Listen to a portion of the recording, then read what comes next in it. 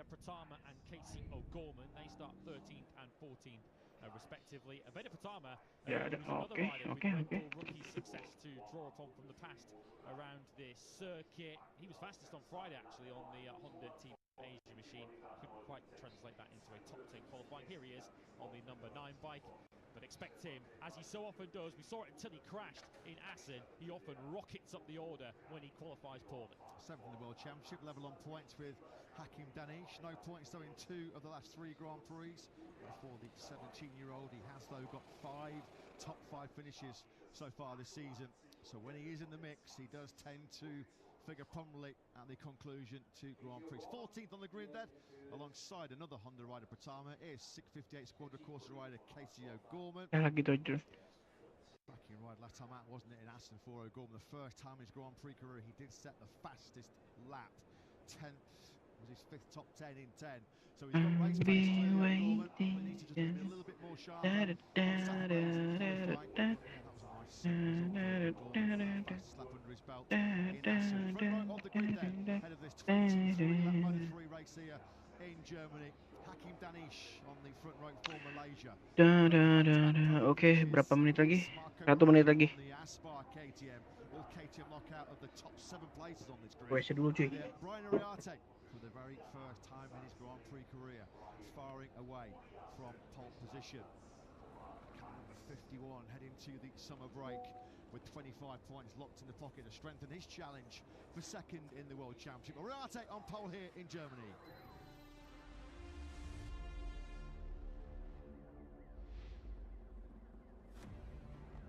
Well, the rookies ran riot in qualifying yesterday. Can they do the same on Sunday at the Sachsenring? It's Brian Ariarte from a maiden pole in Moto 3 ahead of Marco Morelli, a career best qualifying for him. A 4th top 3 qualifying of the season for Hakim Danish in 3rd. 2 crashes this weekend, but Max Keeler still came through Q1 to 4th on the grid ahead of Alvaro Carpe and Rico Samala, a career best 6th. Matteo Bertelli's best of the season 7th ahead of Jesus Rios and Yusei Yamanaka. Adrian Fernandez has qualified 10th for the 2nd Grand Prix in a row. He's ahead of Cormac Buchanan and Joel Kelso. Vader Pratama was fastest on Friday. He's 13th ahead of O'Gorman and Esteban, with Eddie O'Shea, Adrian Cruces and Scott Ogden. Oke, kita mulai warm up.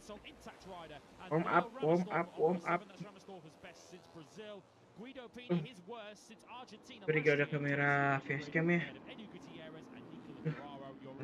Belum beli report nih. Dan laptopnya gak ada facecam. Untung guys, karena kita pakai live streaming ini, live reaction guide juga reaction apa ya, nobar itu aja, nobar time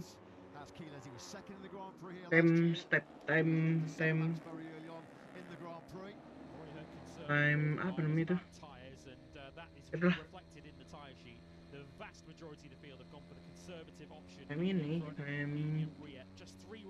time race aja kan, dan mendengarkan oke. Kita besar ini jaringannya pun kacau guys. Hewan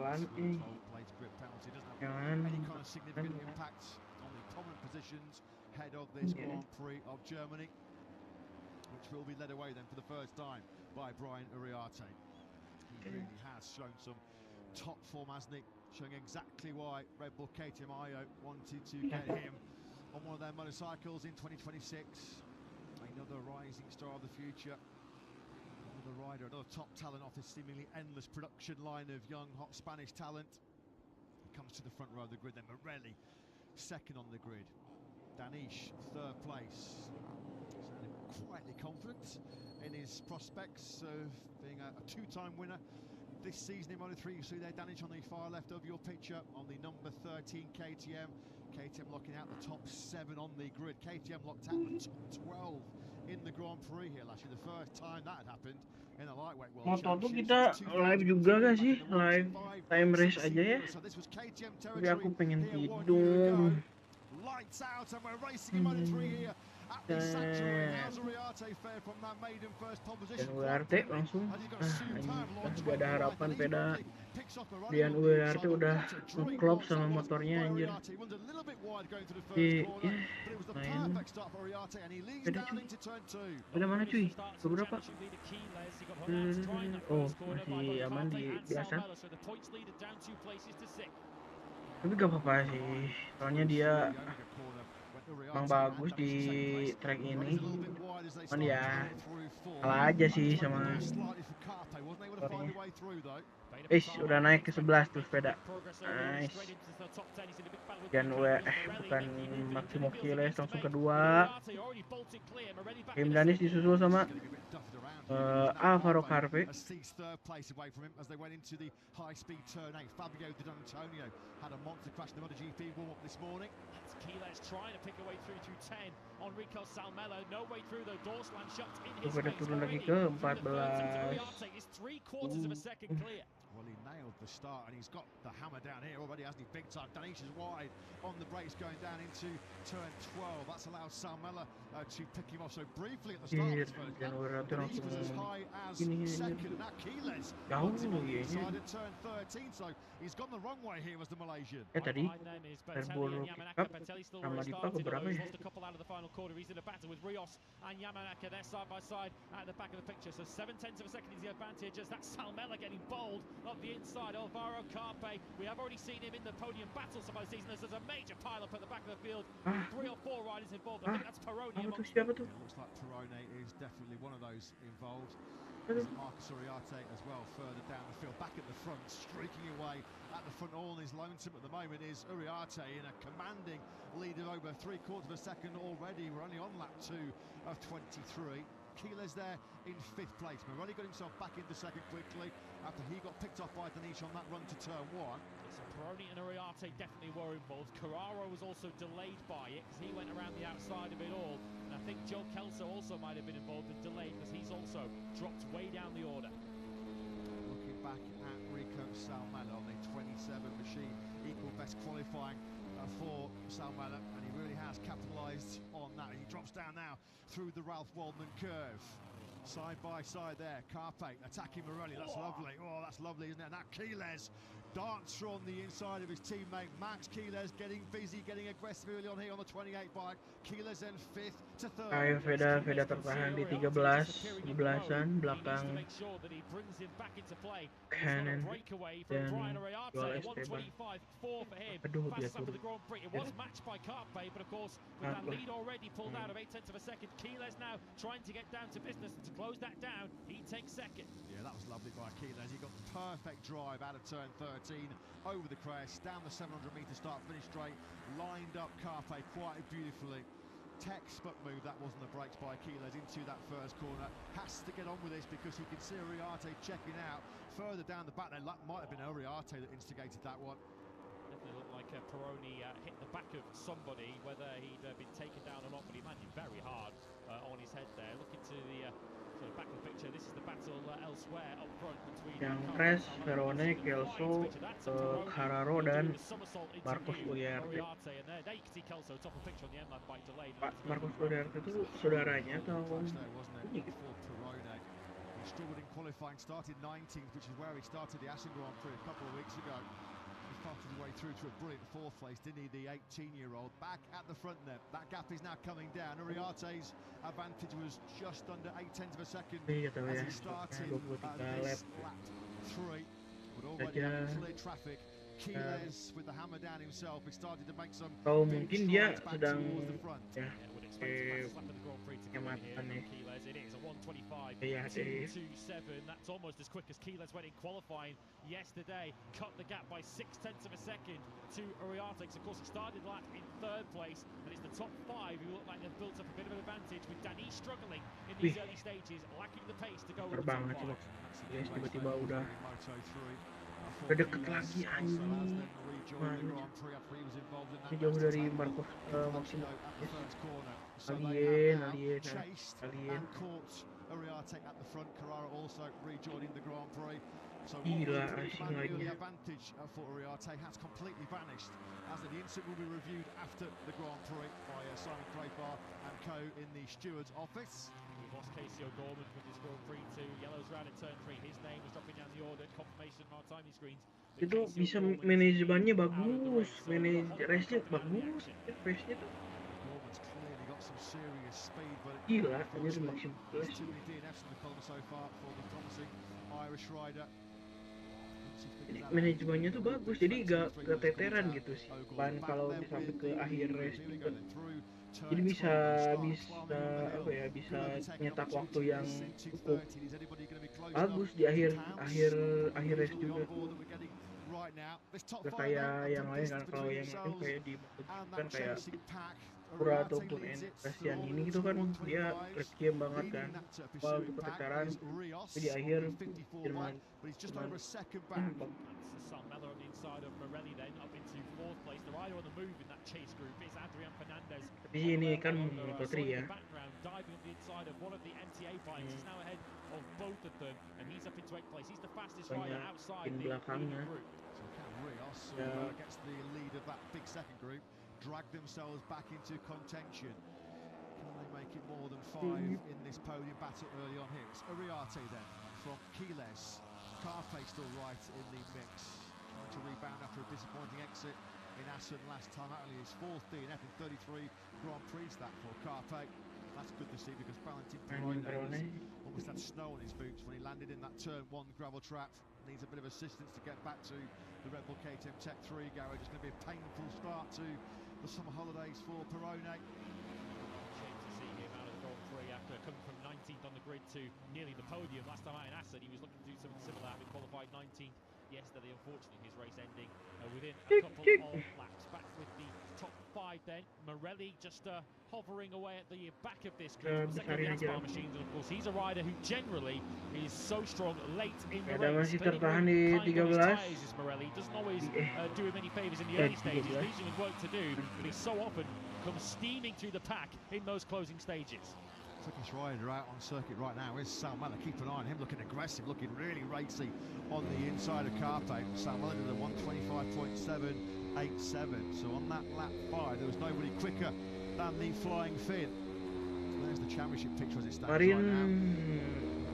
That's the way he's going. He could be winning the championship with that 4 or 5 Grand Prix to spare. He carries on his first half form. Kan kalau di practice kan dia hebat ya. Beda di urutan pertama ya kemarin. Kan di sampingnya gue gak lihat. It was just in the very back of the picture through the turn 3 hairpin. There is Ogden rejoining. He's now at the back of the field. He was in a battle with his fellow Brit O'Shea for the final point. He was down at turn 3 on Friday as well. Scott Ogden, so that has not been a happy corner for Ogden. We believe is fighting for a ride on the Moto 3 grid in 2027. I think he's been told by CIP Green Power there's no seat for him there next year as Carpe and Salmela lock elbows on that run down into turn 12. Brilliant stuff this between Salmela and Carpe. The future's bright, isn't it, when you look at the young hot Moto 3 talent. Salmela running up too far back. Rios not making any sort of significant strides back towards this lead group. Walaupun bagus ya, startnya di 10. It's now Batelli Kayaknya leads group 2 as Quiles just threatens to show Uriarte his front wheel on the brakes into that first corner. Uriarte had to check up there a little bit. Look, he might just be looking a little bit wide. Favours a wider line once again. A sweeping line through 2. Salmela was showing the front side of Carpe too, although he's been showing that for many of the corners around this lap. Remember, Salmela was 5th on the road. Last time, of course, took that 6-second penalty because the long lap penalty was in operation. So it is in operation today. Salmela, though, hoping he's not part of it. Bruce trying to work his way to the front of that second group. He's just taking 8th away from Esteban. So it's Batelli in 6th. Top 5, just coming through the picture there. Rios might have got himself back to 6th place. Is it still Batelli that's holding that advantage? I think it is. As Morelli then now 1.9 seconds seat slip back of Uriarte. Oke, beda naik 11. versus Red Bull KTM IO with a little bit of Red Bull KTM Tech 3 sprinkled in again as Carpe favours that inside line. So it forces Salmela to go around the outside. Keyless though slightly wide as he loses some momentum on the way out of turn 12, the penultimate corner on this lap. Fascinating battle this, and we're only at 1/3 distance. Carpe and Salmela aren't showing the brakes, are they? Down the hill into turn 12, there's a bit of a twitch down as Carpe on the 83 bike we're looking at now from Keyles's Aspar KTM. Just a little bit twitch as he got on the gas coming out of turn 13, desperate to pick up some drive grip to try and maybe attack Keyless on the brakes in the first corner. Nowhere near close, though, a little bit unsteady. Second on the brakes there with Salmela in fourth place. Here is Bertelli then, who is starting to check out from that second group. There's a bit of daylight between himself and now and Rios. Cruces, Fernandez, Esteban, Patama, Yamanaka and Danisha are all involved in this real intense fight in that second group. The reason Bertelli's checking out from this group is because he's the fastest rider on circuit at the moment. He's the only rider still lapping in the 125s, so the 125.9 on the last lap. Bertelli to pull that half-second gap over Rios, Cruces and Adrian Fernandez. He's big high side there. That's the second time this weekend we've seen Cruces down through there, and he's taken down Joel Esteban. How many times has poor old Joel Esteban had monster crashes so far this year? That's my mind back to Goyang in Brazil when he was in pole position and fighting with a podium when he had an almighty get-off there. So Cruces then, who was the innocent party in a Guido Pini high side going through 7 earlier on in the weekend, is out again, and he's taken Esteban out with him too. Well, that's taken 2 out of that second group. Back at the front, it is still Uriarte in P1. A P1 which he has held for the entirety of this Grand Prix so far. Got the whole shot after a perfect launch away from his main pole position. And at the moment it looks like Uriarte and Keyless are just trying to stretch their legs out here a little bit. 3.5 tenths was the gap between Keyless and Carpe as they came over the line. Yeah, it's worth keeping an eye out to see if we maybe get a red flag thrown for that crash down at turn 2. Of course, it's the shortest lap on the calendar, so you've only got about 1:25 before they're back round again at turn 7. There is Cruces, thankfully at least up on his feet, clearly in a lot of pain. Turn 7 has not been a lucky corner for him. Yeah, that's one of the fastest left-handers around this Sachsenring circuit. Through 7 and 8 we now go, starting to climb back up. So yeah, let's hope Cruces and both Esteban are okay. Big, heavy impacts for the pair of them. Identical gaps now have emerged between Keyless, Uriarte, the front 1 and 2, those two. Still in third place is Carpe. Morelli once again just keeping that watch and breathe. What's the gap between Morelli and Bertelli? That's come down to 1.4 seconds. I suppose the question mark here, as related to Bertelli, is how much has he taken out of those trolley tyres to get himself back into this league group? He's doing a stellar job at the moment. Consecutive laps in the 25s for Bertelli. He's 4 tenths a lap at the moment quicker than Kayaknya paling maksimal ya, beda back in the 25s last time around. Salmela back now ahead of Alvaro Carpe, chasing a first Moto 3 podium, of course, is the young Finn. Several rookies already this season have made their fair share of headlines, including the current leader Uriarte. Salmela wants some of his own. There's never been a Finn, has there, on a Moto 3 podium in history? Ini Maximo cuman ngikutin doang, nyekor doang, jaga lane, jaga race lane, the 18-year-old who's rebounded himself from a crash on Friday at turn 13. Keyless and once again jumps all over the rear tyre of Uriarte as we drop down on the lowest parts of the circuit. Naik ke 8, naik ke 8. Yeah, there's a little squabble between Salmela Sama yang 6 juga, dia gapnya 2 detik ya, 2 detik.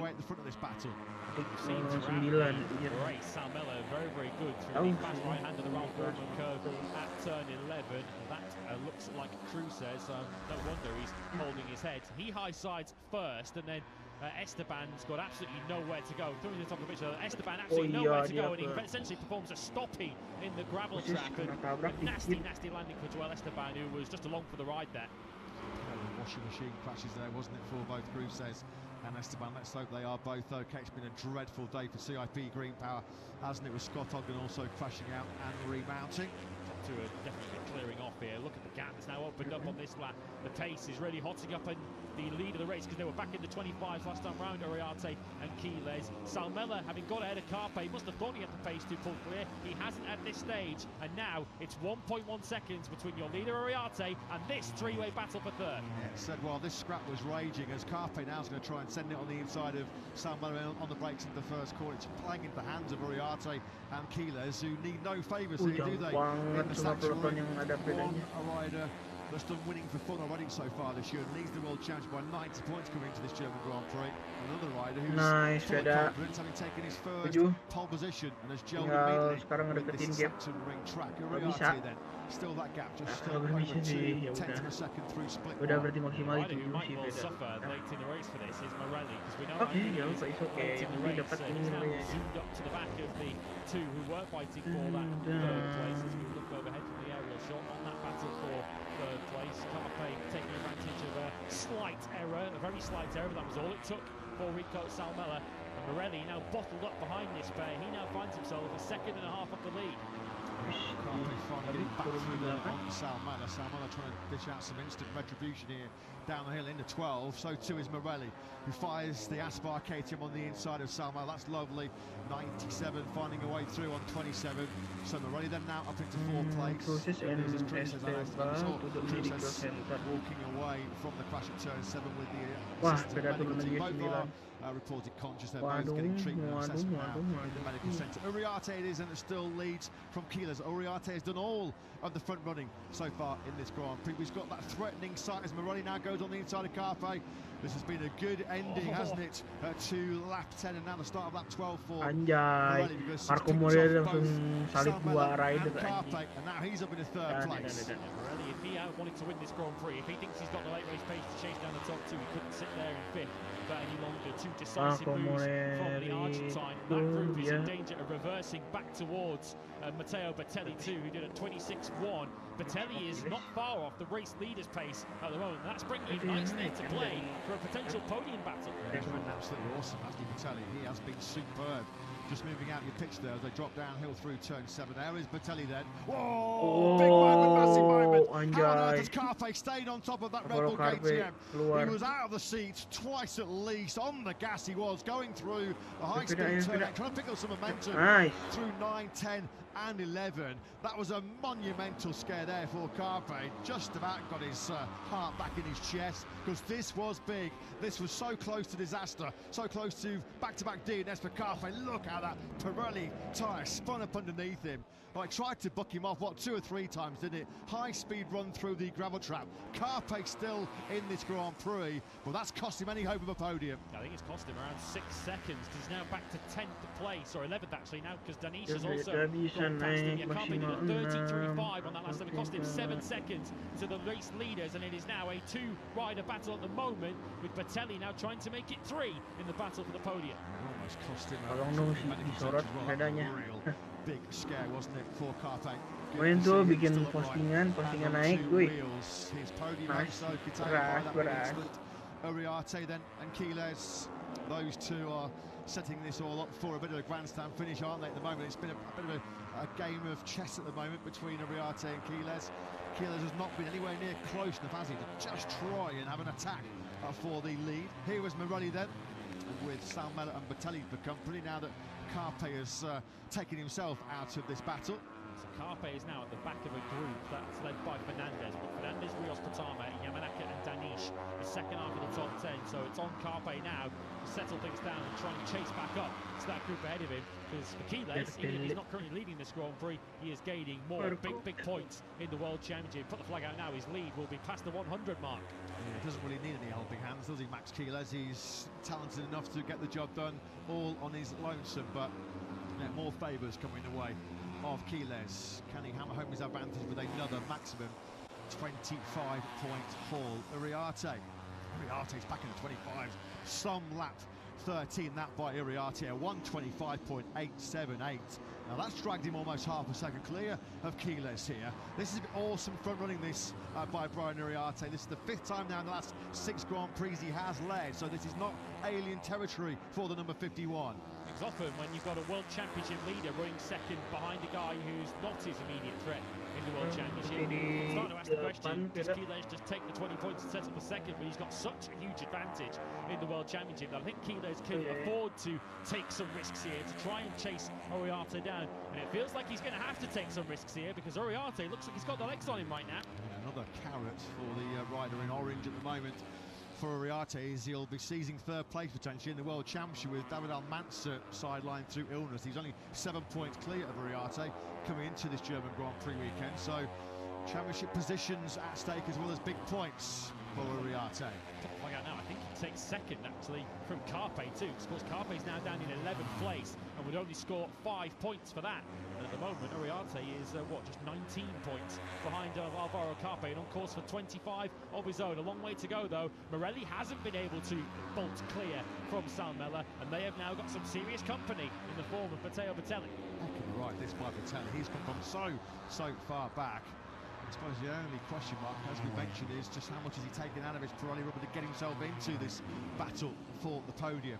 At the front, out of your picture, already going down through turn 2 will be your runaway top 2. Here they are. Oh, Uriarte's made a mistake. That's the first time he's blinked. Almost took the front end, going down through the left-hander of turn 2 and right on his rear tyre, ready to pounce. Just as he did it was Keyless. Keyless has a moment himself there, going through turn 3. Oh, they already suffering with a lack of grip here. Keyless then now wide through 4.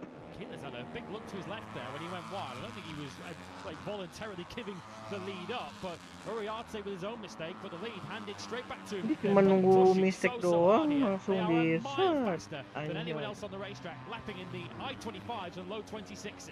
Yeah, Uriarte's 125 on lap 13 was a bit of a pick-me-up for Keyless, because he immediately then, on the very next lap, got himself back into the 125s. Fascinating, Tapi di ini lagi ya, di racing overtake lagi between sama two Brian big Uriarte. racing superstars of the future. Dan Uriarte Veda masih versus di Keyless. These two seem destined to go all the way to the top, don't they? Keyless is going to be shuffled into the Asphalt Moto 2 project next year, with both Danny Holgado and David Alonso moving up to Moto GP. Further back, Morelli still resisting Morelli still from Salmela and keempat. Bertelli. Over the line, they will go in third, fourth and fifth respectively. Tiga, jadi double podium dong. F Moto anjay. F Moto between Uriarte and Keyless. They were in the very high 26s, and they were actually slower than the trio that we're now watching, battling a third, fourth and fifth. Don't think it's going to encourage this trio to get involved in the lead battle unless more mistakes happen up ahead. They are focused very much on the final step on the podium. Bertelli nigh on 4 seconds clear of Fernandez in 6th place, who's got Rios for closest. There's a bit of a gap then back to Bratama in 8th spot. This was all the drama then as Uriarte charged into the first corner a little bit hot, and then he's going to have the moment here as well, isn't he? Through 2. Never on the right line there, was he? By the time he outbrakes himself into turn 1. And here comes Keyless on the way into turn 4. He then goes wide. He immediately knows he's gone wide as he has a look to his left to make sure he doesn't slice across the front tyre of Brian Uriarte. In the end, it's actually worked. I'm sure if something happened to Keyless in the second sector, because he's lost about 3 tenths to Uriarte in that sector 2 on this lap 16 of 23. Yeah, you can just see there. I'm sure if something did happen to Keyless in that second split, because he lost clear ground as now he tries to recover the ground that he did lose to Uriarte, as the top 2 then now start the sharp rise and then a short run to the finish line. Out of turn 13 we go. It is Uriarte that leads. Yeah, he took a couple of tenths on that last lap compared to Keyless.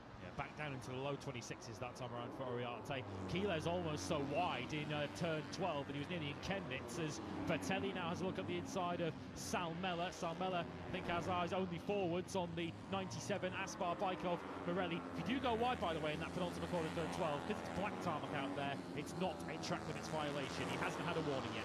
Mika Kallio, who's still very much part of the Moto GP paddock as a sort of rider coach and mentor at KTM. He was the last Finn to finish on a lightweight world championship podium, 125s all the way back at Valencia 20 long years ago in 2006. That's the big prize, the big accolade awaiting here for Salmela. Not been dropped by Morelli. We know how good Morelli is in the latter stage of Grand Prix. That could be a real ace up the sleeve for the Argentinian. There he is on the 97 bike now, powering up through 9 and 10. Spectacular sequence of left-handers here in the Saxon before you flick it right through one of the scariest corners on the Grand Prix calendar. That'll be full gas there, tapped out, maxed out on the Moto 3 bike through 11.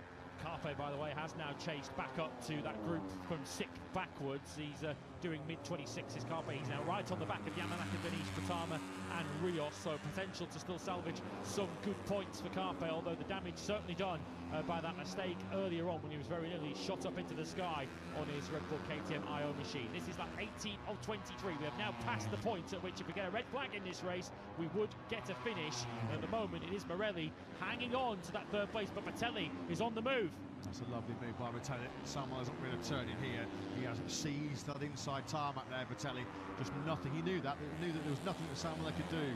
If he got alongside him, if he levelled him in the braking zone for that tricky off-camber downhill first corner, well, Samuel would just have to yield. So Mattelli then now up into P4. Some ride this by the Italian. He must have been over 2 seconds behind at one stage of that battle, which did previously feature Carpe before his big moments at turn 8. Has been on the podium already this season is Mattelli, third, which was later turned into second back at the French Grand Prix. That was, of course, in wet conditions. Recall he had a massive crash here in his rookie season of Moto 3, Mattelli, where he damaged his ACL in his knee. And it basically took a year out of Patelli's career. Can he have some good memories to take home from his 2026 visit to the Saxon Ring? Since that Le Mans podium, he's not actually scored a top 10. He's not been higher than 11th in the last 5. So something of a surprise this from the 22-year-old Italian, although he did have his best qualifying in 14 rounds since Phillip Island last year. So strong in Q2, and thankfully he's strong in the most important part of the weekend as well on Sunday morning as we charge towards the business end of this Grand Prix of Germany in Moto 3. Still nothing to divide Uriarte and Quiles at the front. They came to the line divided by still under 0.2 of a second. Here we are then picking it up once again as Quiles almost runs into the back of Uriarte as they brake hard for that first corner. Big question. We heard the riders saying that there is certainly concern over time management here because you spend so much time on the left-hand side of the tyre as Quiles goes in hot into the Omega curve. Is Quiles on his absolute limit, just staying with Brian Uriarte here, or has he been able just to manage his tyre to a certain extent up behind the 51? Does he have some extra cards to play with in these final 5 laps? Samuel hanging on to this podium battle. He was back in the 27s for the first time in this Grand Prix on that last lap as he just gone for broke, understandably so. He's not a championship contender, nothing to lose really here for Samuel as he already started to encounter some Pirelli tyre wear. Morelli it is then, it still leads this podium battle, the battle for the final place on the box. Morelli from Mattelli from Samuel as they now power down through the Ralph Walman curve. 3 podiums already for Morelli, but he hasn't taken back-to-back podiums. This would be a first if the 97 holds on to this, as Salmela is very much staying in the action. He's not been shaken off yet in this 3-way battle for third place. Keeping an eye on the gap between the top 2. It sort of ballooned out a little bit with that slight error of Quiles into the Omega, but he's closing that back down once again. Nothing to choose between them. He is now right on the rear tyre once again of Uriarte. 4 more laps for him to finally solve this puzzle. Never in lightweight world champion history as an Argentine scored back-to-back podiums, which is the storylines beckoning for Marco Morelli. Fernandez is in a rather lonely 6th place at the moment, nowhere near this trio as he's 3 seconds back of Salmela, but he's got about a 0.9 of a second buffer back to Rios, who in turn is 3.5 seconds clear of Yamanaka. Carpe having his big scare at turn 8 for coming up into 9th place. He might actually very quickly pick off Yamanaka for that 8th place. Top 10 for Pratama, points right now for Danish, O'Shea, Buchanan, Kelso and Pini. Disappointing that for Hakim Danish, of course, who started in the front row of the beginning, was briefly second on that first lap. Quiles starting to look dangerous now with 4 laps to go. Uriarte was ever so slightly wide as they came up over the hill at turns 4 and 5, and it's brought Quiles right onto his rear tyre once again. 51 leads 28. The World Championship leader, what's going on there as he was fidgeting with perhaps his leathers or something there. Uriarte slowed down the hill and it opens the door for Quiles to take the lead. What this could mean if Max Quiles then can fend off Uriarte. What's going on here with Uriarte? Another check down to his left-hand side. Through the final corner we go, and this now is going to keep Max Quiles' perfect record running. He's now led all 11 Grand Prix so far in 2026. First time though he leads here in the Saxon Ring. What's going on there briefly with Brian Uriarte? Oh, rear tyre in the air. Well, he's speedway, so this is motocross this from Brian Uriarte. desperate to try and get back on par with Keyless, now your leader. Oh, they're continuing with Volani behind them. Look at the gaps between Morelli, Salmela and Vitelli. Salmela's got himself back up into 4th place on the breaks into the first corner. 2 super tight battles are raging here at the super tight Saxon ring. Yeah, while Uriarte was nearly overtaking himself into turn 1, Salmela was overtaking Bertelli, so he's now back into what would at the moment be a career best 4th place, but 4th is not what Rico Salmela is after this afternoon. 3 more laps to go. We know 2 of the names, subject to any crashes, who are going to stand on the podium. We don't know the order. Any one of 3 could join them. Yeah, he studied the ship, hasn't he, Salmela, because he was back in the 27s a couple of laps ago, but now he's comfortably got himself back into those mid to high 126s. That's the kind of pace that he's going to need if he is to break his podium duck here in the Moto 3 World Championship. Uriarte darting to the inside line. He won't be close enough, will he, to attack Keyless. Keyless just too darn good on the brakes down the hill into turn 12. That's one of the big overtaking opportunities, and has passed Uriarte by on this current lap. Not going to be close enough as well to strike on Keyless into the final corner. Some battle this. It's been a race-long battle, hasn't it, between Uriarte and Keyless. Over the line we go. 2 to go here in Germany. Advantage Keyless. Uriarte, though, is riding the slipstream of the 28. Keyless, though we know, is so good on the brakes. He is so difficult to overtake, and he very rarely fluffs his lines in this sort of situation. Although the one time he did was back in Brno on the final lap, when of course it was Uriarte who took full advantage. Seriously testing front tyre wear here today is Uriarte. So aggressive on the brakes into that first corner. This is brilliant by the number 51, trying to convert that maiden pole position into victory here.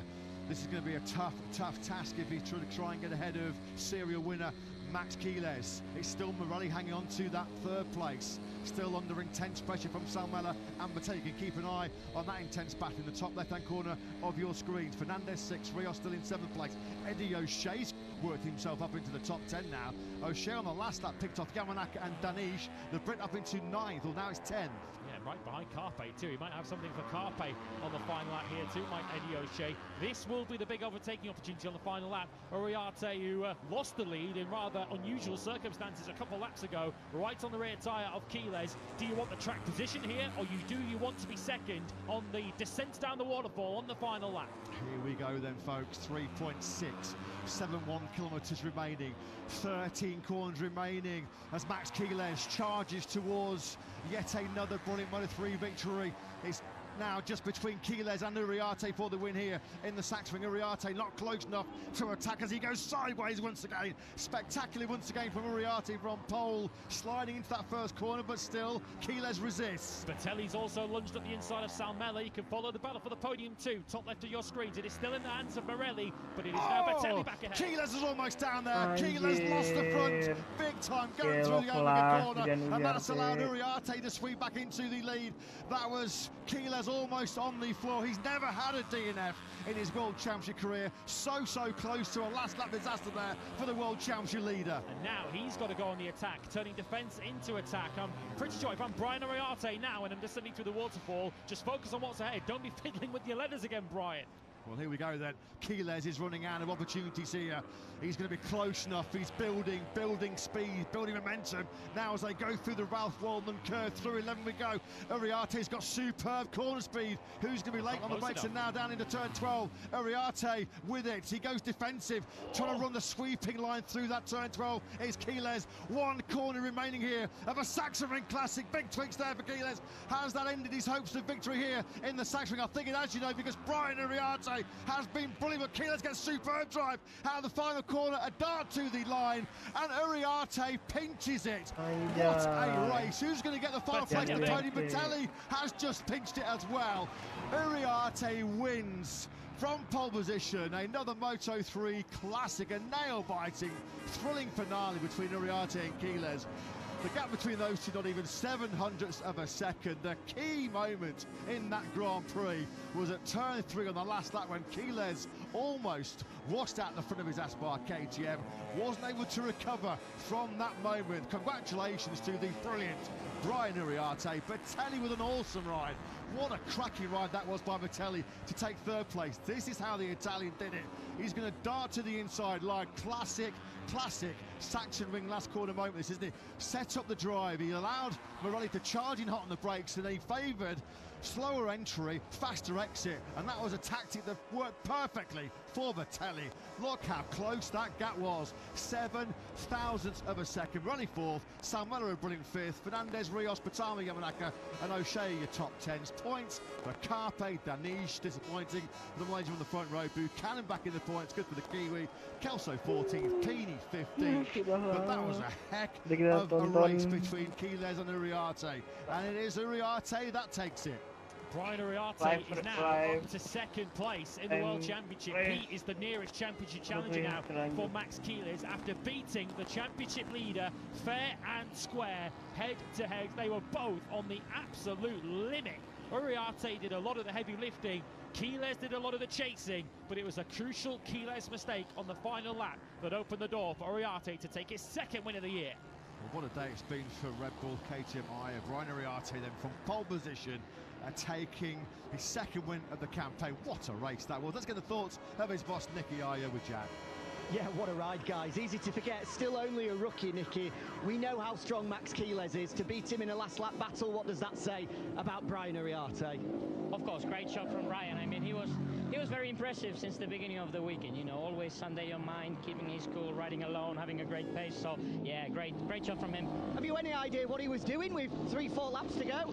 I think it was something similar than with Dennis 3 years ago with the leg, because, you know, it's normal with the tall riders that they start having some cramps when they are pushing. But anyway, he managed.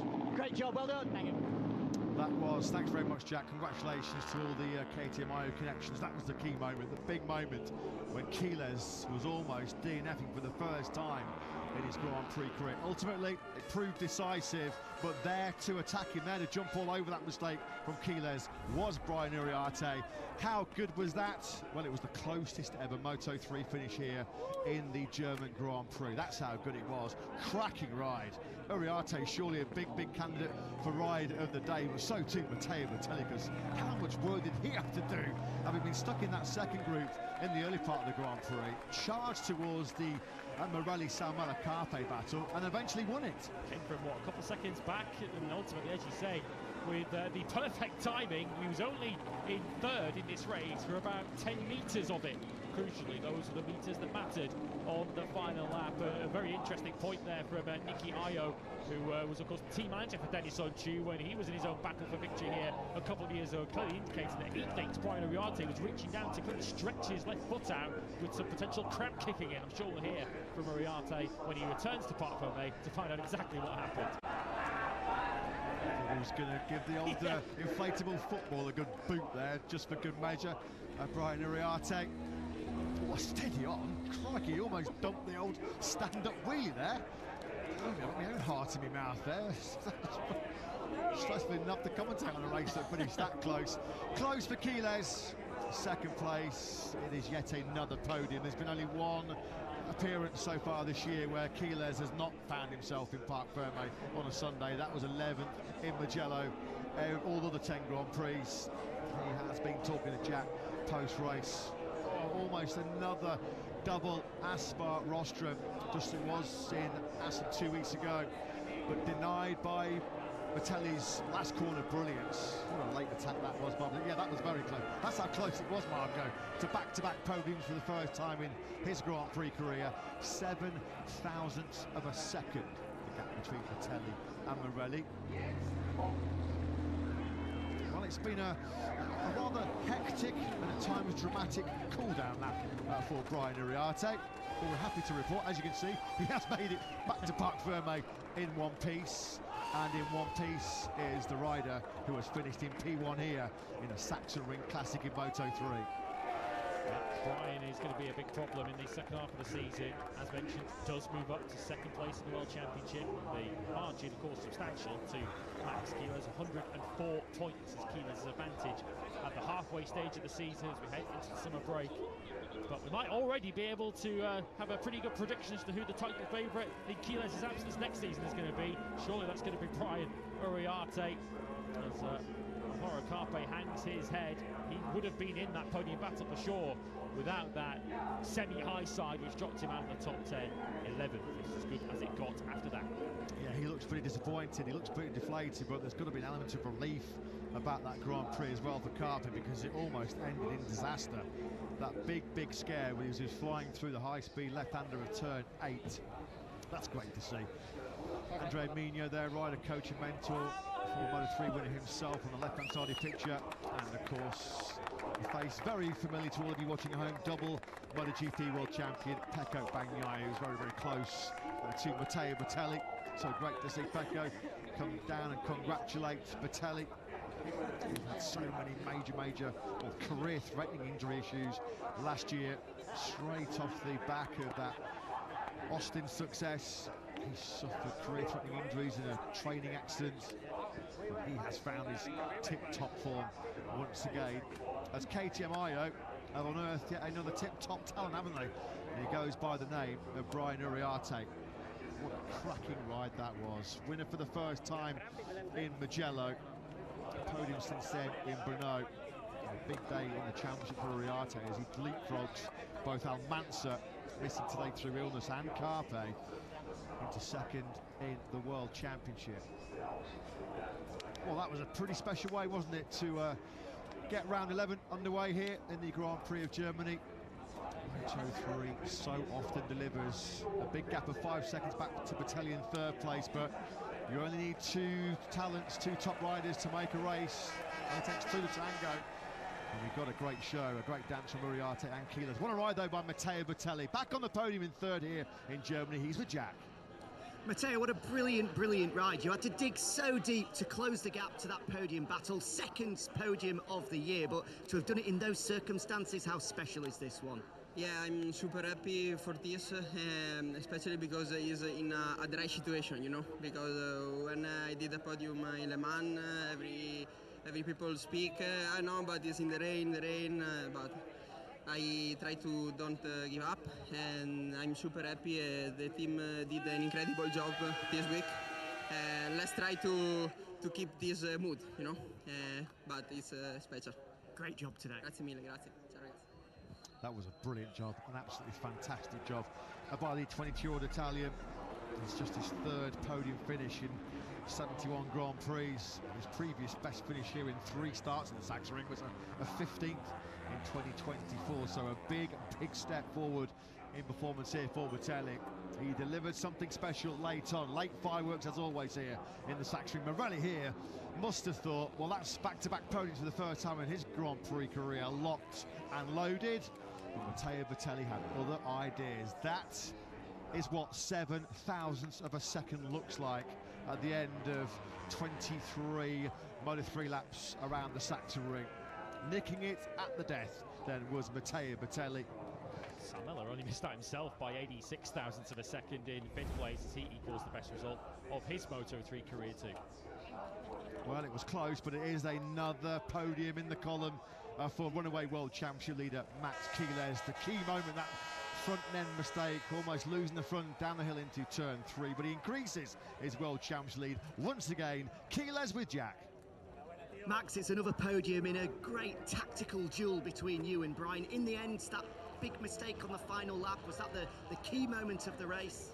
Well, it was a bit on purpose, because it's true that on the fast corners I didn't have this velocity that Brian had, so I wanted to be behind him and tried it on the last 2 corners, but this killer instinct, I didn't have it today. I was thinking a bit on the beach on the holiday, so it was like I'm a bit angry with myself because I didn't have this killer mode, but it's great points as well. I was thinking for the championship, and it's so nice to do another podium, so we will keep working and keep hitting the gas. Thanks to everybody, and it's been a really fun race. Another top ride, well done. Thank you. Didn't feel like he had killer mode engaged. He lost the Grand Prix by 0.06 of a second. Imagine if he did have killer mode engaged in that Grand Prix. Of course, that's what the Aspar team call Maximo. They call him Killer Keyless. On this occasion, though, not quite ruthless enough was the 18-year-old Spaniard, but it is podium number 19 in just his 29th Grand Prix start. Brilliant performance once again by Keyless. He'll still head off on his holidays very happy with a World Champions lead of over 100 points. Second, though, in the championship, and what a ride. What a last lap by your race winner from pole position here in the Saxon Ring, Brian Uriarte with Jack. Brian, from pole position to your second Grand Prix victory in your rookie season. A brilliant duel with Max right to the very end. Just talk us through this win and what was happening with 3 or 4 laps to go. Yeah, well, the battle was there. At one moment I said, well, I'm pushing all the race and I want to see how Maximo is going because you never know him. I didn't know how he was managing the tire, but it's true that I pushed in the first lap to try to make a gap into the back group, and yeah, I think was everything a bit between gaps. So yeah, then I put a pace that I knew that I can hold for the full race. So yeah, I was feeling quite comfortable, and 4 laps to go, I noticed that my chest protector went on the side and I tried to put it back, but yeah, it was a bit uncomfy, so I just forgot about it. I was going for the race, and yeah, finally we managed to get here, and yeah, risking until the last corner. I was stuck in the front, sideways, everything in one. So yeah, just to thank my whole team. They are amazing. They are helping me a lot to grow as a rider and also as a person. And yeah, we built a nice family, so let's try to keep like this, at least trying to be on the front for a while. Congratulations. Thank you. Awesome job that by the 17-year-old replicating rider. It was kind of a dislodged or a moved chest protector that was what was disturbing Uriarte later on. He can certainly pop his chest out now as he stands on the top step of the podium for the second time. He was right there, had to be right there to pounce on that mistake by Quiles on the last lap. Frustration for Quiles, jubilation for Brian Uriarte. Great ride. His tactics worked perfectly from the start, didn't they? He got his head down, attacked hard, and then just to see if he could start breaking up what sometimes is a big group around here at the Saxon Ring. Eventually it became just a straight duel with him and Max Quiles, a duel in Deutschland which he does come out on top of. Cracking ride that by Uriarte. And we head into the summer break. 1 point clear of Carpe in their showdown for second in the standings.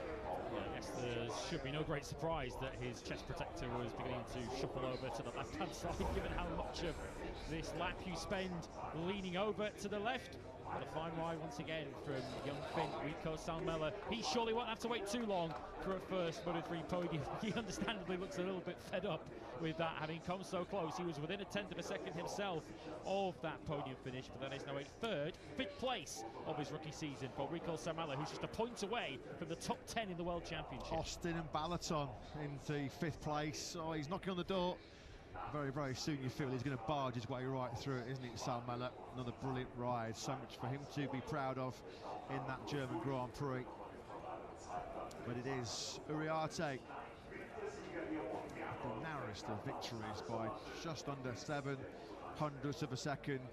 You just wonder where he felt on that last lap, had the mistake not gone from Quiles at turn 3. Where was Uriarte potentially going to line up a move on Quiles, because you knew it was coming. You knew he was going to go all in for the win. You denied that potential late attack from Uriarte. I guess it was a bit of a present that came his way, wasn't it? Because Quiles washing the front out at turn 3, running a little bit wide, door wide open. Uriarte swept on through with the podium celebrations then as we complete the first half of Moto 3 in 2026. Get underway here in Germany. Wrapped up with an absolute classic. 3 podiums out of the last 5 now, including 2 wins for Brian Uriarte. First dry podium of the season for Matteo Bertelli after such a tough 12 months last year. Max Quiles has to settle second place, but that's what he's ended up with today. Brian Uriarte, weekend where Spain has already enjoyed some sporting success over in North America. A huge semi-final to come for them. Success on 2 wheels at the Saxon Ring, courtesy of Brian Uriarte. Third place then for Matteo Bertelli. Second podium of the season, the 3rd of his career after that breakthrough podium in Austin last year. Second for Max Quiles. Well, second is what you get on your bad days. You're not doing an awful lot wrong, but it was the smallest of errors which cost him victory today. Der Innenminister des Freistaates Sachsen, Armin Schuster, mit der Trophäe für den Sieger. Out of 275 in the first half of this season. 25 today go to Brian Ariarte. He's just over up on the top step waiting for his prize, his second Moto 3 victory. And making him wait for it. Brian does finally accept the winning prize. Worth the wait for Brian Ariarte, who beats Max Keeles in a Saxon Ring stunner.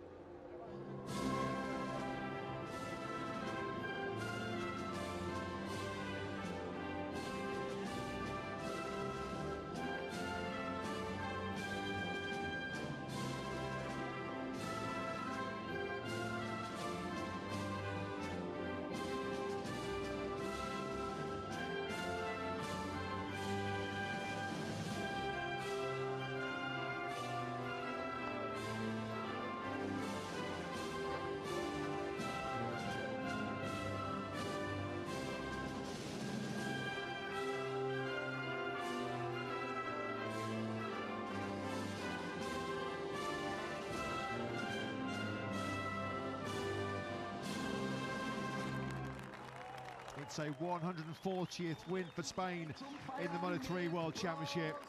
It's 2 now for Brian Ariarte in 2026 in what is turning out to be a very, very impressive first season with the elite in Moto 3. Of course, still too young in this part of the world to celebrate with any Prosecco post-Grand Prix, so he'll take a shower, a very welcome shower, I'm sure, from both Keeles and from Bertelli.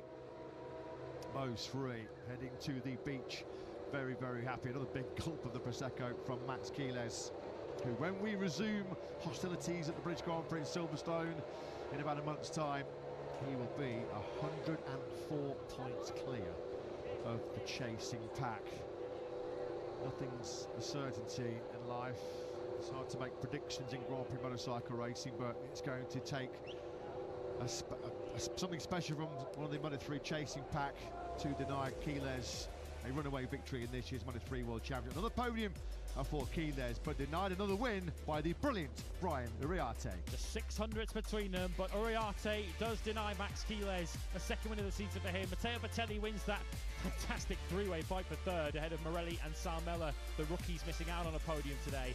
Adrian Fernandez, lonely sixth ahead of Jesus Rios, Veda Pratama, Ryusai Yamanaka, his first top 10 of the season, and Eddie O'Shea finishing fast to deny Alvaro Carpe 10th place. Carpe 11th from Danish Buchanan, Kelso, and the final point after a tough weekend for Guido Pini. See there, 4 retirements: Casey O'Gorman, Adrian Cruces, Joel Esteban and Valentin Peroni. 3 of those with very painful crashes. We wish them all well. So Max Keeles' lead is 104 points. His lead, by the way, is so big that he is already guaranteed to lead the World Championship when we go off to Asia for the flyaways and Japan. He might well win the World Championship there at the rate he's going. 104 is advantage, with Brian Ariarte now up ahead of his teammate Alvaro Carpe into second. Marco Morelli leapfrogs Davidon Mansa up into 4th.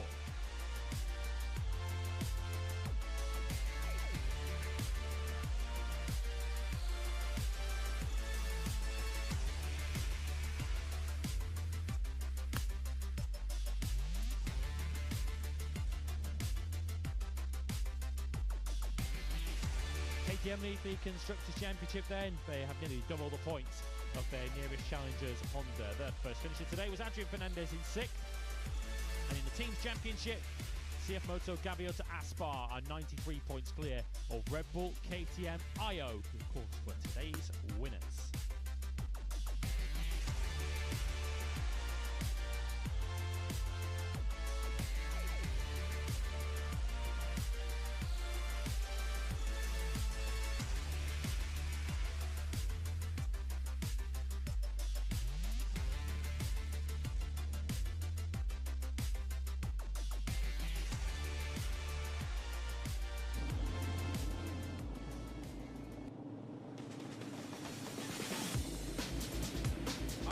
then.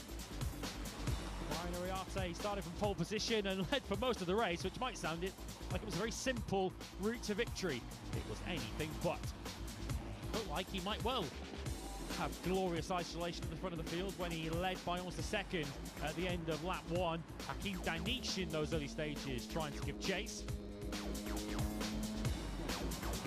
He would later relinquish second to Marco Morelli as carnage unfolded further back, with Peroni involved and retiring from the Grand Prix. Free from all of that mayhem though was Max Quiles, as he tried to chase down the runaway leader Brian Ariarte. A high side though for Cruces, which took down Joel Esteban. Painful spills for the pair of them, although they were at least up on their feet afterwards. The take through turn 2 saw Ariarte relinquish the lead. Curious changes of lead in that Grand Prix. There was another as Quiles handed the lead back again at turn 4. There's some issues with the chest protector, but Ariarte saw the lead swap hands next, with Quiles leading onto the final lap. Matteo Vitelli had chased down the rookie pairing fighting for third place. That battle had earlier also involved Voltavaro Carpe, but he nearly high-sided, dropped him out of the top 10. The front end nearly tucking for Quiles through the Omega. That was all the encouragement that Ariarte would need as he took the lead and would relinquish on the rest of the final lap. A second win of the season for the Rapid rookie as Brian Ariarte takes second place in the championship heading into the summer break. 104 behind the runaway leader, Max Quiles.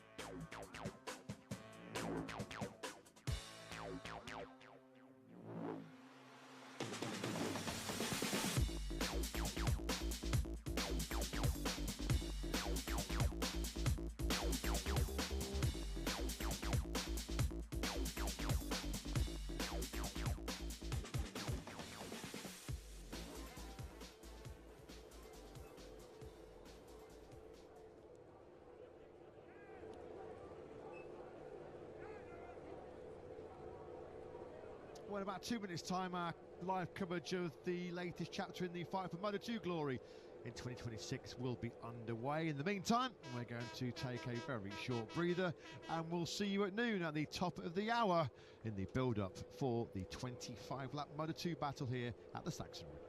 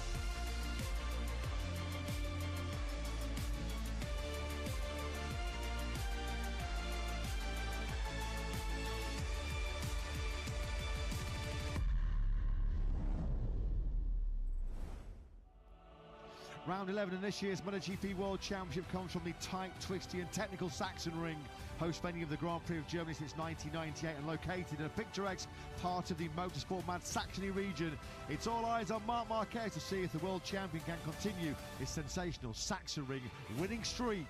It's time to race. in Moto GP.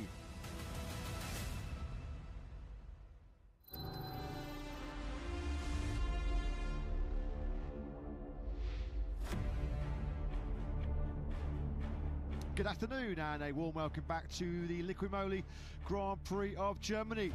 We are about to close out the first half of the 2026 MotoGP World Championship campaign. First half in the Premier class, which has seen several big momentum changes. Another one came this weekend right here at the tight, twisty and technical Saxon ring with Marco Bezzecchi, already losing the World Championship League last time out in Assen. Well, it's got work from bad to worse for the Italian, unfortunately missing from this afternoon's Grand Prix after suffering a fractured left collarbone in a heavy turn 7 qualifying crash yesterday. Our thoughts for a speedy recovery go to the factory. A brilliant start so far in MotoGP here in the Saxon ring. It has been a very, very familiar story, because from pole position yesterday, Marc Marquez, the undisputed king of the Saxon ring, prevailed from start to finish in the 15-lap sprints, which means he's going to be a massive red-hot bookies favourite to complete yet another treble and really force his way firmly into championship contention as he looks for an 8th MotoGP World title this season, as he looks for a 10th MotoGP victory in the 30-lap MotoGP race coming up in just under, 2 hours' time here, local time, in eastern Germany. Next on the agenda for us, though, is Moto 2. Race action here in the Saxon ring has already got off to a cracking start. No spoilers here, but the Moto 3 battle lived up to all the expectations, lived up to all the hype. So no pressure on a Moto 2 field, which will be led away today for the very first time by Ivan Ortola. What a performance in qualifying yesterday by the Spanish rider, becoming the 9th different rider on a Moto 2 pole position this year, the 14th different rider. Will be starting on the front row of the grid, as Aaron Canet was getting information, has crashed on the sighting lap here in our commentary box. We're looking at fellow Spaniard Manu Gonzalez, who's on the front row of the grid in second place, 57.5 points clear of Ethan Guevara in the championship. But our information on our timing screens is that Elfmar Vides racing rider Aaron Canet has had a tumble on the sighting lap. We'll bring you any kind of information as soon as we have that. Well, there he is, yeah, you can clearly see there are scuff marks all over the right-hand side of Canet's number 44 bike, a broken screen as well. Moto 2 coverage underway here in Germany in the company of Matt Burt and Lewis Sotheby in the commentary box. Jack Appleyard down in pit lane. Canet then has dumped it on the sighting lap at the 3rd corner. Drama then for the Belgian team. Yeah, the grid slot that Canet's going to pull up to is right outside our commentary box. I'm not so sure the team are even aware yet that Canet has crashed. It's a right-hander, so I can assume he's crashed at the Omega at turn 3. It has been a tough weekend for Aaron Canet. It's, of course, a sombre weekend for Marc Vides, as it is, as they look to pay tribute today to their late team owner and founder, Mark van der Straten, who passed away at the age of 78 last weekend. Our thoughts and our strength to his family, his friends, and, of course, to his team who raced in his honour today. Yeah, as mentioned, Canet then down at turn 3 on that warm-up lap into the Omega corner. Pretty extensive damage. He's going to certainly need a new fairing on that Calyx machine, on that Boscoscura machine rather. So yeah, now finally his crew realise. You can see there Bendo and Steve Bradley, his 2 British team members, and Norman Rank, the crew chief, with a bit of a rapid repair job to undertake here. So Canet has at least been able to remount and get his Boscoscura to the grid. He was due to start the Grand Prix, should hopefully still start the Grand Prix in a very lowly 21st place. 4 times this year, the 26-year-old has qualified outside of the top 20, what's been a pretty difficult season for the 26-year-old Spaniard. An all-Spanish front row of the grid, though, an all-Spanish top 4 on the grid, led by Ortola, as mentioned, 9th different rider on pole position. There he is on the number 4 bike. Of course, the winner of that dramatic last lap showdown with David Alonso in the Grand Prix of Czechia in Brno. He's looked in fantastic form all weekend. Has Ortola led practice yesterday morning, stuck the Calyx on pole position, It's a heavyweight front row of the grid as well, this, isn't it? Gonzalez, the world championship leader, is second.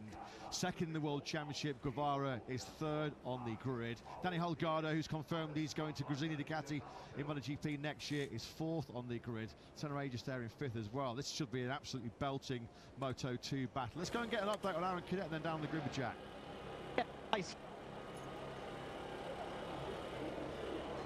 Oh no, unfortunately, we're just having a bit of a breakup issue there with Jack down on the grid. We'll try and pick it up just as soon as we possibly can. We'll endeavour to sort out those issues. Back on the front right of the grid then, there is Ethan Guevara. Let's have another crack, shall we, with Jack down on the grid. Yeah, hopefully you've got me now. Yeah, there we go. I think you do. I was just saying, the guys feverishly working away. The big issue for the Mark VDS squad is due to the nature of the Saxonry. We've got a split paddock here, so the pit wall that you see on your TVs only has Moto GP teams there. The Moto 2 squad are actually on the other side, and it's a fair old way away. So to be caught out like this, they're having to sprint a long way to try and pick up some spares. And at the moment, there are no spares here on the grid to be able to put on the bike. The clock is ticking. 3 minutes to go. That will be the point at which they can no longer work on the bike. It's currently at 8 minutes 20 seconds. Thanks very much, Jack. We're seeing this rapid repair job being done on Connect's bike. We've been told that he actually tipped off on the bump at turn 3, which has caught out Marc Marquez and Frankie Morbidelli in MotoGP already so far this weekend. So there's a rather nasty bump which has emerged here this year at the Saxonry, which unfortunately has caught Connect cold on the sighting lap. So here is Senna Aegis, who will be looking to avoid the same mistake he made here last year when he jumped the start. He starts from 5th place, so he'll be certainly looking forward to getting himself in that podium battle. Part of one of the all-time great Moto 2 finishes. Last time out at the Cathedral Speed at Assen, as Aegis, Alonso and Gonzalez duked it out on that final lap. Of course, a victory that went the way of David Alonso. Home Grand Prix for the Intact squad with both of their riders on the front 2 rows. Yeah, the epic Assen finish was the closest in 24 Grand Prix since we had the closest ever Moto 3 finish between Denis Ondra and Diogo Moreira in Aragon. It was the closest Moto 2 podium since Valencia 2020. That's how tight it was at the top. Involved in that big melee was Senna Aegis. Let's get his thoughts pre-German Grand Prix with Jack. Yeah, he was indeed right in the middle of that Moto 2 Classic last time out. I imagine that's going to be great motivation for today, Senna, to try and make sure you put to bed having missed out last time. Yeah, exactly. This one be a bit of a different game to Assen. Assen, we had plenty of grip. We're definitely lacking grip here, so everybody's in the same boat with the distance here on the left side. So will be a tyre game out there. So yeah, let's see if we made the right choice. And yeah, I need to get off to a good start and stay clean and then settle into my rhythm and not put stress through the bike. So yeah, I suspect the same 5 guys we have here in the front 2 rows will be battling for the win again. So yeah, I'm happy to be up here and yeah, I'm ready for it. Let's see if we can settle in well, save the tyre for the end. Have a good one. Thanks. Thanks, Jack. One place behind Senna Aegis on that second row is Alex Screege, impressing once again. He's qualified top 6 in 6 of 11 Grand Prix so far this season, and one place further back. What a performance so far this weekend by Taya Furusato, the Japanese rookie, the 20-year-old. His best Moto 2 qualifying. First time he's qualified inside the top 10 on Team Major. 7th on the grid is Furusato-san. I'm delighted to say he joins Jack. Tayo, happy birthday first and foremost, and what a birthday weekend it's been so far. Up here on the 3rd row of the grid, what's possible today? I don't know, it's my birthday, but still, well, I have good view, better view than before in the grid, so let's see if I can gain the position in the beginning, and let's see what tire goes on the drop. So I try to manage, but I don't really care about the position. Let's try to get the experience with the bike, more about still rookie. So let's learn more things and enjoy. Good luck, have fun. Cracking job yesterday by Taya Furusato. He was only off the second row of the grid by 3 thousandths of a second. He's finding his feet in Moto 2. 11th on the grid he was in Aston last time out. Season best 7th here today. A couple of points going finish as well recently for Furusato. 14th in Hungary and 14th over the line in Brno. Back at full strength this weekend is Honda Team Asia. Mario Aggi back after a long injury absence and doing a brilliant job. 10th place on the grid. Let's get the thoughts of Mario with Jack. Yeah, it's been such a roller coaster season so far, Mario. Some really difficult injury issues, but this has been a great return. How nice is it to be back? Yeah, after all, this is what I've been waiting for. So just try to do my job, and I'm grateful to return before the summer break. And the target is after break will be another gap because it was postponed. So grateful to return, and it was a good weekend at the moment for the team also. And let's repeat the good performance again today. That's the main goal. So try to enjoy, absorb as much as information as we can before Silverstone, and finish the race. Have a good one. Thanks, Jack. Thanks to Mariaji. Good to have the Indonesian back on the grid. He has missed the last 5 Grand Prix. Last time we saw Aji feature in Moto 2 was at the French Grand Prix in Le Mans. His season badly disrupted by a serious back injury. We saw Luca Lanetta there on the grid on the 4th row for the Speed RS team on his Boscascora. He came through qualifying 1. He was also joined in that Q1 session by his teammate Celestino Vietti. Vietti did not get through though. The rider who, of course, previously he was up inside the top 3 of the World Championship, has slipped to 5th, having not backed up those podiums in Barcelona and Mugello. Vietti, he starts all the way down in 22nd place on the grid. His worst qualifying since Australia last year. I wonder how Elfmark Vidas Racing are getting on with the Connect repair job. Let's find out with Jack on the grid. Yeah, once again, these boys have done a magnificent job. Time and time again, the Mark VDS squad proving they're one of the best outfits on the grid. The number 44 of Aaron Canet, gloves on, helmet on. They are more than happy for him to get going after that early blip. Yeah, that's absolutely phenomenal work, isn't it, by the Mark VDS crew. Not have scored a point in the last 4 Grand Prix as Canet, since a lowly 14th in Catalonia. We just saw briefly there Colin Vire, the 21-year-old from the Netherlands. He's qualified top 10 in 9 of 11 Grand Prix so far this season. Has Vire. He launches away from the back of that 3rd row in 9th place. 9th over the line he was in his home Grand Prix in Assen a couple of weeks ago, which was only his 2nd top 10 in the last 6 Grand Prix since he was on the podium at the Spanish Grand Prix in Jerez. So this is some CCTV footage of Canet dropping it on that bump coming out of turn 3, just in the back of the picture. So fortunately for Aaron Canet, of course, you don't want to crash on a sighting line. You can see straight away with his hands up, what on earth have I done? Now, worst of that effect, I think we're going through the head of Aaron Canet there, but he was crucially able to get the bike back up and running, back onto the grid, and thanks to the hard work of his mechanics, he does start from P21. He does indeed. Joe Roberts then, 13th on the grid. The Californian scored points in the last 4 Grand Prix with his best in that sequence. An 8th place in Brno. Bit of housekeeping to bring you. Barry Balta still out with a left shoulder injury. He picked up in that Grand Prix of Czechia. His place in Fantic Racing once again going to Jorge Navarro. Alonso Lopez still missing with a couple of right-hand fractures, which would him out of the last couple of Grand Prix. Once again, he's replaced by Milan Pavelec. And we're also missing Danny Munoz, who had a really heavy crash on the first lap in Assen a couple of weeks ago. 2 fractures to his right foot, a small fracture to his left humerus. He's not replaced here this weekend for a Taltron. Your front row of the grid then.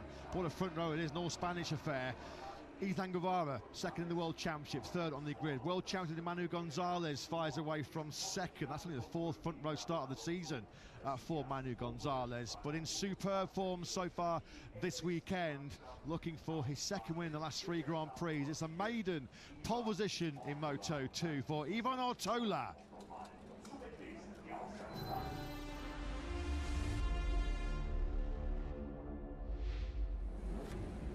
Well, it's been another superb Moto 2 season so far, with so much unpredictability. One more installment before we head off for the summer break. It's Ivan Ortola, the first pole position of his Moto 2 career. He leaves the championship frontrunners Manu Gonzalez and Ethan Guevara. Danny Holgado qualifies 4th for the 2nd Grand Prix running. He's ahead of Senna Aegis, and Alex Skridge, his 5th top 10 qualifying in a row. Tyler Rosato's career best in 7th, ahead of David Alonso, whose pole streak ends. Colin Vire completes row 3. Mario Aji back from injury in 10th, ahead of Jose Antonio Rueda and Luca Lanetta, the 2 rookies coming through Q1 yesterday. Joe Roberts 13th, ahead of Denis Onchu and Philip Salac, his worst qualifying since Jerez. Arbolino Ferrandez and Sergio Garcia, although Rosix Garcia crashed in Q1. Sasaki, Huertas and Canet next up. Huertas is the sole Italtrans rider with Danny Munoz injured. Vietti 22nd, his worst since Australia last year. And Figueras, Van den Gorberg, Suratuza, Navarro and Pavelec. Well, let's hope we get another Moto 2 classic, just as we saw in Assen a couple of weeks ago. As mentioned, it was the closest Moto 2 podium in 131 Grand Prix since Valencia 2020. a podium on occasion, which features Jorge Martin, Hector Garso and Marco Bezzecchi. 5 leaders in Assen was the most in a dry Moto 2 race in 5 years. It's the Portuguese Grand Prix back in 2021. More of the same, please, gentlemen. Over 25 laps coming here around the tight and twisty Sachsenring, where we are sitting, Lewis, Pirelli tyre choice-wise. Every rider is on the soft SC1 front tyre. There are 2 different compounds of rear tyre, 2 different specifications of rear tyre, which are both medium compounds but different structures. Ivan Ortola has gone for the D922. Now that's a tyre that will give higher initial grip but might drop off later on. Manu Gonzalez and Isena Agius, they have gone for the other medium rear tyre option, which might give them better longevity over the race. So keep an eye out for Gonzalez and Agius on the rear tyre that should last longer. Ortola, Guevara and Danny Holgado, they've gone for the better initial grip. 57.5 points then is the commanding lead that Manu Gonzalez has over Ethan Guevara in the championship. So immaterial of what happens here today in Germany. And next time out over at the British Grand Prix at Silverstone, Manu Gonzalez will be leading the World Championship, heading to Aragon in late August. We've got a few weeks off, thankfully, coming up. A welcome summer break coming in the lead up to that Silverstone battle. Some of the riders coming under starters' orders. Once again, Moto 2 has delivered some spectacular racing this season. Unpredictable, tough to call at times. Ivan Ortola then, this is new territory for the 21-year-old Spaniard. It's just his 8th pole position of his Grand Prix career, his first in Moto 2. Can he get the job done from that first ever Moto 2 pole? Got some illustrious company alongside him. The top 2 in the World Championship next to him on that front row. Manu Gonzalez second, Guevara third, green placement at the back. Lights out, we're racing here in Moto 2 in Germany. It's a really good start as he cuts across the front end of Manu Gonzalez there, going defensive, wasn't he, was Ivan Ortola. Guevara's going to try and go the long way around the outside of Gonzalez into that first corner. Good start by Alex Escrees there, from 6th to 4th briefly. He's trying to lean on Holgado as they drop down to turn 3. Guevara did get it done. He held on around the outside, which gave him the inside for turn 2. David Alonso further back didn't get the best of starts, although he's fighting back now. He's up the inside of Escreech. He was initially behind Forasato, but got it back into turn 1. Cracking start that by Ortola. If there was any nerves, any butterflies from his maiden Moto 2 pole position, he certainly did not show them, did he? Dropping down through the high-speed left-hander of turn 7 for the first time. Here is Gonzalez under big pressure from Holgado. Holgado's picked him off then as they run through the high-speed turn 8. So Gonzalez then bumped off the podium. I think Escreech has got a problem further down. I think he just went wide coming through what turns 8 and 9, and it's cost him crucial ground. He's now out of the top 10. Unchu straight up into 9th place. He's made big progress from 14th on the grid on his Mark VDS Boscascura. He's won his last 2 visits here as the Turk in Moto 3 in 2023. And of course he won, well, that was a cracking last-ditch pass on Ayumu Sasaki on that occasion. Here comes Senna Aegis. This has been a poor first lap, hasn't it, for the World Championship leader, Manu Gonzalez. He was briefly second on that run down to the first corner. He's going to complete the first lap down in 5th place because he got picked off by his teammate Aegis. Well, Gonzalez is going to take that back again. And look at David Alonso getting into the action. Is he going to take 2 for the price of 1? Picking up exactly where we left off last time out in Assen. Alonso, Aegis and Manu Gonzalez battling it out. Timur chicane Assen, anybody? What a move that was by Alonso. Came from a long way back, didn't he? And then sending on the inside of both Aegis and Gonzalez, outbraking the intact riders. What a move that was by the hard-charging Colombian. It's already paid big dividends as now Alonso finds himself up into 5th. Gonzalez then bumped back down to 6th. So the top 3 away at the front at the moment, Ortola, Guevara and Holgado. A reminder, they are the 3 riders on the medium rear tyre, which gives you the better initial grip. Aegis and Gonzalez in particular, they're banking on their rear tyre coming in later in the race, but they're giving themselves plenty to do at the moment, particularly Manu Gonzalez down in 6th place now and already over a second back of the lead. Stunning first lap and a half, isn't it, by Dennis Onju. He started this Grand Prix 14th. He's worked his way up now into P7. Absolutely brilliant by the Turk on the 53 Boscascura. Further down, Philip Salac has just taken 15th back from Tony Arbolino. Haven't seen much of Philip Salac as a front-running force so far this weekend. Fresh off the back of podiums in Balaton and in front of his home crowd in Brno. Over the line we go then, and it's going to be Ortola. Fastest rider on circuit is the rider in 3rd place, Danny Holgado, the Gresini Ducati bound star in Moto GP next year. hill. 122.248 is some early pace this by Holgado. He was 3/10 faster than Guevara ahead of him, 4/10 almost quicker than your leader Ortola. Yeah, Manu Gonzalez did a 123.3, so he's not got the pace at this very early stage of those up ahead of him. You can see a bit of a gap up to Alonso. Next rider up the road from the World Championship leader. Another rider we haven't seen as a force near the front of the field this weekend is Celestino Vietti, and he's only gained the 1 place from his lowly grid position. He's still outside the top 20. He's having a bit of a stink at the moment, isn't he, Celestino Vietti? No points after the crash in Assen. His championship challenge is just starting to unravel as we head into the summer break. Not unravelling at the front of this Grand Prix so far is the Ortola there on the number 4 bike, powering through the high speeds turn 9 and 10. Setting himself up then, making sure that he's not going to be attacked on this run through 11 and then down the hill in the brakes in the turn 12. We're on board then with Guevara, second in this Grand Prix, second in the World Championship. Gonzalez continuing to get a little bit attached in these early stages. Alex Escridge has got a double long lap penalty according to the graphics on the left hand side of the screen, so can only assume he jumped the start to get himself up into the action. We saw him make that big early move. Did he potentially go slightly prematurely? Well, he was getting penalties galore, wasn't he, as well, last time out in the Assen. Did take any of them, eventually got busted with a, I thought it dropped down to 24th. He crossed the line in 8th in Assen, and then was pushed all the way back. Yes, it's a jump start then for Alex Escridge. So he's going to be sick of the sights of seeing a dashboard messages all over his Ford machine. So, I mean, we saw him run wide, then we're going through turn 8, so it's going from bad to worse for Escridge.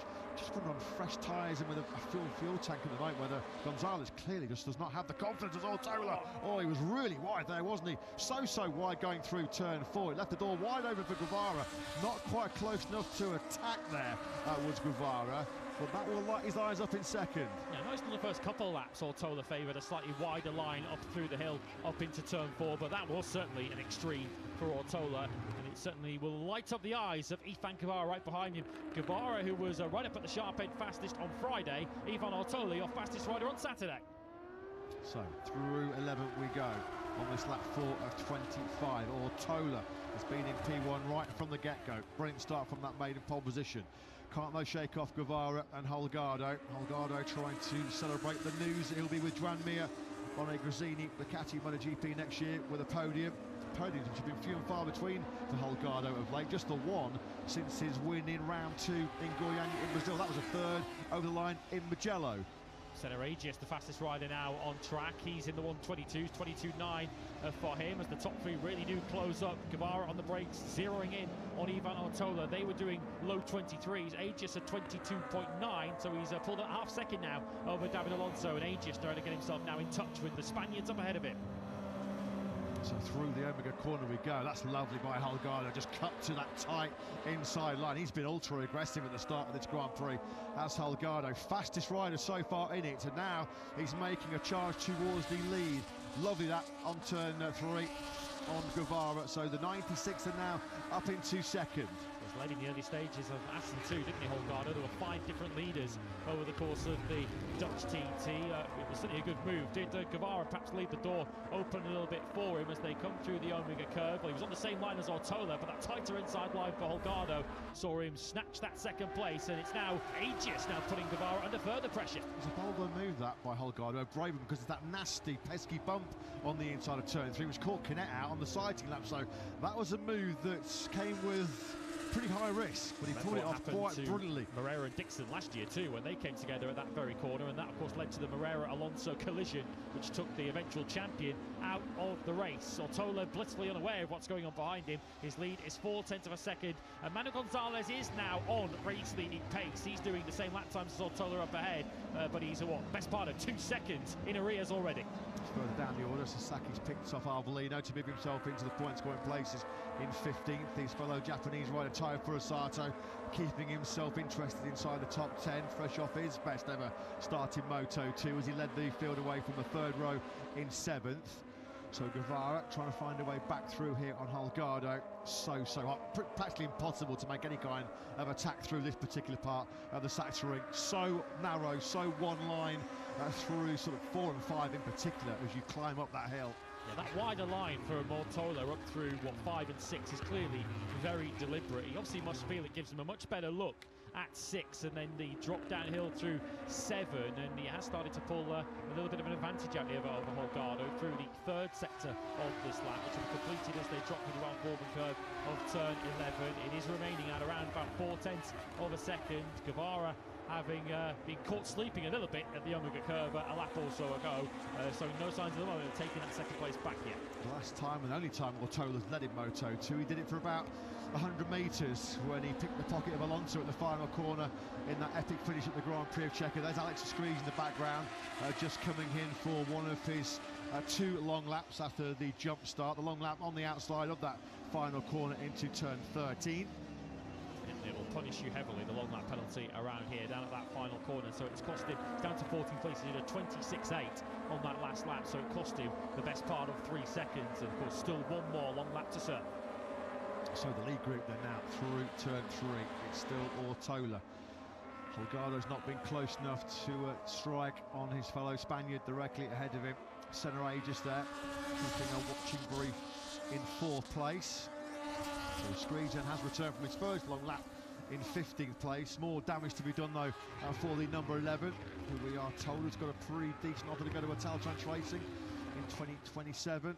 He's certainly produced plenty of performances on that forward chassis to merit potentially an upgrade next year. Ivan Ortola at the very front of the race has got a list as long as your arm of team managers who want his services for next season, because we know that Dani Holgado is going to be moving into MotoGP next season.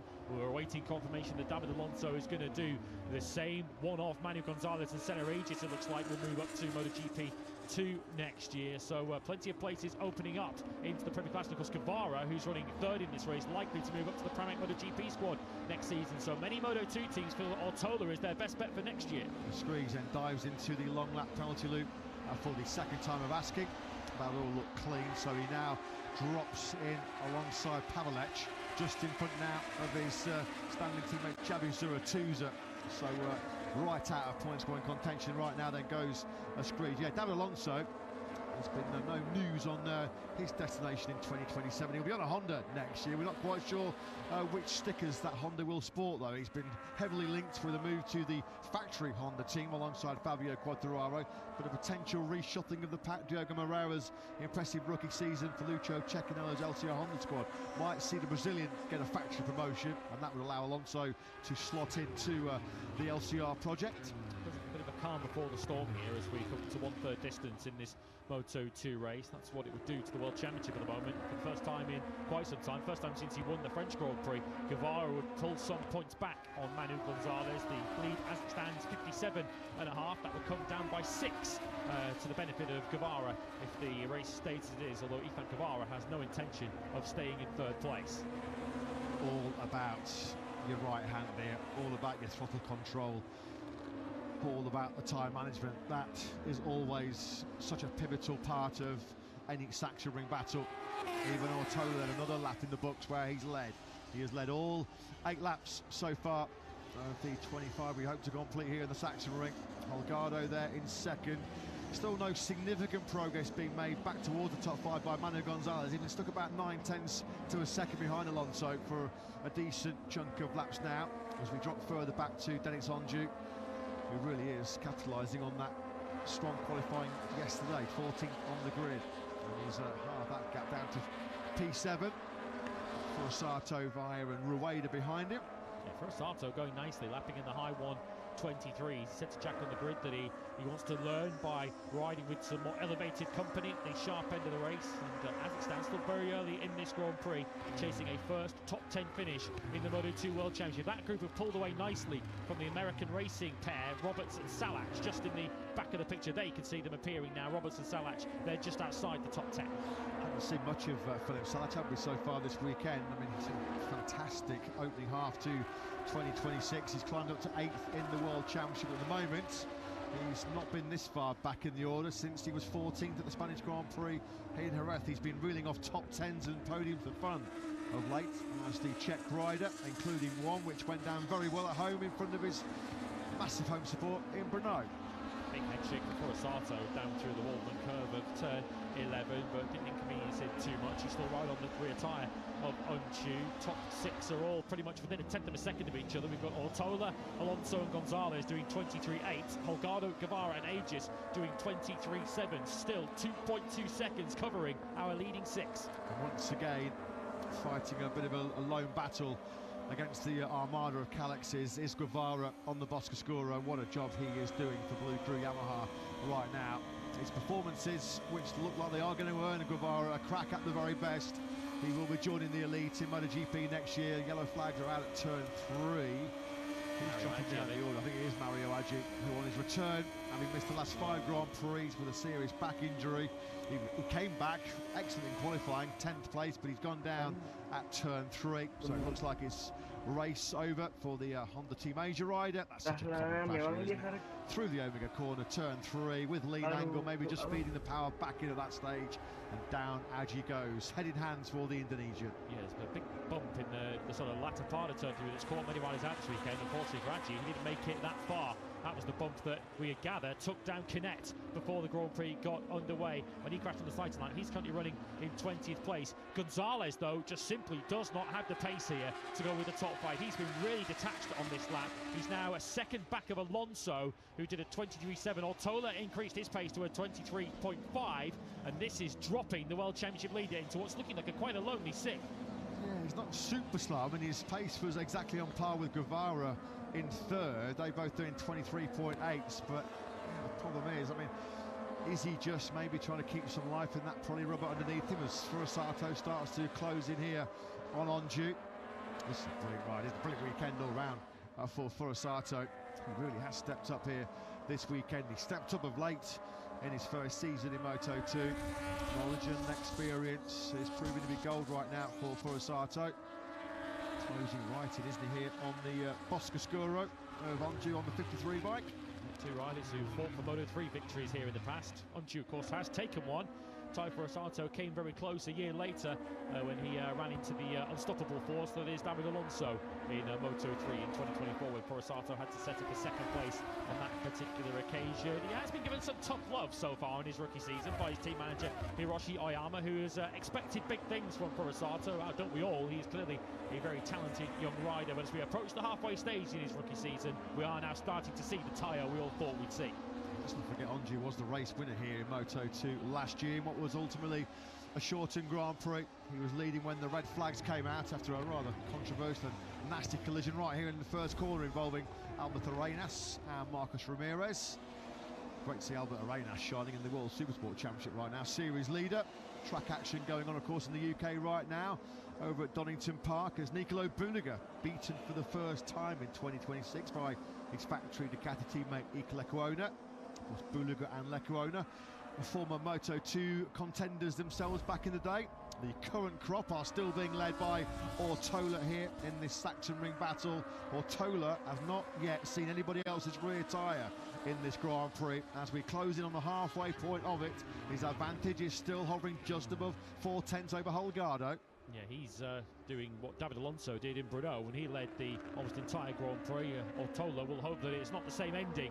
And of course, he was the rider that snatched victory from the long-time leader at the very end of the Grand Prix. Here is Manu Gonzalez then, who, as Matt mentioned, isn't exactly going slowly, lapping in the high 123s, but it's just a tenth of a second or so, maybe a couple of tenths each lap that he's losing to Ivan Ortola at the front of the race. He's now 2.6 seconds off the race lead. Not under any threat from behind is Manu Gonzalez, with Onchu in the 24s behind him and preoccupied with Furusato in a battle for 7th place. But Gonzalez already feels like this is a damage limitation exercise for him. It's a strong lap that by Ortola. I was keeping an eye on him coming through the 3rd sector. The first time he's established a lead of over half a second, and it grew to 6/10 as he came over the finish line. So he's just maybe starting to attempt a bit of a significant break here, trying to stretch this lead pack out. Mario Aggi has rejoined the Grand Prix. There's the battle for 4th then between Aegis and Alonso. These two have got a bit of previous between them over a few big battles in Moto 2. Holgado sort of recovered a 10th back on Ortola through the first bit, as getting that rear tyre lively, wasn't he, going through turn 6 there with Alonso. What a big movement on that Pirelli rear for the Colombian. Yeah, we we don't know how this race ultimately is going to shake out in the second half of this, but is David Alonso going to be absolutely cursing qualifying, where he found himself down on the 3rd row in 8th place, got himself into this leading group of 5, but he is right at the tail of it at the moment. Alonso, who of course finally ended his wait for a first victory of the season in Assen last time out, has he left himself just too much to do to go back to back? After his 2 long laps, Alex Escreed has just forced himself back inside the top 20. A shame that jump start for Escreed, because he started from the 2nd row in 6th place, briefly got himself up to 4th. The reason being because he jumped the start. So Escreed in recovery mode at the front, trying to recover a near 4/10 deficit to the leader is Holgado in 2nd.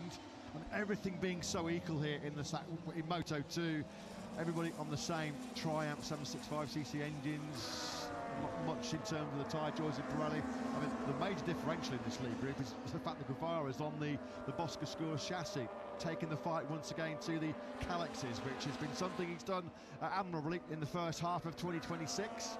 Yeah, so the riders in this leading group, the 5 that we're looking at, all winners in this season. Ortola winner in Brno, Daniel Holgado winner in Brazil earlier on in the season, Guevara won the French Grand Prix back at Le Mans, Senna Regis, those back-to-back victories when we arrived in Europe. Of course, Austin before the first European round of the season in Jerez, and Alonso, our most recent winner at the Dutch Grand Prix at Assen.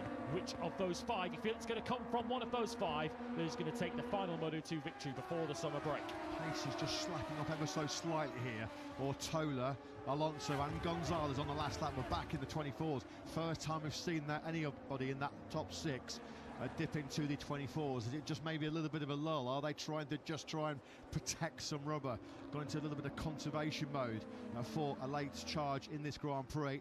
Or is the pace dropping off because already we're getting some excessive tyre wear, particularly on the left-hand side? The left-hand side of your tyre here, both front and rear in the Sachsenring, gets a proper pummeling, doesn't it? 10 of the 13 corners are left-handers. It's just one of the 3 rights into the first corner, and it's pretty much as you were, isn't it? The gaps have kind of held station now for what feels like an age. Ortola, Holgado, Guevara, Aegis, Alonso and Gonzalez. That top 6 split once again by 2.5 seconds. And they also slightly mindful of front tyre temperature. Even in Moto2, it is still an issue, particularly a circuit like this that punishes the front tyre to such an extent. Certainly the left-hand side of that front tyre. Someone's gone down at turn 1, and for the 2nd time today, unfortunately. This time, though, in the race itself, it's a crash for Aaron Canet. It's been a dreadful weekend, hasn't it, for Aaron Canet? It's now a 4th DNF in the last 5 Grand Prix. He was down on the sighting lap, caught out by the big bump at turn 3. It's now turn 1 that's taken Canet out of the Grand Prix. Nothing other than abject frustration from a rider. It's a 5-time winner in Moto2, 34 podiums in this class for Aaron Canet, but at the moment he can't get anywhere near that top 3. A top 3 which is still being led by Ortola. He's about to climb up through turn 13, the Queckenberg corner. Up the rise he goes, short run to the finish line. Still, he has led every single lap so far. 15 completed of 25, and it's Ortola. Once again, he's good in the second half of the lap. Once again, he's able to just eke out an advantage over Holgado, which is just over 0.6 of a second. And the overtaking opportunities around here are in the second half of the lap, in the last sector of the lap, the final 2 corners. And then, of course, you need the run out of that final corner to attack into the other overtaking opportunity, which is at turn 1, where we've just seen Aaron Canet go down. We might well see some overtaking coming here, as Ivan Guevara looks like he wants to get on with this. If he wants a crack at Ivan Ortola, he needs to pass Danny Holgado first. Celestino Vietti's miserable weekend is complete. He joins Canet in the turn 1 gravel trap. And that's back-to-back DNFs for Vietti, and that is another massive blow for his championship challenge. Vietti was outside the point scoring places. 2 of our high-profile Bosca scorer talents, Canet and Vietti, both going down this Grand Prix at the first corner. And where would Bosca scorer be at the moment without the talents of Ivan Guevara, 2022 Moto3 world champion, of course. We drop down into 12 then on lap 16 of 25. Ortola. Again, this time around, Holgado, who's able to nick a little bit of time back on the 96 bike. It looks like Alonso really is now closing on the rear tyre of Aegis. Good battle for bragging rights at Red Bull. KTM Io further down the order. Nothing between Via and Rueda in their scrap for 9th and 10th. A little bit of movement on the MSI Calyx of Ortola on the way out of turn 12 as Alonso now does make his move. He's up the inside once again. Aegis is going to try and hang it out on the outside, but that is a bit of an optimistic move from Aegis to try and hang on to that one. David Alonso has seized the high ground and with it 4th place. Yeah, I saw that coming in that final section. You could see Alonso got right on the rear tyre of Aegis going into turn 13, set that move up brilliantly, made sure he got the perfect drive, picked up the throttle right on cue. No big wheel spin on that front rear tyre, and that allowed him to just ease on the inside of Aegis then on the brakes into the first corner. Alonso then on the move. He's up into P4, the first significant move in this league group we've seen for quite some time. And what's going to be very interesting now is to see how quickly, if at all, Alonso jumps onto the 3 up ahead of him, which of course is still led by Ortola. Holgado looks like he's perhaps thinking more of defence than attack at the moment, with Guevara swarming all over the back of him in 3rd place. But can David Alonso now chase up to the top 3 and leave the intact pair behind him, with Aegis and Gonzalez now running 5th and 6th respectively? Guevara running so close, so tight to the rear tyre of Holgado. He has to be mindful about that ballooning front tyre temperature. Hot conditions, not as hot as we've had it in previous years here at the Sachsenring, but we've had, for the most part, blazing sunshine here this weekend. In fact, I would say we've probably got the biggest cloud cover we've had of the weekend so far, as Alonso then runs a real wide line, doesn't he? He really does run out wide, almost going onto the white line over the pit lane exit there, as Mario Aggi, unfortunately, his race was ended by a crash at turn 3. There's some good news though for Honda Team Asia, because Forasato has just taken onto. Just saw them flash past our commentary box window. Oh, high side in the back of the picture. That is David Alonso out on 4th place, and around about the same point he crashed out last year. Well, that's also, and we've talked about Vietti throwing away a whole bunch of important points lately in this world title scrap, and now Alonso then, well, having done all that hard work to get through on Senna Aegis, we said it was the first big move in this league group. Was it the bump? Was it maybe the bump that's unsettled the bike on the exit there as he was on the gas? What is not up for debate, what is not up for question, is Alonso's out of this Grand Prix. Here he is, and on the gas, just lighting up the rear. Nasty little vicious snap there on that probably rear for Alonso. Oh, that's a disaster for David. He's really, really frustrated. He's angry with himself because he knows at this stage you can't be throwing away big opportunities like this. He was clawing back some points on Manu Gonzalez a couple of places further behind him. That's a gift for Gonzalez. And that, of course, promotes both Aegis and Gonzalez up a place. Aegis now runs 4th, albeit he's some 1.6 seconds back, so he'd have had to check up and make sure he avoided any potential chaos when Alonso crashed ahead of him, and he's actually reversing back towards Manu Gonzalez as a result of that, so we could have soon an intact battle for 4th and 5th.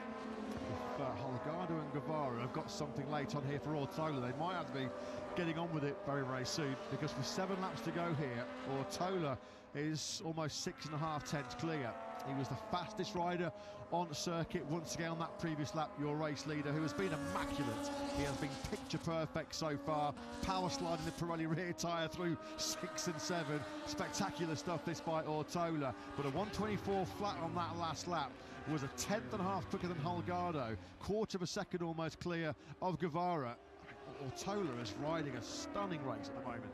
Be a big result for Holgado this, if he can hold on to second place. Would be his best result since the victory, his sole victory this season in Brazil, round 2 of the World Championship, when we all thought that Danny Holgado was going to be a big title contender this season. He's 90.5 points behind Manu Gonzalez, or he was when this race began. That will come down as it stands at the moment, but a big payday and a big result potentially coming in for Gresini's upcoming Moto GP rider. Further down the order, Colin Weiss through on Philip Salach. Tony Arbolino back through on Alex Screech. Salach has now picked 8th place back from Via. Back at the front note, looks like it's anyone from 3, doesn't it now, with Aegis and Gonzalez.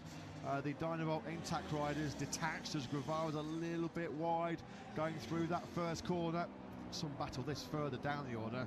This is on due in 7th with Taya Furusato checking out in 6th place. You can just see Furusato moving out the screens. What a ride this has been by Taya Furusato. On due now is a bit of a rolling roadblock here, isn't he? Because look at this gang behind him. It's Salach, Via, Rueda. Also holding into the picture is Luca Lanetta. Yeah, could this dam soon burst, unfortunately, for Dennis Onchu, and he's doing 25s. I have to say, so much credit here for Furusato, doing a 24.4 in the last lap. Furusato, as it stands, he's currently the fastest rider on the track, as Salac ducks on the inside of Dennis Onchu, whose damage is not done yet. Onju's barbecued that rear tyre, he's got no grip. Look at this, he's a sitting duck, absolute passenger. I think that was Rueda almost ran into the back of him. That's how slow the 53 is. Go, look at that. Onju had to sit up there because he lit up that Pirelli rear tyre so much. Yeah, I think he thought maybe he might have been getting a high side instigating there. So Onju is dropping like the proverbial stone here. I wonder whether that's being passed amongst the Boscoscuros, because Guevara has dropped off big time from Holgado on this lap. He's now 8/10 back of Holgado and a second and a half off the lead. Rueda, having nearly ran into the back of Onchu, this time moves past him and now up into 9th place. But yeah, it was a 25-1 on that last lap for Guevara. He's not under any threat from behind, but he's dropped well away from the top two. Surely it is now between Ortola and Holgado for victory. Yeah, Holgado just has not been able to get back within 0.6 of a second of Ortola. There's that sort of spurt in the high 123s and then that 124 flat, because Ortola now is threatening to drop back into mid 124s as he's almost at the mercy of that fading Pirelli grip. Onju just now praying for the checker flag. A little bit of a moment there, wasn't there, for Rueda as he squeezed the power back on going out of turn 3. Further back there, this is Huertas, who's just taken 13th place from Sasaki. Huertas does have a track limit this morning to contend with, though, late on here in the Saxon Ring. Panics for Furusato fans there. I saw a slow-moving Honda teammate debate, but that is Adji, his teammate, who is 3 laps down. You can almost see the frustration there as he has a moment on the front end this time for Denis Onchu. These are going to be 5 long laps for Onchu, who's now down into 12th place. Well, that rear tyre's putty. That rear Pirelli now is just putty. I mean, Onju is going to potentially have to roll out of this a little bit and just back off to a safe place, because trying to keep himself in this battle, a losing battle in the extreme here for Onju. He's having moments pretty much in every single corner or entry and exit. No dramas at the front, though, for Ivan Ortola, who is still, what, about half a dozen bike lengths clear of Holgado. It is one of 2 now. Surely Guevara has faded dramatically out of contention. Senna Aegis and Gonzalez now have gone back into the 125s. Time for Furusato is just on a 124.513, which is 0.6 of a second faster than the World Championship leader ahead of him. Unfortunately for Furusato, he's not going to have enough time to recover what's a 3-second deficit to Gonzalez, but at the moment, Tyro Furusato is the quickest rider around the Saxon Ring. Well, good to see that David Alonso is at least sitting up and now standing up down there at Aspar from a nasty high side. Of course, as mentioned, he wasn't far away from that particular point on the racetrack when his race ended here last year, when he ran into the back of a recovering Diogo Moreira. Not much luck following David Alonso around the Saxon Ring in his Moto 2 career. 3.5 laps then remain of this race. Does Danny Holgado have anything up his sleeve? It's going to be hard enough just to get on terms with Ivan Ortola, who has barely put a wheel wrong. Is this Ivan Ortola just riding to a pace that he is comfortable riding at? You feel that perhaps if he needs it, Ortola might yet have more up his sleeve. Yeah, Holgado, you have to say, he's doing a brilliant job of keeping this pressure on Ortola, who we have to say has not shown one sign of buckling at this stage. Yeah, Guevara right now then, he has taken his punishment that he's given those Pirelli tyres has been too much. It's a very lonely third right now for Guevara. He came over the line 2.1 seconds off the lead. He's 2.4 seconds though up the road clear of Aegis. Here comes Holgado. This one is not over, is it, at all? Holgado then just starting to close up. He was stronger down the hill on the brakes into 3 compared to Ortola. Yeah, we're going into the part of the lap now where Ortola seems to win a lot of his time as we head left, and left again before we get to the end of sector 3. The 96 closing in on the number 4. Some more time picked up in the second sector for Danny Holgado. Has he saved his best for the very last? Looks like to me at this stage Ortola is just starting to encounter more rear grip problems, more slipping and sliding on that rear than Holgado. He was desperately trying to find the traction through 6, 7 and 8 was Ortola.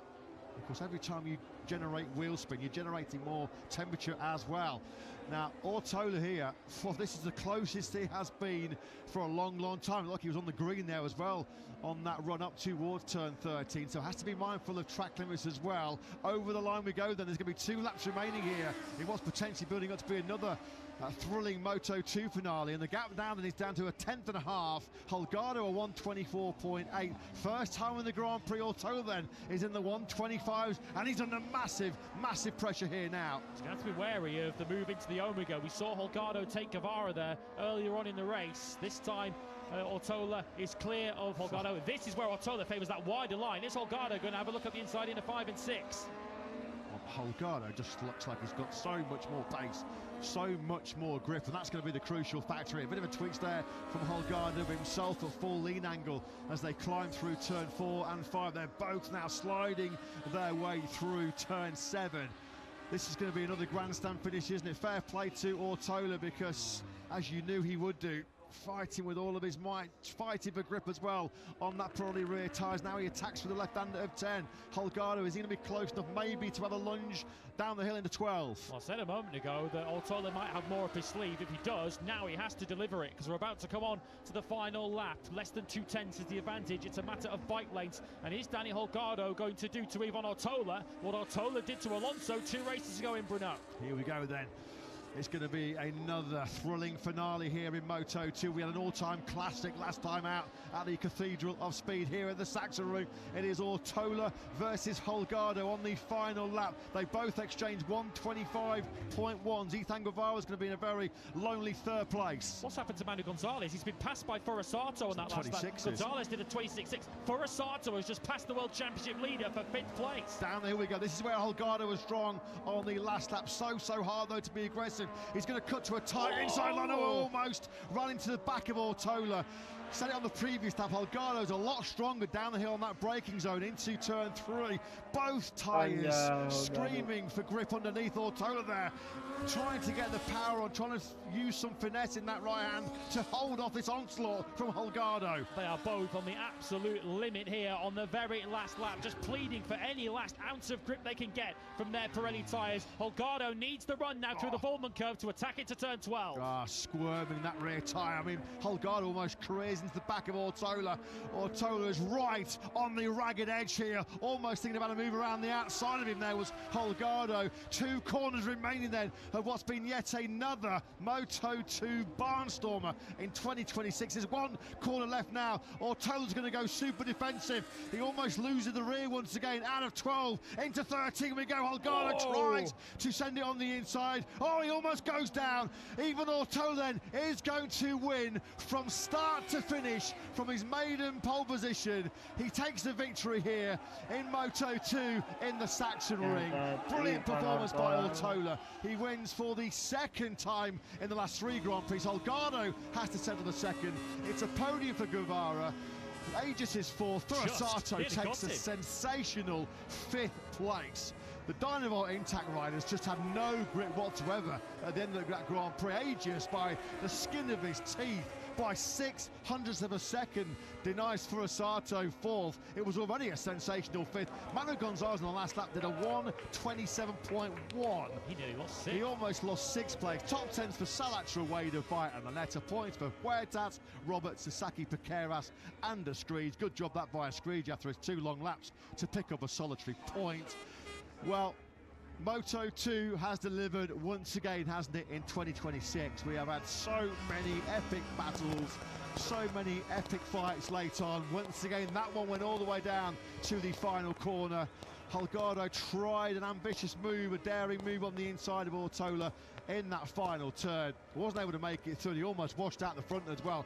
That would have been late heartache, a late disaster for Holgado. He does, though, take 20 points in the championship. That leaves him just 1 point now behind his teammate Alonso in 5th in the rankings. But now 2 wins in the last 3 Grand Prix in very, very different fashion for Ortola. He won it at the very last corner in Brno in a classic against David Alonso. He won this one from the very first corner. A start to finish win for Ivan Ortola. That was some ride by the Spaniard. The in-demand Ivan Ortola, showing exactly why practically half the Moto2 team managers want his signature on a contract for next season. You've got to give so much credit to Danny Holgado for pushing it as hard as he did, but Ortola just about had it covered. MSI's Jordi Cattell speaking to Jack. Oh, Johnny, what a battle that was. Ivan showing so much nerve on the final laps to hold off Danny. What a performance. Yeah, for sure. It was a difficult race because we knew from before that it was a difficult race about the tire management. He did well. He defends a lot in the last two laps, and at the end we got it. Congratulations. Thank you, mate. Yeah, thanks, Jack. We're trying to get to the bottom here, look, of what happened to the intact pair on the final 2 laps. Taya Forosato went on the rampage on those final 2 laps. He got one of the intact riders. He nearly got both of them as Manu Gonzalez plummeted, very nearly losing 6th to Philip Salach, who was doing 24.9. He was 2 seconds lap quicker than Gonzalez. Salach from nowhere managed to salvage 7th place. Aegis just hanging on to deny Taya Forosato 4th. But it's Ortola who looked like he had that one covered from basically Saturday morning in free practice 2 when he set a new all-time lap record. He might not have expected to be pushed as hard as that in the final couple of laps as Holgado threw everything at him.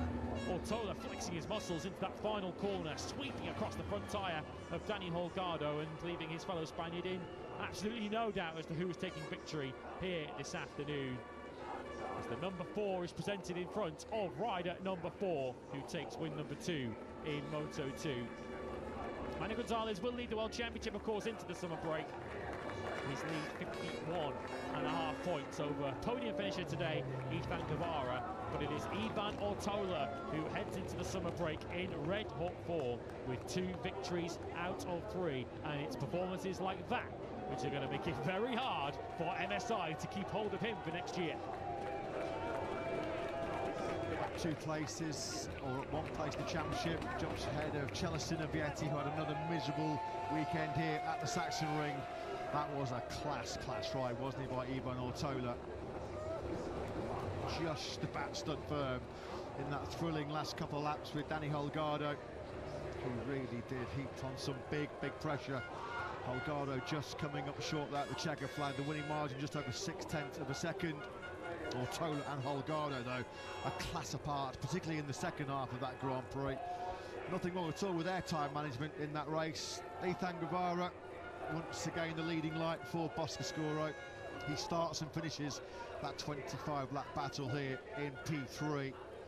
16 very hard-earned World Championship points for Guevara.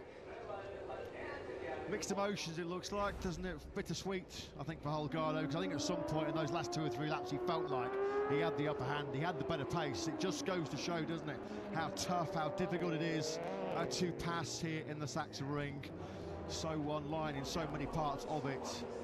There, look, you see in the background the frustration. He almost sort of puts his fist through the tank of that Kalex machine. So near yet so far then for Holgado. That was an absolutely phenomenal performance by Taya Forosato. Started the Grand Prix in 7th, down to about as low as 8th, I was going to say, early on. His pace in the second half of that Grand Prix was nothing short of astonishing. 5th place for Forosato. Miles, his best Moto2 finish. He'd only scored points in 2 of his previous 10 starts, and they were a pair of 14th spots in Hungary and in the Grand Prix of Czechia. I think it's fair to say Taya Forosato has joined the party in Moto2.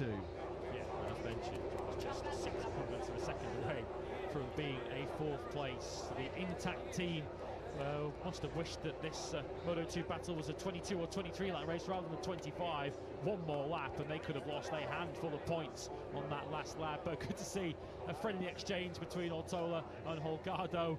It was on the limit, wasn't it, into those final couple of corners, just showing how badly they both wanted that German Grand Prix win. Somebody who had real eye-catching late race pace too was Salach, the Czech rider. He was right at the bottom end of the point scoring places for the early part of that Grand Prix, but once he got going, once he found his rhythm, he climbed his way through up to very impressive 7th and almost denied Gonzalez a top 6.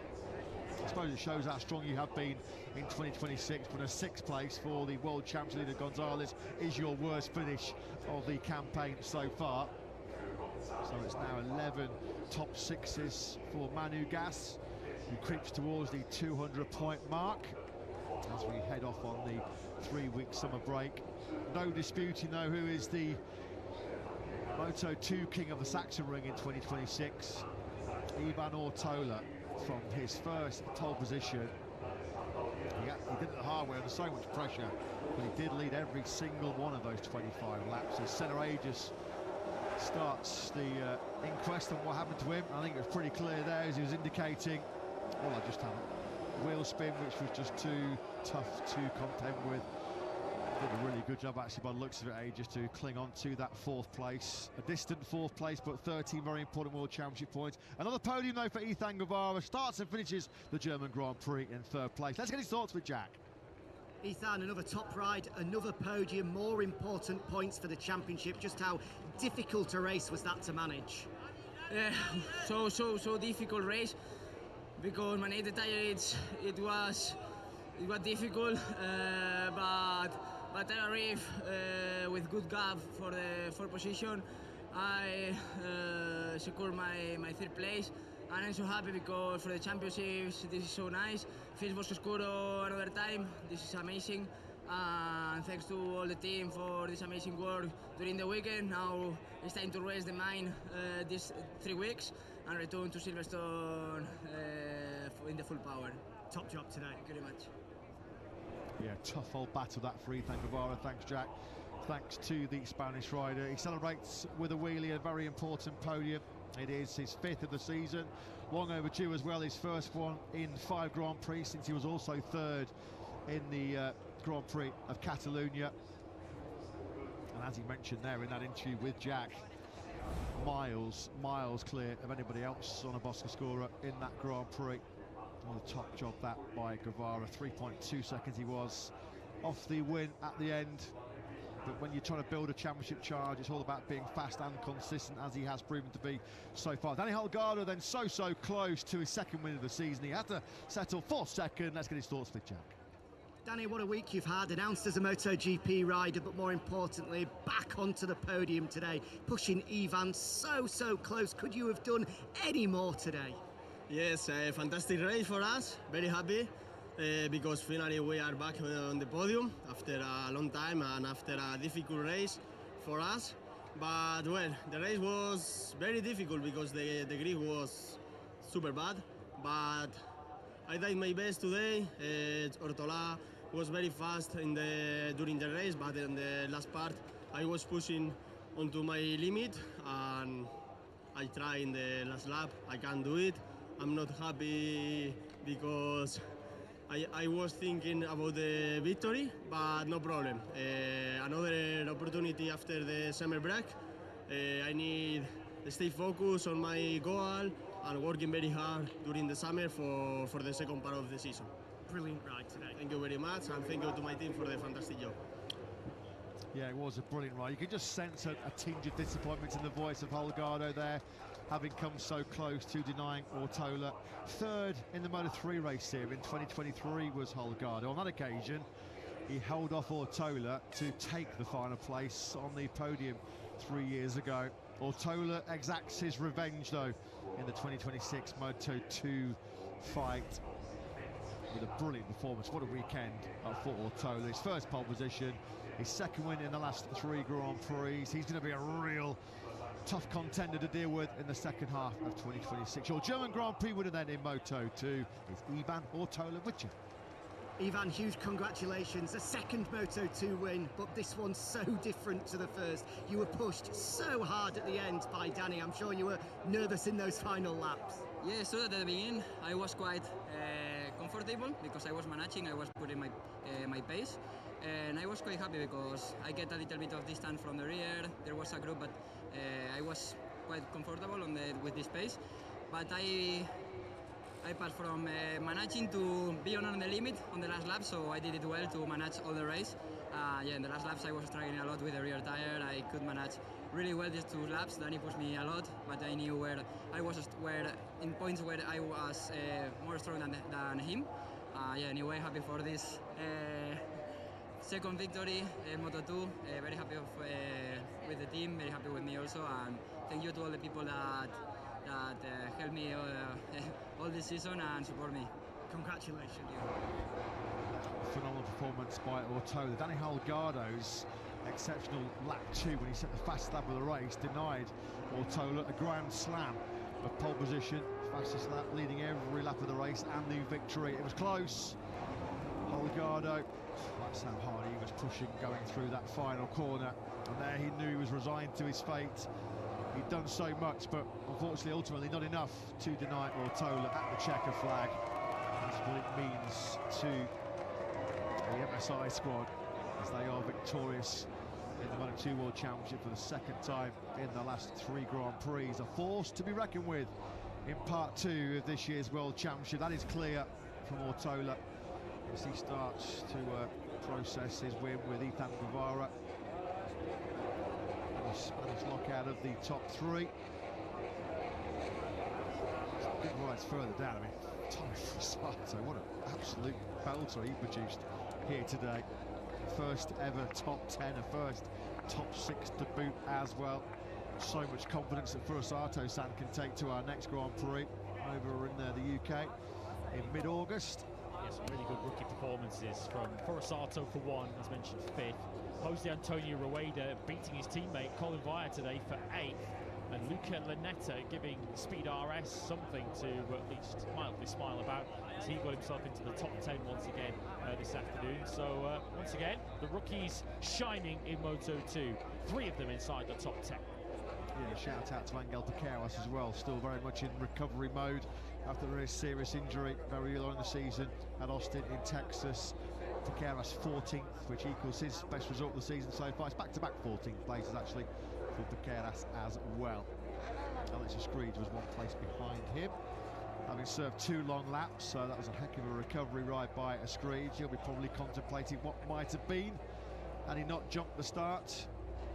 Briefly got himself up into P4, didn't he, on that very first lap? But as we later realised, it was because he did indeed just get a little bit too quick ahead of the lights off the line. So heading into the summer break, it is Ivan Ortola which wins Chapter 11 in this year's Moto 2 World Championship. Can't wait for the second half of this campaign. It's going to be an absolute cracker, isn't it? So many different riders on the podium, so many different winners, unpredictable so far this season, hasn't it been Moto 2? Let's hope for more of the same in part 2. Ethan Guevara still very much in the title chase. Closes the gap for the first time since the launch. He gains points on Manu Gonzalez. 51.5 is the difference between the two. Going to summer break, Manny Delgado moves to within a point of his teammate David Alonso for 4th and 5th in the World Championship with his very, very close second place today. Ivan Ortola, who knows, is he going to be a title challenger at the back end of this season? It was around about this time last year where Diogo Moreira began to start winning. Ivan Ortola very much started winning. So the MSI squad, who certainly know what it takes to win a Moto 2 title themselves. Mayagura winning the title for them on the Boscoscuro in 2024. Congratulations to Ethan Guevara. A bit of a podium drought in recent times, but he ends that today with his 5th of the season. Only Manu Gonzalez has more podiums than him this year, and more points, of course. Danny Holgado, his first podium since Mugello, and his best result since he won in Brazil at round 2. A return to form for Danny Holgado, even if he may wish second had become first. First at the finish, just as he was at the start. Quickest on Saturday, and just quick enough on Sunday. Ivan Ortola is your German Grand Prix winner.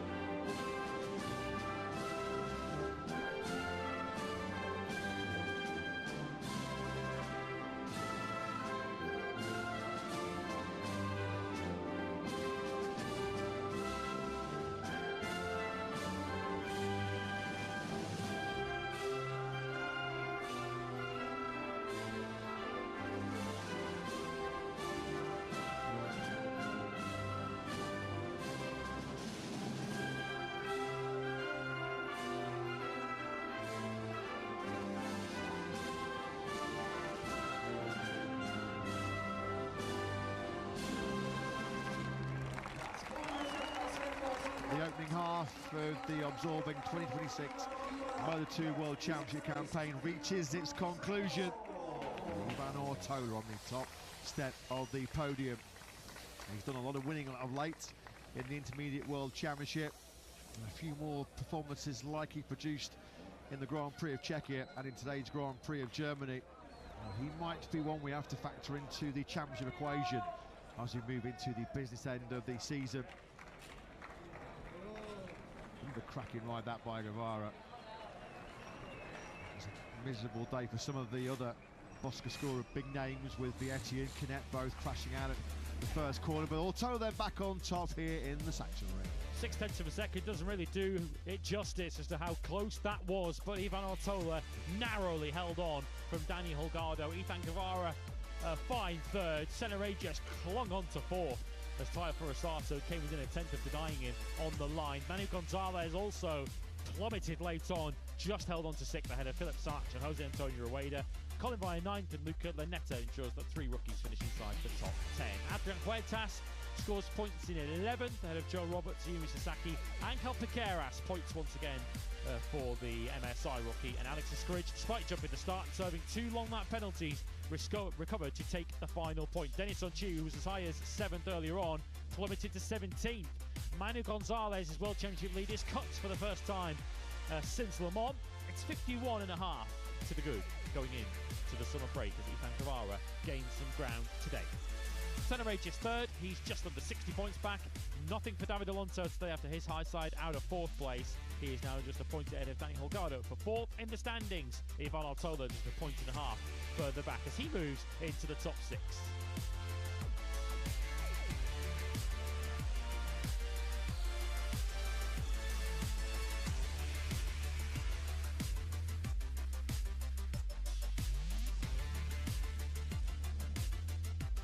Constructors' Championship. Another victory for Calix today. Their advantage over Boscoscuro, who did get a podium courtesy of Ethan Guevara today, is 92.5 points. And in the team standings, Locomotive Dynamo Intact GP leave their home Grand Prix 100.5 points ahead of Aspar, who took 20 points for Daniel Holgado's second today.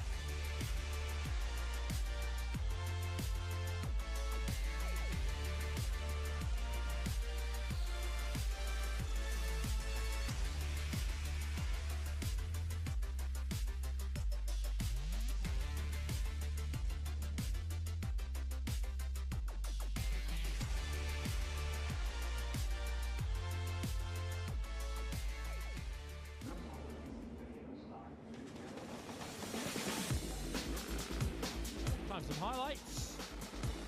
Ivan Ortola leading from start to the finish. Boy, did he have to work hard for it in those final couple of laps. Manu Gonzalez from second, but never really a fixture in that battle for victory as soon as Ethan Guevara had taken second 2 corners into the race. He was really beaten up badly in those early stages. Mario Aggi on his return from injury, crashing out of the Omega. Leading group of 5 for much of the first half of the race, with Gonzalez struggling to match their pace. Aaron Canet, who'd crashed on the sighting lap, the repair only lasted as far as turn 1 mid-race as he crashed for the 2nd time today. David Alonso, moments after taking 4th from Senna Aegis, would suffer this big high side coming out of turn 3, ensuring that there will be no back-to-back victories for the Colombian, which left 2 at the front. Once Guevara's challenge ran out of steam, it was left to Daniel Holgado to take the fight to long-time leader Ivan Ortola. Ortola clinging on in the closing corners, just had enough to fend off the 96 in their desperate lunge for the final corner. Ortola, your winner in the end by 0.6 of a second in an epic Moto2 finish. 2 wins out of 3 for Ivan Ortola, but it is Manu Gonzalez who leads the World Championship by 51.5 points into the Moto2 summer break.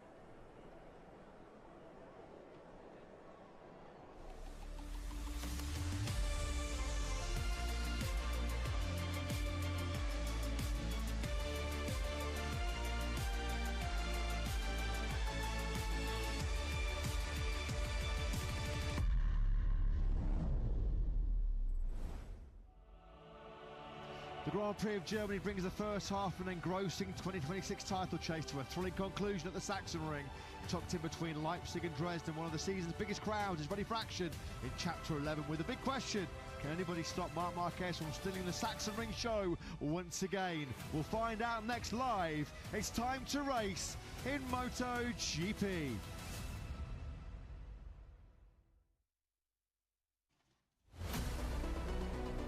The shortest circuit on the Grand Prix calendar, our 28th visit to the modern day version of the Sachsenring. Just 3.671 kilometres, 2.281 miles in length. Our first race here back in 1998. One of 6 anti-clockwise tracks on the Grand Prix calendar, 10 left-hand corners in a tight and compact 13-corner configuration. The track really, after a tight first sector, opens up through a series of 3rd, 4th and 5th gear corners, the most spectacular of which is, without any question, the Ralph Waldman curve, the plunge downhill through the 5th gear right-hander. What a corner that is on the Grand Prix calendar. Time management so crucial here in MotoGP. Overtaking so as well. Turn 13, 104, good hot spots if you fancy a big move. This was Marco Bezzecchi on Digia last year.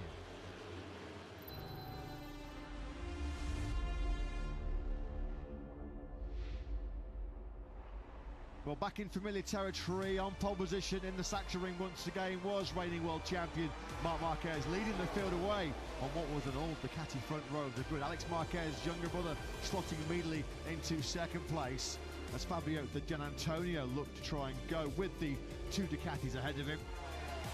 Ultimately, it would turn out to be Iagura that would lead the Aprilia charge, a weakened Aprilia charge with Marco Bezzecchi ruled out of contention with a fractured left collarbone after a heavy qualifying crash at turn 7.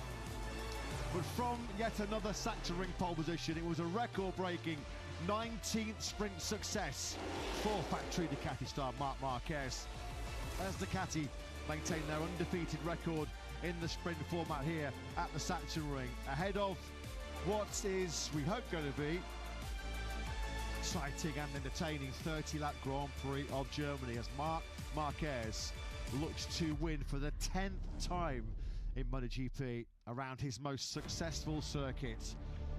This has been for so many years, hasn't it? Marc Marquez land, for so many years, Marc Marquez territory.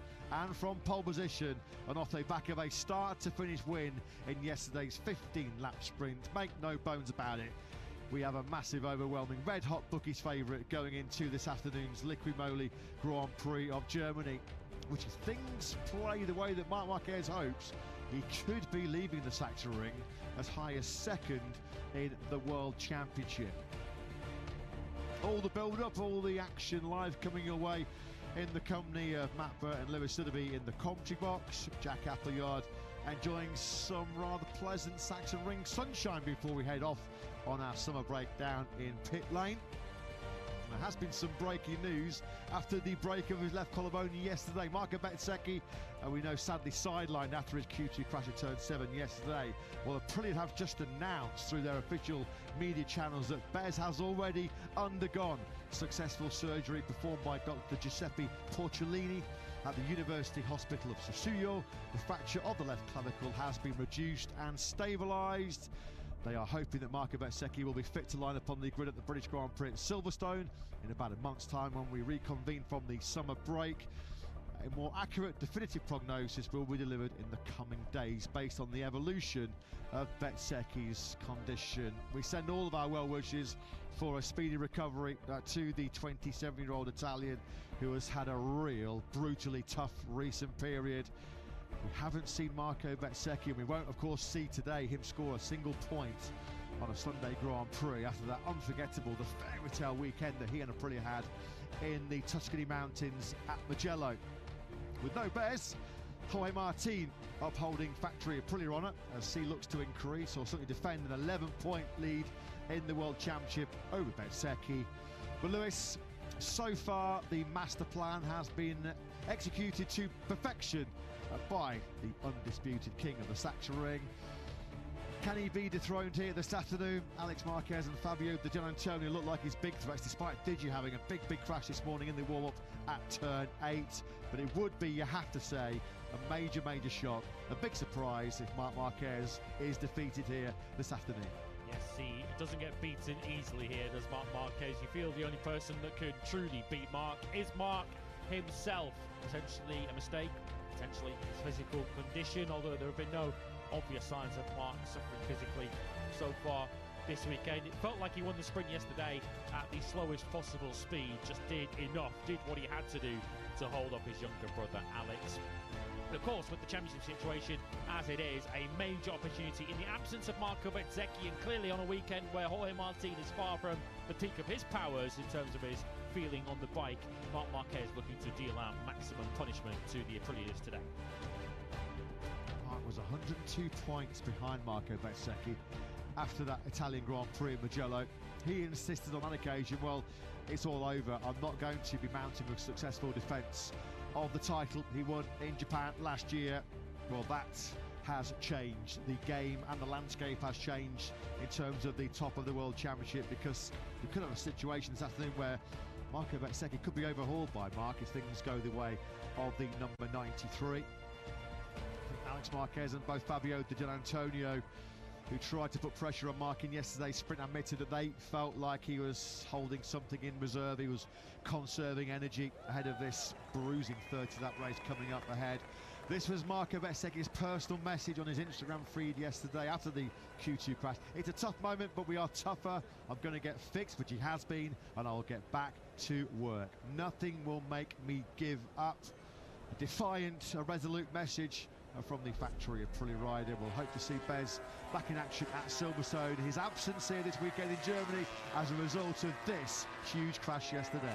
Just when he thought Marco Bezzecchi had taken enough hits over the last month or so. Of course, one or two of them, particularly if you think back to Brno, were self-inflicted, but the huge huge crash at Ramshoek on the second lap in Assen, and then on his second flying lap of Q2 yesterday, that heavy spill at turn 7 for Marco Bezzecchi. The damage to his collarbone will heal up. You wonder whether the damage to his World Championship prospects will ultimately be repaired. He will, at the very least, be 11 points behind Jorge Martin. Of course, that deficit could grow. Let's get some early comments from one of those starting this afternoon's German Grand Prix. He lines up in 16th place. It's Toprak Razgatlioglu with Jack. Yeah, great to hear from Toprak. Good afternoon. I understand not been feeling your 100% best this weekend. So how are you today? Hopefully a little bit better. And what are your chances in today's race? Yeah, the feeling is not really good this weekend because I feel not really good, not 100%. But anyway, you know, I am trying to my best always. And especially this track, you know, after 12 years later, again, I'm riding. That's good because I'm really happy to riding in Sachsenring. It's a really nice track. But with Moto GP bike and with these tires, not easy to manage, especially in the race, because this track is many left corner. You need to manage the rear tires, especially left side. This one is very difficult for me because I'm still not really adapt this, and still we are working about this because 30 laps race is very difficult for everyone, but for me it's really hard to manage the rear tire. Anyway, we will see. We try something different. I feel just a little bit better, but also the important one, my riding style. I'm trying to change a little bit riding style in the race. I don't know this one is working or not, but I will try to my best this weekend. This is not the best weekend for me, but anyway, you know, I will fight. Absolutely, as ever. Already halfway through nearly your first Moto GP here. It's gone so fast. Hope you have a good one today, Toprak. Thank you. Well, thanks very much, Jack. Thanks to our reigning World Superbike champion, Toprak Razgatlioglu, having a little natter pre-race. He has been under the weather so far this weekend, hasn't he? Toprak, this was some move, wasn't it, by Martin to fight his way through to a very hard-earned top 6 in yesterday's sprint. Toprak Razgatlioglu has won here previously in the Sachsenring. His one and only success in the Red Bull Rookies MotoGP Cup here back in 2014 came right here in Germany. The Red Bull Rookies still to race this afternoon, in case you haven't had enough of your fix of two-wheeled action here at the Sachsenring. They follow the Moto GP race. Jorge Martin, former champion of that category, of course, himself. Back in the day, a MotoGP world champion once, looking to make it twice this year. He goes from the 3rd row, promoted up to 7th on the grid by the 3-place grid penalty to Frankie Morbidelli, and of course the absence of his teammate Marco Bezzecchi today. But it does feel as if Martin, if he gets anywhere near the podium, he'll have had to have gone some. A new experience yesterday for the 28-year-old Spaniard, because he was beaten in a sprint here on the Sachsenring for the very first time. Both of his previous sprint starts on the Pramac Ducati in 2023 and in 2024. He got the job done and sealed the victory. We just saw there Pecco Bagnaia, who maintained his perfect point-scoring record in sprints so far this season. He is the only rider so far this campaign that scored points in all 11 sprints, but a rather disappointing 7th place for Bagnaia, once again crippled by some severe grip issues. He's been struggling with that since the get-go here on Friday morning, and struggling with a bit of pain, I'm sure, and a few bumps and bruises, and more than a few scrapes, is Fabio Di Gianantonio, who cracks a brave smile after what was a real heavy get-up for him this morning. Digia, multiple big barrel rolls through the gravel trap after a crash at turn 8 in the warm-up. It's going to be a long old 30 laps now for the Italian. Yes, and it didn't just appear from that picture that his confidence had been dented, but it must be in his mind when he gets set to head out there. Next time he cuts around this Sachsenring circuit in anger will be on the first lap of the Grand Prix, where he'll hope to be somewhere near or ahead of this man. The man they all have to chase down, Marc Marquez, who pretty much comes with the price of admission here at the Sachsenring, that you watch a Marc Marquez victory.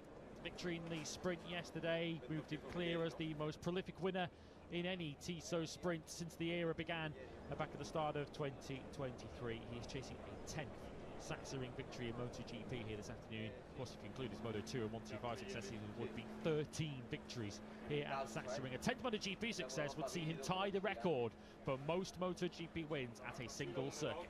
A record which currently sits with Italian icon, Italian legend and Hall of Famer Giacomo Agostini, who is victorious 10 times at the iconic Amata track over in Finland, sporting what is an absolutely stunning tribute livery, a homage to their 2003 livery, are the Gresini Racing Squad, part of their 30-year anniversary celebrations, and that's an absolute beauty. It's so nice to see some retro liveries making a welcome comeback.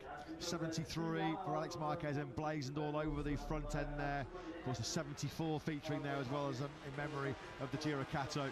This is why they decided to run that special Telefonica Movistar livery here this weekend at the German Grand Prix, because all the way back in 2003, I remember it very well as a journalist, a hack back in the day, Sete Gibonel with a last corner move on Valentino Rossi. What a rivalry those two had at that stage in the MotoGP World Championship.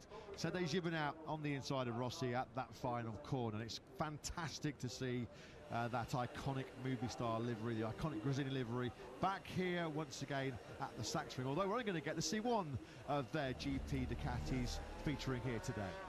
Still absent to injury. Fortunately, we can't say that about Fabio Di Gianantonio, despite this crash, which looked painful enough in morning warm-up. In the very latter stages of the 10-minute warm-up session this morning for Di Gianantonio. A bit of movement on the rear end there, which chucked all the weight over the front end. Di Gianantonio just along for the ride from that point on. But as you saw a moment ago, a smile on his face as Di Gianantonio now looks to put that behind him and focus on what's ahead. What's ahead of him are the Marquez brothers. Alex Marquez on that beautiful 2003 throwback Gresini livery, and of course his older brother Marc. It was a third gear, 150 kilometres an hour get off that for Fabio Di Gianantonio. Was a contributing factor the fact that, rather surprisingly, as Jack so brilliantly spotted this morning, was it the fact that he was trusting out the new revised Ducati Aero? Was that a part to play? So we go down to Jack on the grid for some thoughts.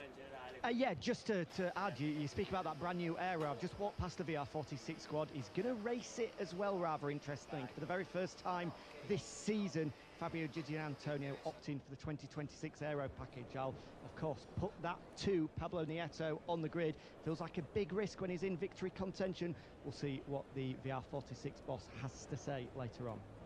Brilliant work, as always. Thank you very much, Jack. Yeah, 8 now of Fabio Di Antonio's 11 sprint podiums.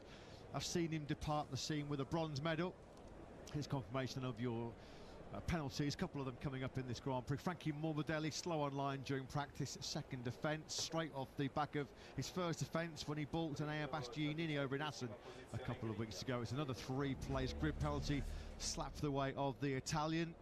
A naughty boy once again. Pedro Acosta this time around was his victim. Yeah, Pedro Acosta not too pleased, and who can blame him? As we've already seen this weekend, if you end up in the gravel trap at turn 7, it could do an awful lot of damage to you. Pedro Acosta having to check up to not run into the back of the VR46 Ducati. Fortunately, Frankie Morbidelli is getting very familiar with Simon Crafar at the moment. The damage for Morbidelli is he drops to 10th place on the grid, and Pedro Acosta actually one of the riders who benefits from that as he moves up to 8th. And he damaged the Ducati in the sprint yesterday, did Frankie Morbidelli. The only non-finisher in our 20-strong field yesterday was as Pedro Acosta then looking to stop a recent Sunday decline. In particular, no points in the last 2 Grand Prix. Of course, he had to retire halfway through the Grand Prix of the Netherlands last time out with a carpal tunnel issue in his right arm, a tingling sensation, a bit of pain, discomfort and numbness in the right hand. He did go for immediate surgery post Assen, successful surgery as well. He's been happy to report that there's been no issues whatsoever, no recurring problem with the carpal tunnel issue, and that helped Acosta to a couple of points yesterday in the sprint. He'd have hoped to have been a lot higher up than 8th place over the line, but like so many KTMs, like so many riders, he said yesterday, dealing with chronic understeer, massive overheating on the left-hand side of both the front and the rear tyre. Predominantly, though, it's been a lack of front feel, a lack of front confidence, which has slowed Acosta this weekend. Yeah, the KTMs haven't got on too well with the Sachsenring this weekend, it has to be said. The next KTM on the grid will be Brad Binder, who lines up in 14th place. He also suffered from massive understeer in the sprint yesterday. And Air Bastianini coming from 15th place on the grid after narrowly missing out on the top 10 on Friday afternoon. And Maverick Vinales, the less said about his weekend, the better, both on and off the track. He starts second from the back in 19th. Well, we saw Brazilian hero Neymar finish his World Cup career with a penalty a few weeks ago, or a couple of days ago, in the FIFA World Cup, and it's another Brazilian with a penalty to face in this upcoming German Grand Prix. Diogo Moreira slow on line during practice. First offence for the reigning Moto 2 world champion. He was impeding Luca Marini on Friday, and that is the reason why Moreira has also been busted with 3 places on the grid.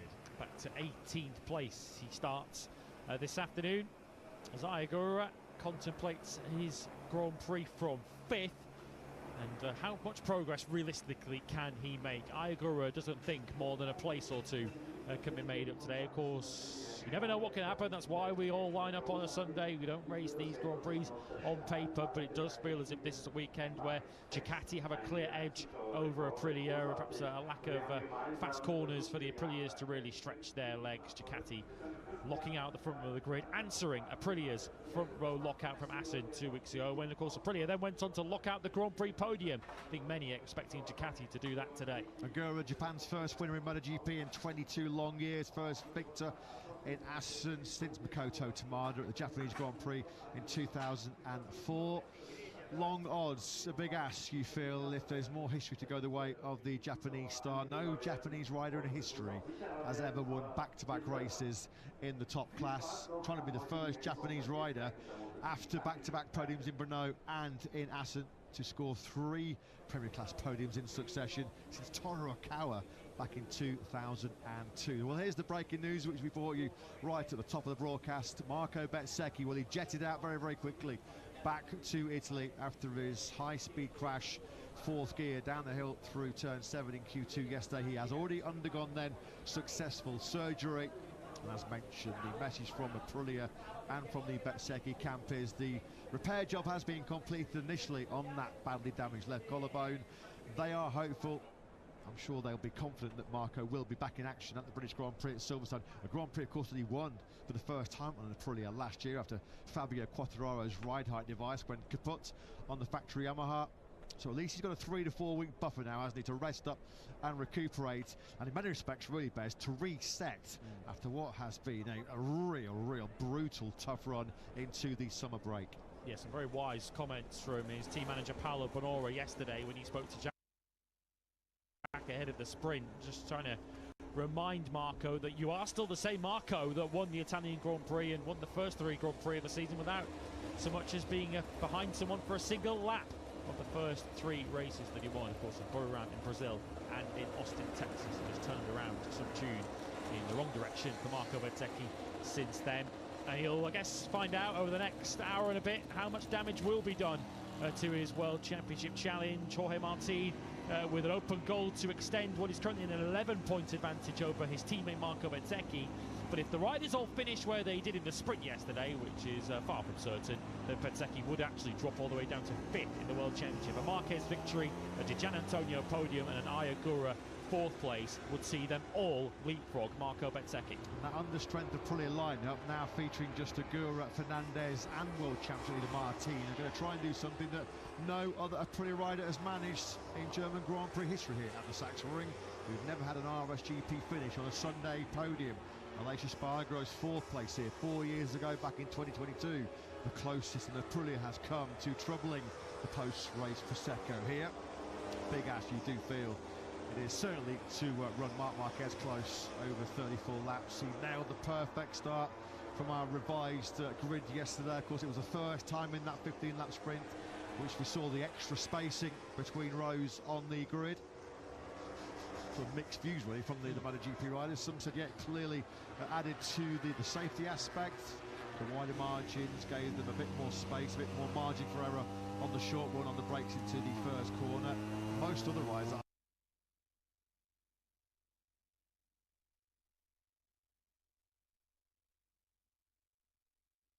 I seem to read comments I've said they didn't really notice any kind of difference really. They didn't seem to have any kind of impact on their charge to turn 1. Yeah, of course, it's the nature of top-level motorsport that you always are trying to find that ideal, perfect balance between risk, speed and safety.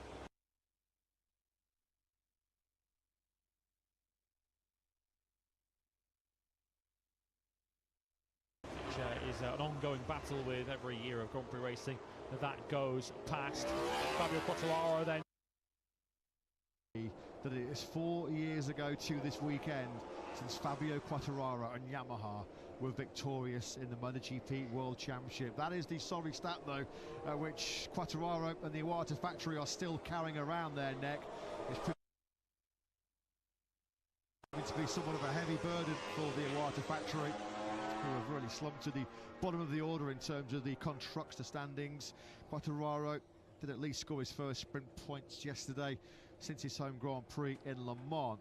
But when you look, it is now, what, 82? This will be the 83rd Grand Prix since the Sachsenring in 2022, since Fabio Quartararo, who's departing Yamaha at the end of the season, stood on the top step of the podium. That has not been an issue for this rider on screens, has it? At all. Marc Marquez victorious 75 times in his MotoGP career.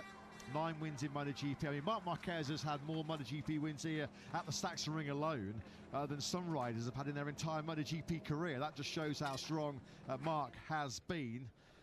Well, Fabio Quartararo case in point, 11 MotoGP victories. Marc could win his 10th here to date this afternoon at the Sachsenring alone. Well, he was the only rider that ran the medium rear tyre yesterday, which might give him a little bit of experience and crucial data ahead of this battle.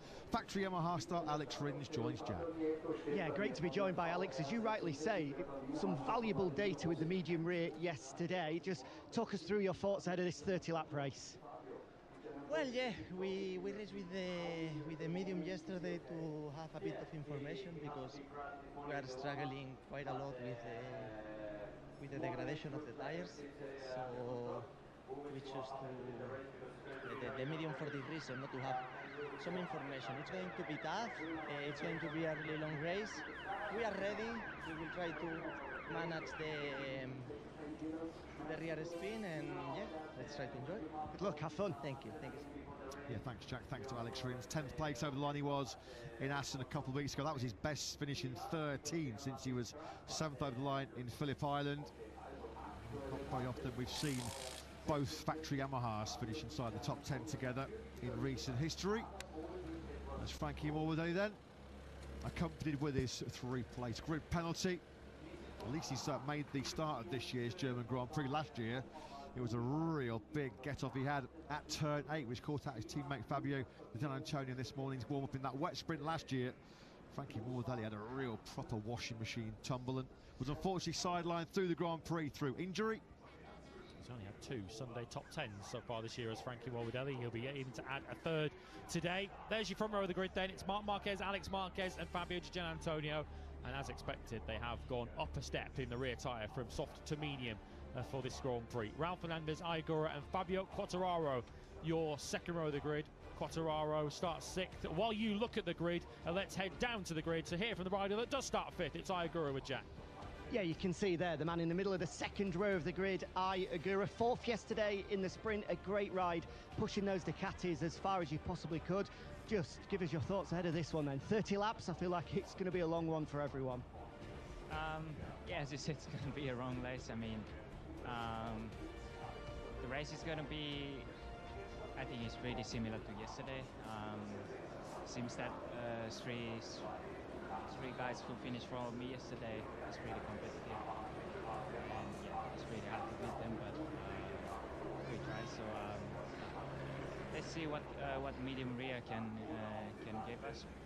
But I don't think it's going to be a big change. So I just want to do my race and see how it goes. Good luck, Have a good one. Yeah, pre-weekend Aigura said he'd be happy to depart the Sachsenring with a couple of top 6 finishes, so that's half of the mission accomplished so far. I mean, he's 23 points behind Jorge Martin at the top of the World Championship, so mathematically it's possible that he could, depending on what happens, leave the Sachsenring circuit as the World Championship leader, which would be some story, wouldn't it? Because it's 51 years ago since a Japanese rider led the Moto GP World Championship. Hideo Kanaya was on top of the standings after the 1975 coincidentally German Grand Prix at Hockenheim. It's a big ask for Aigura to head to Silverstone as the series leader, but we said it a few times in MotoGP, never say never, but it sounds like Lewis, he's expecting the story to unfold similar to yesterday. He might be in the mix for that sort of top 6 again, but potentially not having too much to threaten those 3 dominant Ducatis. The Ducatis are simply faster, it appears, this weekend. Marc Marquez said today it has to be Ducati day as they look to take advantage, whilst the Aprilia perhaps slightly weaker. Here is a graphic demonstration then of how the grid looks, how different it looks from last time out in Assen, where of course they took a step already to try and increase safety at the start of MotoGP races by removing the whole shot devices. They have now added a meter between each grid slot on each row, which in turn therefore means a 3-meter difference from one row to the next. Then we've had akan terjadi tabrakan. Kan sekarang starting gridnya kan Marc Marquez pertama, Alex Marquez kedua, Di Antonio ketiga, Raul, Aigura, Fabio Quartararo, Jorge Martin, Pedro Acosta, Francisco Bagnaia 10, Morbidelli 11, Miller 12, Joan Mir. The situation with the front is pretty tricky, you know, and then when we lose that front like we do, it doesn't play to our strongest points of the bike. So we tried to get something again this morning, but we Jadi didn't sekarang really cuman make anything better. So ada we go back to 20, what we know, ini nggak and rame. yeah, try to get a good start, hang with the guys, make some gaps and bring it Cuman home. 20 pembalap. Thanks very much, Jack. Thanks as always to Paul Trevathan. Yeah, pretty quirky, pretty unique, this Sachsenring circuit, along with Goiânia down in Brazil, with Valencia and Phillip Island. This one of only 4 tracks on the calendar when Michelin roll out a full allocation front and rear where all single options are asymmetric in configuration. The track, of course, dominated by the 10 left-handers. Wear and heat build-up is a major issue you have to contend with here on that left side. It's not just the fact that you're on the left side for so long, it's because you're carrying so much lean angle. It's a physically, mentally and technically challenging Grand Prix this. From the outside, the Sachsenring layout doesn't look like too much of a serious complexing challenge at just 3.671 kilometres, but for tyres, for teams and riders, it's one of the toughest examinations of the whole Grand Prix calendar.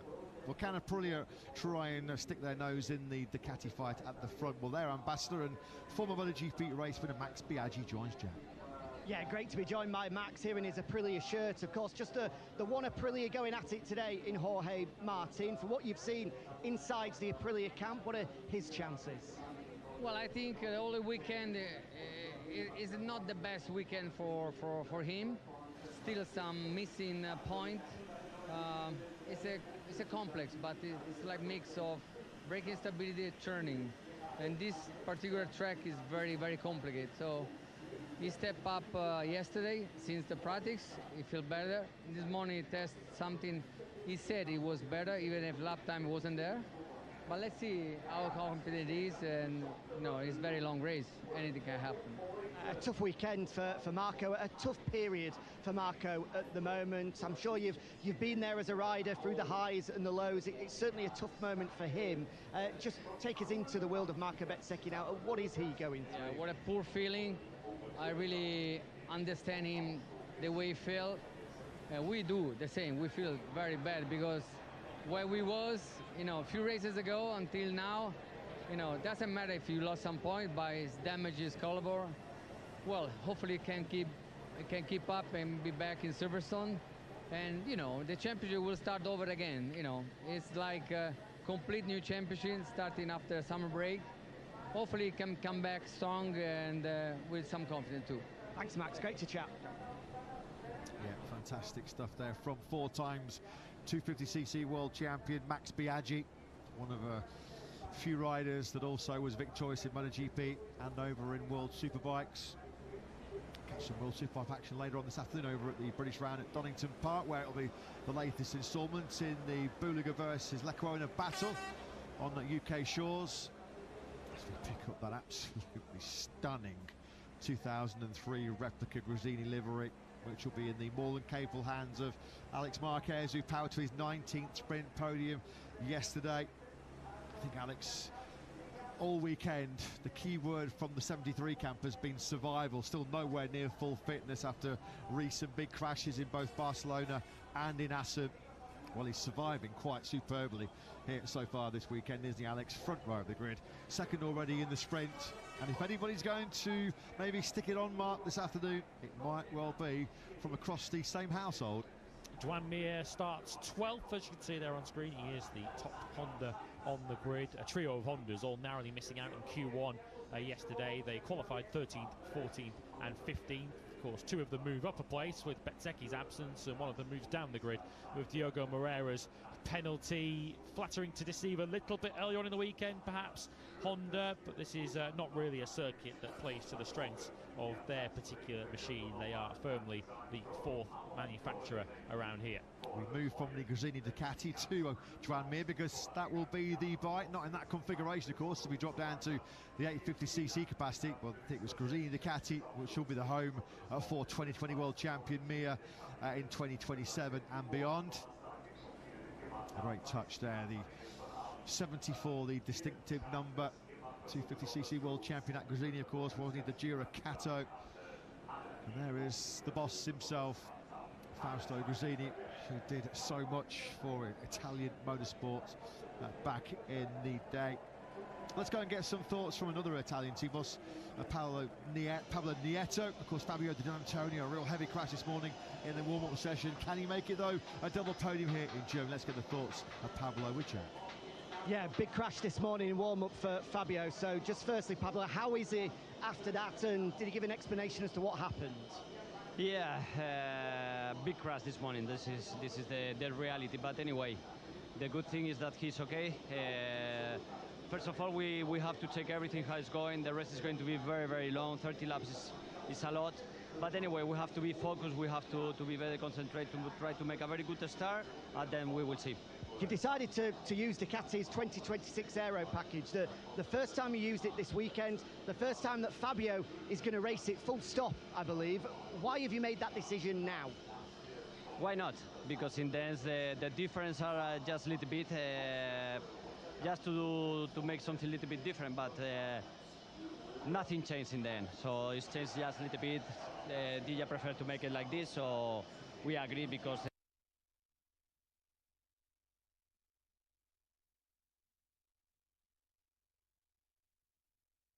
the difference is just the minimum things, and the good thing is that the DJ is okay, and we have to, like I say, we have to try to be very, very focused on the start because this is the main thing for the race. From the outside, it looks like a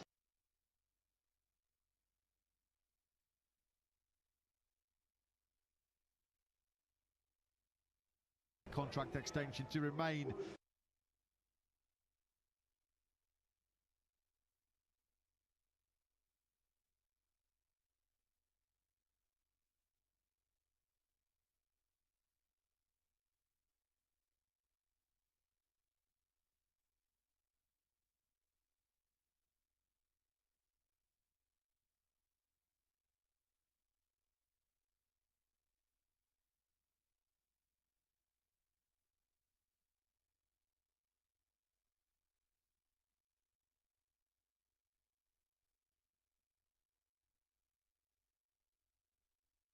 Provide another super spectacle here at the Sachsenring. Are they going to see another spectacle from reigning world champion Marc Marquez then?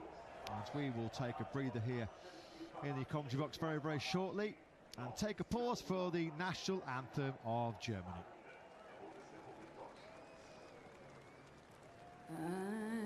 Einigkeit und Recht und Freiheit für das deutsche Vaterland. Danach lasst uns alle streben, brüderlich mit Herz und Hand. Einigkeit und Recht und Freiheit sind es Glückes Unterpfand. Blüh im Glanze dieses Glückes, blühe deutsches Vaterland. Blüh im Glanze dieses Glückes, blühe deutsches Vaterland.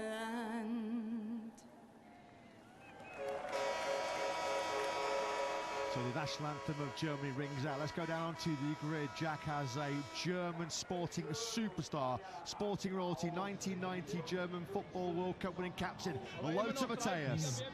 Yeah, an absolute legend of the footballing world, World Cup winner, Ballon d'Or winner, and Lothar, welcome to Moto GP for the first time. How much are you enjoying it? I'm very happy to be here, especially on this place. I know how it's important, this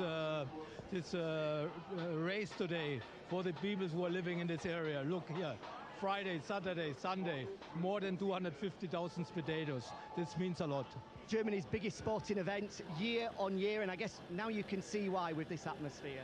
Yes, because of this is something special. They're driving very fast, and I was not going up with this sport, but I'm fond of sport. And I have memory about Bradel. He was a second world champion, five world champion in 30 years ago. And I remember, and I met now his son. We was winning the world championship, and I think we need German results, good German results, to make the sport more popular in Germany. Absolutely. Just one final question after last night's result, Lothar. Is it coming home? I think no. Sorry. My favorite is France. Okay, that's not a bad shout. Enjoy the day. Thank you. Oh, we were just about to see wrong answer for all of us. English fantastic to see a genuine German sporting icon enjoying the atmosphere here at the Sachsenring. Ballon d'Or winner, 1990 World Cup winning captain for Germany. 150 caps. He made a stellar career with Inter Milan, with Bayern Munich. And he is part of yet another record crowd here this weekend. As he mentioned, over 250,000 fans here this weekend. Almost 100,000 here today. And they are going to be enjoying this special Gresini livery sported by Alex Marquez. What a day for Gresini Ducati. Can they make it a double podium as well here? Let's get the thoughts of the boss, Michele Massini.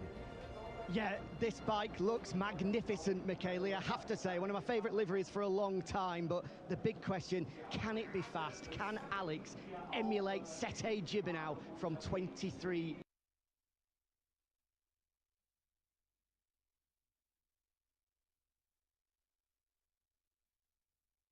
years ago? Thanks for the word. It's true. It's really amazing, and I think that, and we hope that we will give us a boost today. And so there is a few words to describe it on track. He remembers our history, is our great history, and I hope to continue to make it. Absolutely. It's a similar story against the great Valentino Rossi that day, now up against the great Marc Marquez. Let's hope you can come up with the same result. Yeah, I think that just we hope to manage like yesterday the race from the start, from the beginning, and then we'll see if we can manage well the medium rear tire. I think that we can play more cards compared yesterday, but we have to show. Thanks, Michele. Thank you. Thanks, Jack. Thanks to Michele Massini. Yeah, we'll definitely sign up. We'll definitely take a repeat of the Gibernau-Rossi battle here back in 2003, which went all the way down to the wire. The Spaniard passing Valentino at the very last corner. Hoy Martin then, race winner here, wasn't he, in 2023. Should have really backed it up with a win in 2024 in that epic title fight he had with Bagnaia. Crashed out of the lead with just a couple of laps to go, didn't he? Arriving to a Grand Prix as the World Championship leader in Moto GP. As the leader for the first time since he won the title in Barcelona in 2024. You know that Marc Marquez is going to take some stopping in this upcoming 30-lap Grand Prix of Germany, given his unbelievable record. Can he get the business done once again? Let's get the thoughts of the boss, Davide Tardozzi. Yeah, not a lot to say, Davide, about Marc Marquez and his record around the Saxon ring. So what were your final words to him? Just to keep in mind that we have to fight for the podium and to collect points. The most important thing, a win is something that we hope, but the most important thing is to collect points and shorter the difference in the ranking from us to the first. Thanks, Davide. Good luck. Thank you. Yeah, thanks, Davide Tardozzi. Thanks, Jack. Important to collect points, but Mark surely will be disappointed if he doesn't take the full 25 here this afternoon and leave Germany with the clean sweep of the sprint win and the Grand Prix win. 37 points, inflicting more damage on the factory Aprilias at the top of the standings. Can Pecco Bagnaia fight his way through to what would be a fourth successive Grand Prix podium here at the Saxon Ring? Did it the hard way here last year. Hard to overtake. Pecco wasn't listening to that here last year. Third from 10th place on the grid, although he's looked a little bit out of sorts so far here this weekend. A rather unruly factory Ducati underneath him, lacking both front and rear grip, has been two rather significant issues for the 29-year-old Italian so far this weekend. So he felt like he was riding on ice on Friday. Did at least climb out of the cold waters of Q1, but he's got a lot of work to do from now. Fabio Quartararo's last win came right here at the Saxon Ring all the way back in 2022. He's on that second row of the grid in 6th place. We move though to an all Ducati front row. Yesterday it was an all Ducati podium. Fabio Di Gianantonio third. Alex Marquez in that beautiful Gresini livery second. But Marc Marquez on pole in Germany. Nice, mari kita mulai.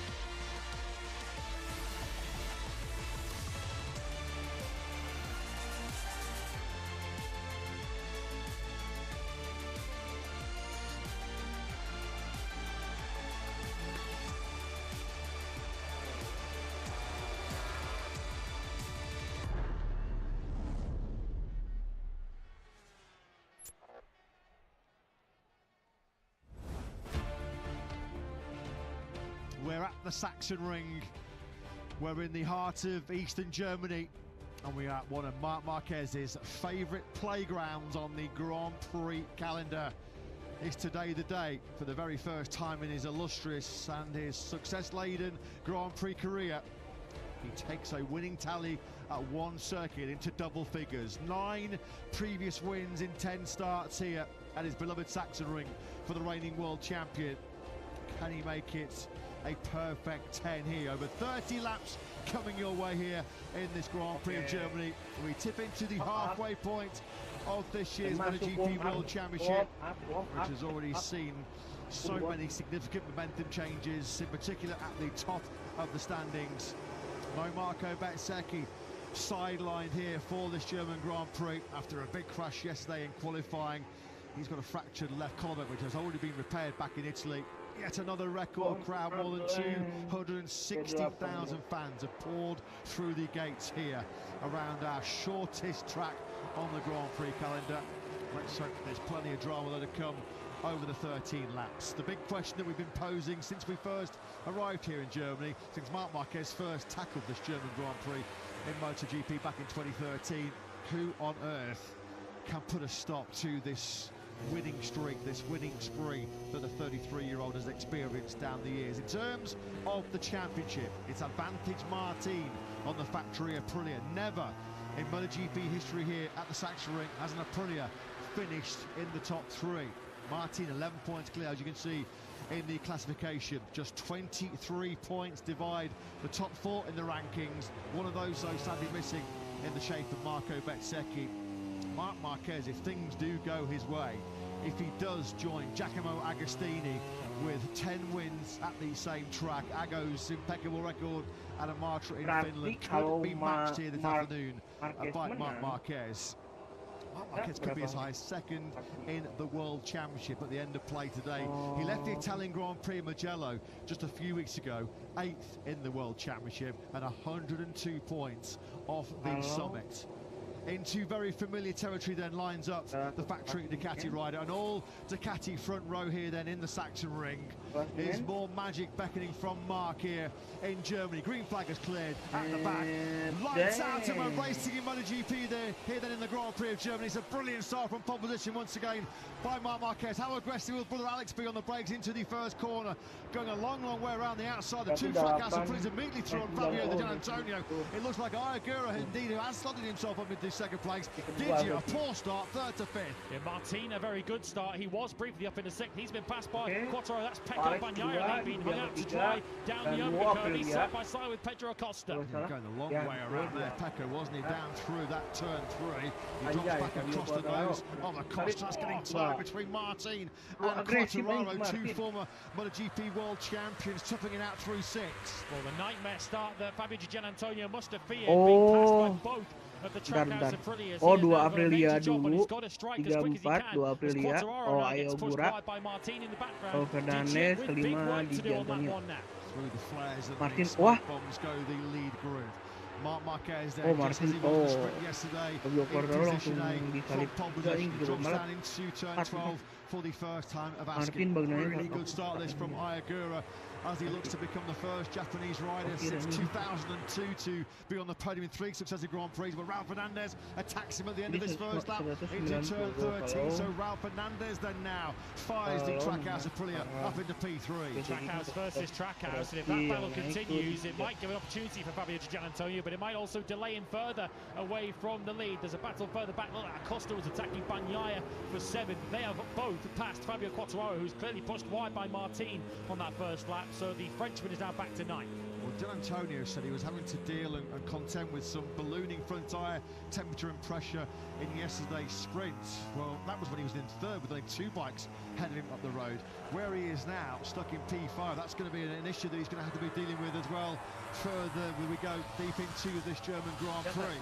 Can't get back through on Agura, who's already getting a little bit detached here, isn't he? The Marquez siblings and Raul Fernandez are just starting to check out at the front here. But Giannantonio's got to find a way through here quickly on our Assen winner. Acosta just got through on Pecco Bagnaia into turn 8, so he's up into 7th place now. So Bagnaia, having made some early progress, is now regressing back towards where he started.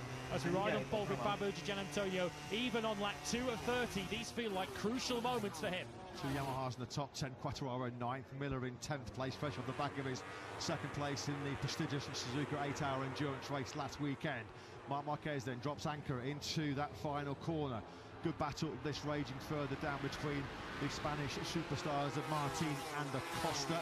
89 versus 37. Alex Marquez quickest on circuit right now on that special celebration livery for Gresini. Alex with a 1:21.204, slightly quicker than Mark ahead of him. Matched by Raul Fernandez on a 21.2 himself in 3rd place. So Raul Fernandez looking very good at this stage of the race. We're picking up Martin now on the factory Aprilia. I'd love to know whether our timing screens are correct, because they're suggesting that Martin is on the soft rear tyre, which I have to say would be a heck of a gamble if that's true. That would be some punt, wouldn't it? That from the World Championship leader to try and manage that soft rear tyre with 30 laps. We will keep a very, very close eye on that if we can get some information, because that would be some roll of the dice from Martin, who comes into this Grand Prix 11 points clear of the absent Bezzecchi. Bit of a head shake there on the Gurs Aprilia as he flung it left through the fast left-hander of 10, building speed now for this 5th gear, 200 kilometres an hour attack through 11. Bagnaia at the moment hasn't got the pace to go with this group of 7 up ahead of him. You can see the former 2-time world champion a little bit detached already in a lonely 8th place. The group up ahead of him, led by Marc Marquez then. Alex still holds 2nd as Martin potentially on a bit of a defensive line there, as Acosta is swarming all over him. He wants that 7th place. Jack just telling us, confirming us as we thought, Jorge Martinez on the medium rear tyre. It would have been a real left field choice. He's under attack here though from Acosta. Acosta sees that inside line. Nothing that Martin can do about this then. This has been a very aggressive, upwardly mobile start from Acosta then, who fires himself up into 6th place. Bagnaia starting to regroup. He said on Friday it was like he was trying to manage a 300 horsepower dirt track bike around this Sachsenring circuit. So worries this is with the lack of grip. At the moment, Bagnaia, likely he's going to be on the box for the 4th season in a row here at the Sachsenring as he tries to fight his way back into top 6 contention. Hasn't been Frankie Morbidelli's greatest weekend, and it's continued to go south. He's dropped a bunch of places. He's down to 15th place now. Whether we'll get an idea from the picture here as to where he lost those places. Di Giannantonio had already lost those places to the Trackhouse Aprilia. He's just slow off the line and was already boxed in behind them by the time they even got into turn 1. Morbidelli's on the outside line, and that's where he gets hung out to dry, and he loses a bunch of places. Oh, is that Fabio Di Giannantonio? It is Fabio Di Giannantonio's shocking Sunday here then at the Sachsenring has ended in more gravel. He had a huge crash this morning tadi in di the warm up dia the crash, sekarang crash 2026 lagi aero gua. gamble has not paid off. Racing it for the very first time this season. It is through another fast left-hander. This time around it's turn 10. This is a 4th gear, even faster than still this morning. 13, At turn jadi tadi 8. tuh. Tadi sekarang, aduh, Martin naik lagi anjing. Martin Sunday Grand Prix of the season.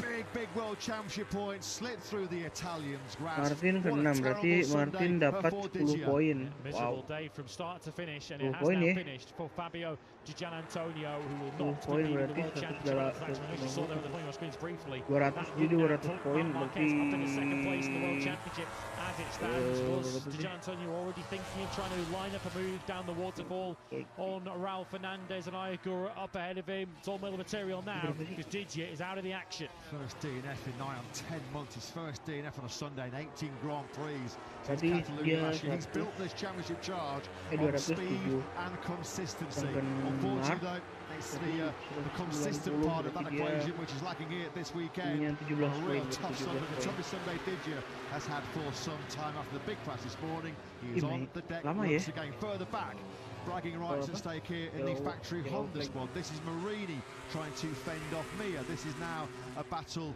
Jadi Marini jadi pindah ke with Giannantonio exiting stage right at 10. Walaupun masih ini ya, masih bergelut ya. Factory KTM sama KTM Factory ini.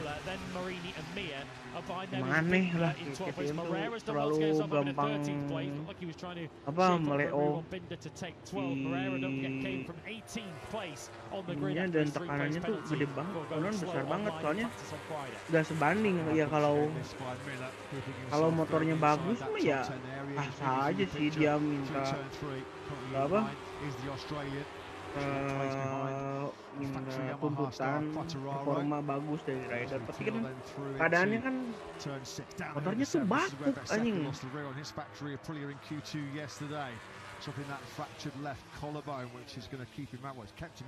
Kalau motornya bisa bersaing ya boleh lah. Cuman Acosta doang, Acosta juga ini kan udah ribu, keteteran banget di posisi ini.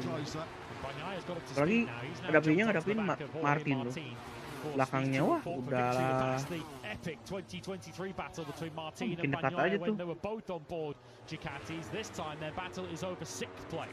Binder's got some good early speed at this stage of the Grand Prix, just had his best lap of the race. Now he has just picked off Moreira for 12th spot, a little bit further down the rankings as we pick up the lead group, then charging out of the second gear final corner. Second place still is Alex Marquez, trying to find a way through on Mark ahead of him. So often in this scenario when you give Marc Marquez clear tarmac anywhere, but of all places the Sachsenring, Mark does tend to follow it through and get the job done. He has looked unflappable on every single race that we've had so far here this weekend. Did not see anybody's rear tyre over 15 laps in the sprint. Has not seen anybody's rubber so far here this afternoon. Both Alex Marquez and Fabio Di Giannantonio, who's out of this Grand Prix now, they both felt that Marc Marquez was managing and riding within himself to a certain extent yesterday to win the sprint. Is Mark doing the same thing at the moment? I think Marc Marquez potentially could have the pace if he wanted to pull away from Alex Marquez, but knows that it's a long Grand Prix, 30 punishing laps of this Sachsenring circuit, and so important that you keep some rubber for those closing stages. It does feel like there's some normal service, some semblance of normal service being resumed here this weekend, the Sachsenring. Marc Marquez potentially on course for a double win, and he could be moving into the top Ducati in the World Championship standings if he does get the job done here with Fabio Di Giannantonio at turn 10. Then with Bagnaia, he's still circulating in that 7th place. Drops the rear ride height device to maximise the acceleration and the drive rim out of that second gear, turn 13. Won't be close enough to attack Martin though on the brakes, as I think we've lost Joan Mir. Joan Mir's name is tumbling down the timing Aduh, Joan Mir L notif mulai lagi. He's walking away from the scene of another crime for Joan Mir, who's it's a nightmare, isn't it, Mir? He will tell you that he doesn't settle just for points going place. He says, I'm just on the ragged edge, I'm pushing on the limit every single corner, every single lap on that factory Honda. Minggu lalu ya minggu yang lalu dia crash, sekarang crash. For Fabio Di Giannantonio, who's apologising to a team who have already repaired a bike that he broke in a warm-up this morning. And Fabio Di Giannantonio won't be leaving here as the World Championship leader. He'll be dropping places in the standings after dropping his Ducati. This will hurt for Digia. He has been like granite on Sundays for so long. So hard though, isn't it, to go through a full long 22-round World Championship campaign without the odd error, without the odd mistake. But that's a big one, and his first big one on a Sunday so far in 2026. Time will tell just how damaging that spill will be for Di Giannantonio. Time will tell how crucial a potential double win will be here for the 93 and Mark. He leads by just under half a second on lap 9 and 30. We're coming to third race distance completed here in the Sachsenring. It's very familiar territory, isn't it, for Mark. Leading the way once again here in the Sachsenring, firmly on track, firmly on course for that 10th Moto GP success here in Germany.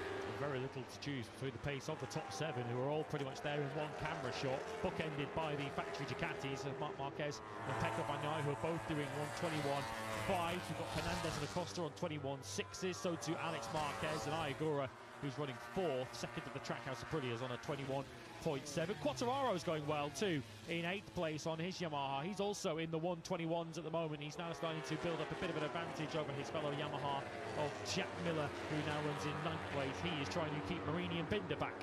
Which could be a first top 10 finish of the campaign for Jack Miller. Brilliant performance so far by him. Brilliant once again, and faultless and flawless once again by the rider who's on screens, Marc Marquez.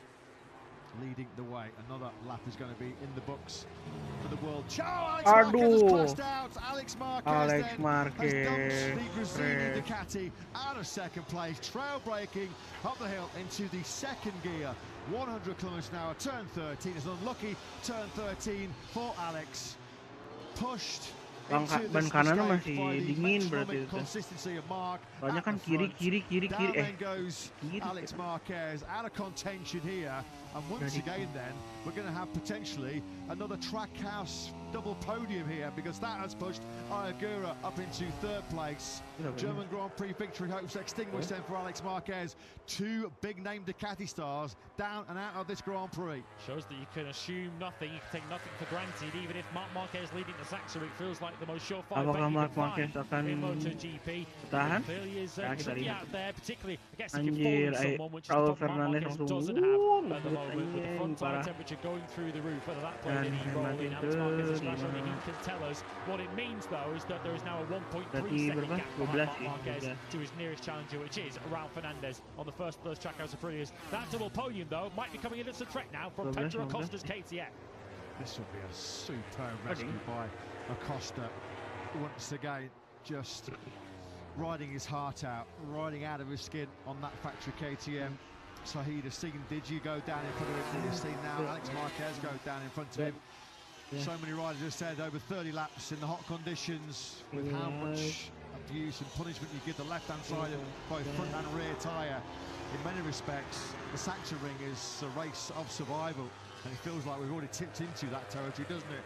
Third distance completed then, 10 of 30, done and dusted. Marc Marquez, has he got a 10th win? Done and dusted, because that mistake from Alex has left Marc 1.5 seconds clear of Raul Fernandez, who it looks like might be just potentially dropping back to the Agura-Acosta battle. While we're thinking of the championship as well, of course, this also does benefit Jorge Martin, the World Championship leader, who now moves up into 5th place and 11 World Championship points. He's built a bit of a gap now back over Bagnaia, who's perhaps just giving his front tyre a bit of a breather to attack later on dapat in the race. 208, Marc Marquez jadi kedua 90, Agura jadi ketiga. Dia lamun nyalip lagi.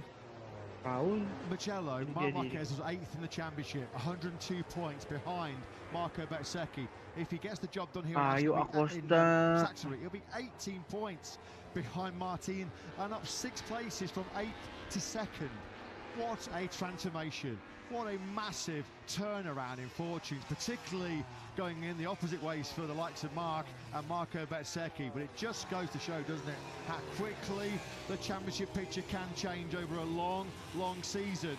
Marc Marquez, after Mugello, resigned to the fact that he had no hope, not a prayer of successfully defending his world championship. He'll go into the summer break within striking distance, 18 points back potentially of Jorge Martin. A game-changing few weeks. He'll go into the summer break if he hangs on to this, and he's far from hanging on at the moment. He's pulling away from Raul Fernandez. He's going surely as the clear World Championship favourite for the second half of the season. Just goes to show, though, that you can never give up in this game, even if Marc Marquez might have been resigned to his fate after Mugello. The circumstances have played in his favour. The championship is coming towards him, and it's going to be on Aprilia, it's going to be on Marco Bezzecchi to try and respond to this, because Jorge Martin, as it stands, would still lead the World Championship, so he would certainly have signed for that situation going into the summer break, but the momentum at the moment is all with Marc Marquez. He's on course for his 3rd win in the last 4 Grand Prix. The reason why he was so pessimistic about his championship challenge after Mugello, of course, was because he missed. He crashed out of the sprint in France and fractured a bone in his right foot. Took the opportunity then to get more corrective surgery on a loose screw, which was pinching his radial nerve, which is causing all kinds of issues in the first part of the campaign. That saw him miss the whole of the Catalan Grand Prix weekend, and he thought then, well, it was all over. Curtains for his world title hope. Very much, though, firmly back in the game. Frustration for Alex. There's going to be no back-to-back podiums for him here in the Saxon Ring. He fought a great fight and came up short in yesterday's sprint. He was fighting a good fight in today's Grand Prix before he was in the gravel at the final corner. Shame if nothing else that we don't get to see that 2003 tribute livery going around the Saxon Ring for 3rd laps this afternoon. Alex Marquez running that. Of course, the sole Grossini Ducati that started this afternoon, that took part this weekend with Fermin Aldeguer absent to injury. Hope to see him back in action at the British Grand Prix on the second weekend of August. It's fair to say, you can't beat around the bush, can't make any bones about it. Yesterday's sprint was not an all-time classic. It was a little bit processional, to say the least. Looks like that's the way it's going to pan out as well here in this afternoon's Grand Prix, but you do just have to marvel and acknowledge at the talent of Marc Marquez. We know this is one of his happiest hunting grounds, but he's still not fully recovered. The strength in that right shoulder. The first injury back in the Indonesian Grand Prix. Mandalika just 7 days out of winning that 7th world title. But this is Marc Marquez working his way back to his vintage best, isn't it? Top 5 in the 121s. Bagnaia regressing into a very lonely 6th now. He's doing 122.2s. He's dropped 1.3 seconds away from Jorge Martin now in that battle for 5th and 6th. So Bagnaia, who took an unlikely podium from deep on the grid here at the Sachsenring last year, he's going to need some more circumstances to play into his favour if he's to go score another one today. We know how good the Ducati is. We know how good the Aprilia is. So the fact that Pedro Acosta is still keeping himself in this podium battle on the KTM is more power once again to the former Moto3 and Moto2 world champion. But he can't wait to get on a red Ducati in 2027, where he'll go toe-to-toe in the same box, on the same kit as the golden boy now at the Bologna factory, Marc Marquez. And once again, this is a top-notch performance, isn't it, by Acosta as he drops down through turn 11. Looks like Fernandez at the moment is pretty comfortable holding that gap back to his teammate Agura, which has sort of stuck around 3/4 of a second now for the last 3 or 4 laps.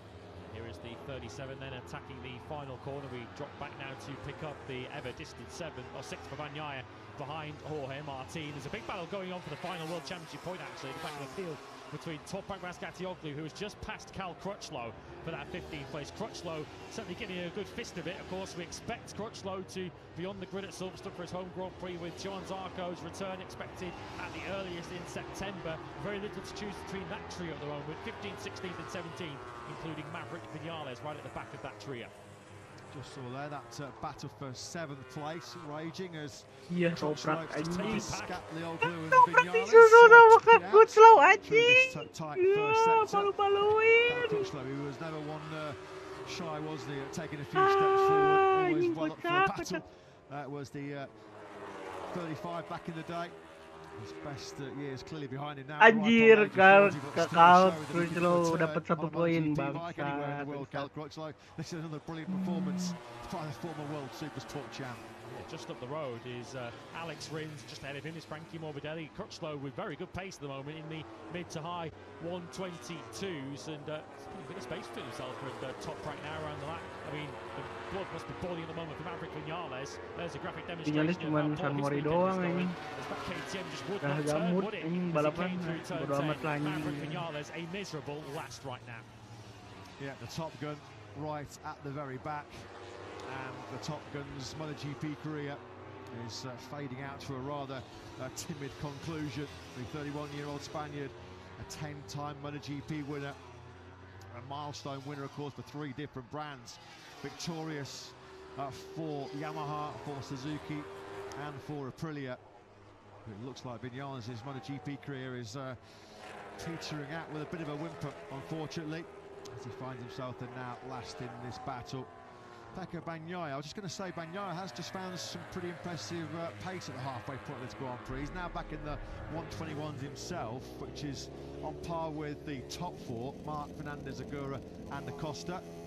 What it looked like from Jorge Martin off the line. He got himself onto the outside of Fabio Di Gianantonio, who, as you saw there, had already lost 2 places off the line to the Trackhouse Aprilias. Yeah, did you? As he started going through the gearbox, you could see there he was getting a lot of wheelie.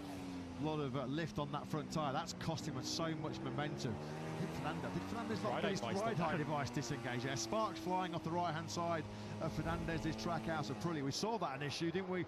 About at the halfway point of the Assen Grand Prix. But Agura, I think, either engaged it by mistake. Those multitude of buttons on it and levers on a modern-day MotoGP bike. I think I just actually engaged it purely out of human error.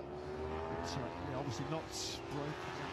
The rear eye device stuck down there, not aggressive enough on the brakes, was he, Fernandez, into that first corner? They will all be a thing of the past for next season in MotoGP, the new generation of MotoGP for 2027. 850cc bikes, reduction in aero, and ride height devices consigned to the dustbin of history.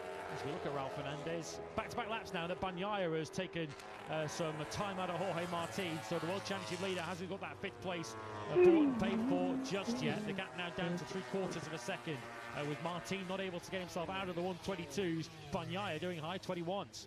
Yeah, he's been on those high 21s now for a good 4 or 5 laps in succession as the factory Ducati rider. He's getting a bit of a kicking, a bit of a humbling once again from his teammate, 93 Mark, as we drop down with Fernandez through the 5th gear Ralph Waldman curve. I mean, all this now is a test of the focus, a test of the concentration for Mark. Comfortably clear at the front of this Grand Prix. He has got pace to burn, you feel as well. You do feel if anybody got close to Mark, he'd be able to up the ante a little bit. Felt like, well, Alex and Di Gianantonio said yesterday they felt like, despite the fact that he won the sprint in rather dominant fashion, he was keeping something in reserve. There was a bit more in the pocket, another gear should he require it.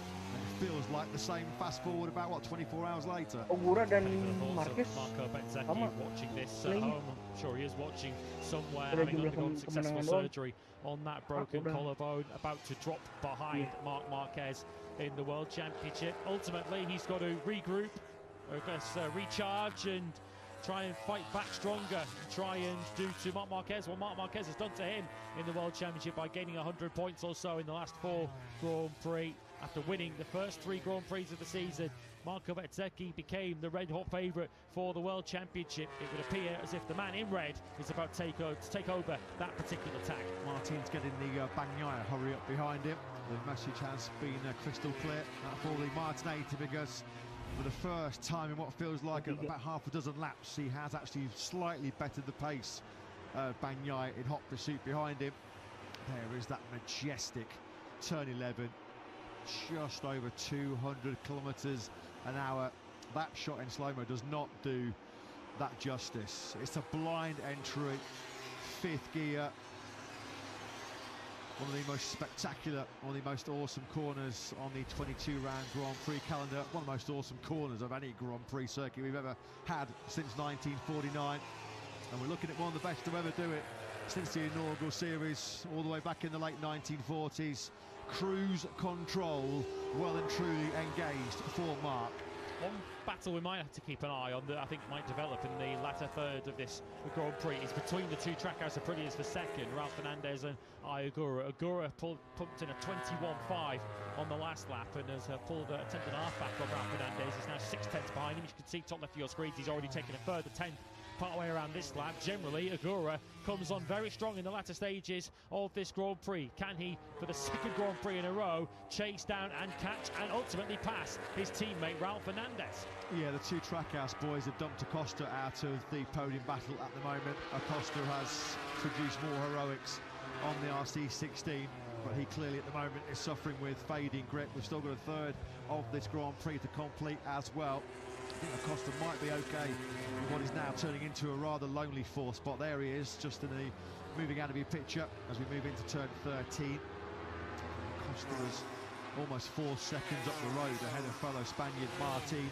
First time though in the Grand Prix, courtesy of a 1:21.512. Mark stretches his lead out to over 2 seconds clear of Fernandez.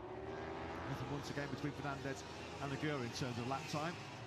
Yeah, Ogura, when he was asked by yourself in the press conference on Thursday what his chances were, potentially winning again or even getting on the podium this weekend, it's fair to say he wasn't bubbling with optimism on Thursday, Ogura. Now, of course, he's been the benefit of some good fortune. Alex Marquez crashing ahead of him, Fabio Di Gianantonio crashing from close behind him, but you've got to be there to take those opportunities.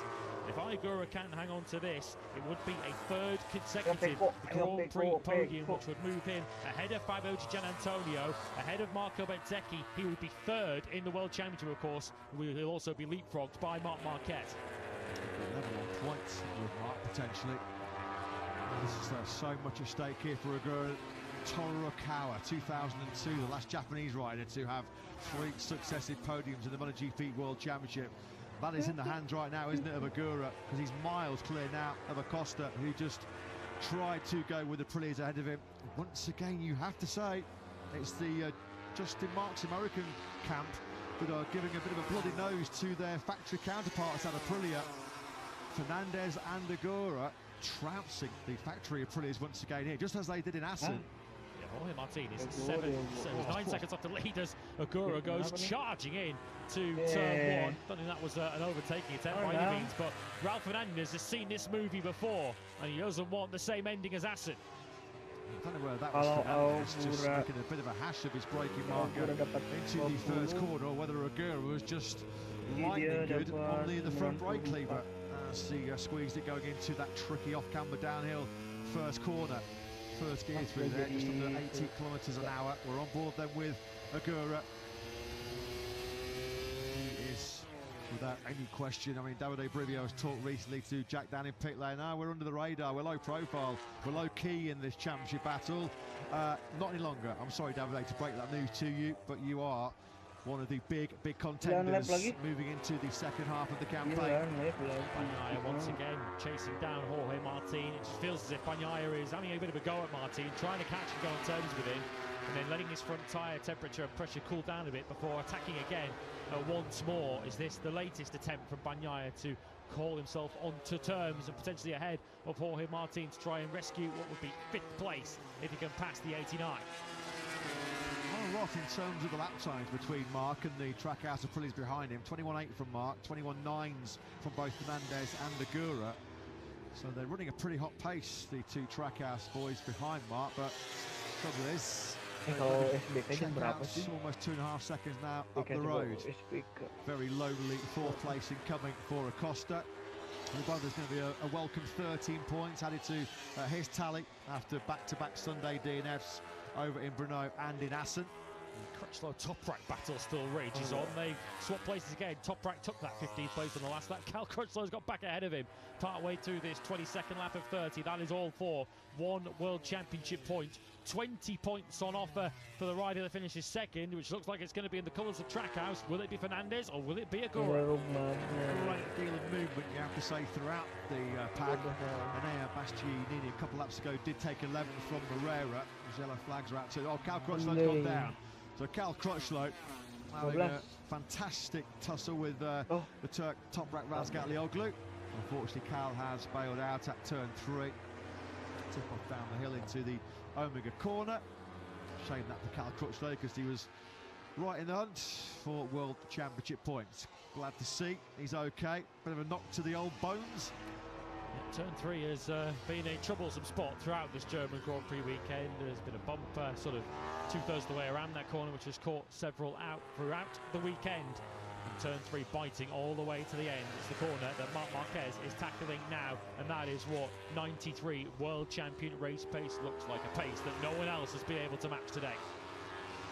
Yeah, it's all starting to get a little bit ominous, isn't it, for those title rivals amassed around Mark as we move into the second half of the season. Some real strongholds coming up in the final 11 Grand Prix when you think of Aragon at the end of August and other anti-clockwise tracks where Mark's taken wins galore at Valencia, the season finale, Phillip Island. Some tracks where he'll have already ticked the box. Well, that's 37 points. Hopefully safe and secure. 37 points surely coming his way here in the Grand Prix of Germany. What about the battle for second and third, which still rages between the Trackhouse twins of Fernandez and Agura? Yeah, it's not just second in the race that Agura is fighting for, second in the World Championship as well. If he can pass Ralph Fernandez, then he would score enough points to at least keep Marc Marquez behind him in the World Championship, and it would be Martin Agura in the World Championship. We have 7 laps of this to go, and this is the closest Agura has been. Yeah, Agura lining up from on the inside.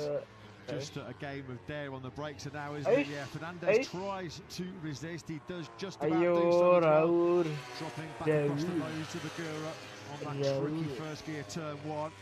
Agura's had one very close look at his teammates. Trying to get a bit of a revenge here is Fernandez, having had nothing for Agura over the Grand Prix of the Netherlands. I do wonder if that hadn't been his teammate, whether Agura would have just let the break off and had a go at that. Doesn't want to, of course, take his teammate out with Trackhouse. Takes that on course at the moment for a 2-3 after a 1-2 in Assen. And you have to say, with the form of Marc Marquez at the Sachsenring, a 2-3 is about as good as it's going to get for his opposition. Yeah, we're pretty on course for their first ever podium finishes here at the Sachsenring. Podiums had Alex Marquez and Fabio Di Gianantonio not made key early mistakes that they might not have expected. I think they felt that, on paper at least, Alex and Digia both had the upper hand compared to the Trackhouse duo.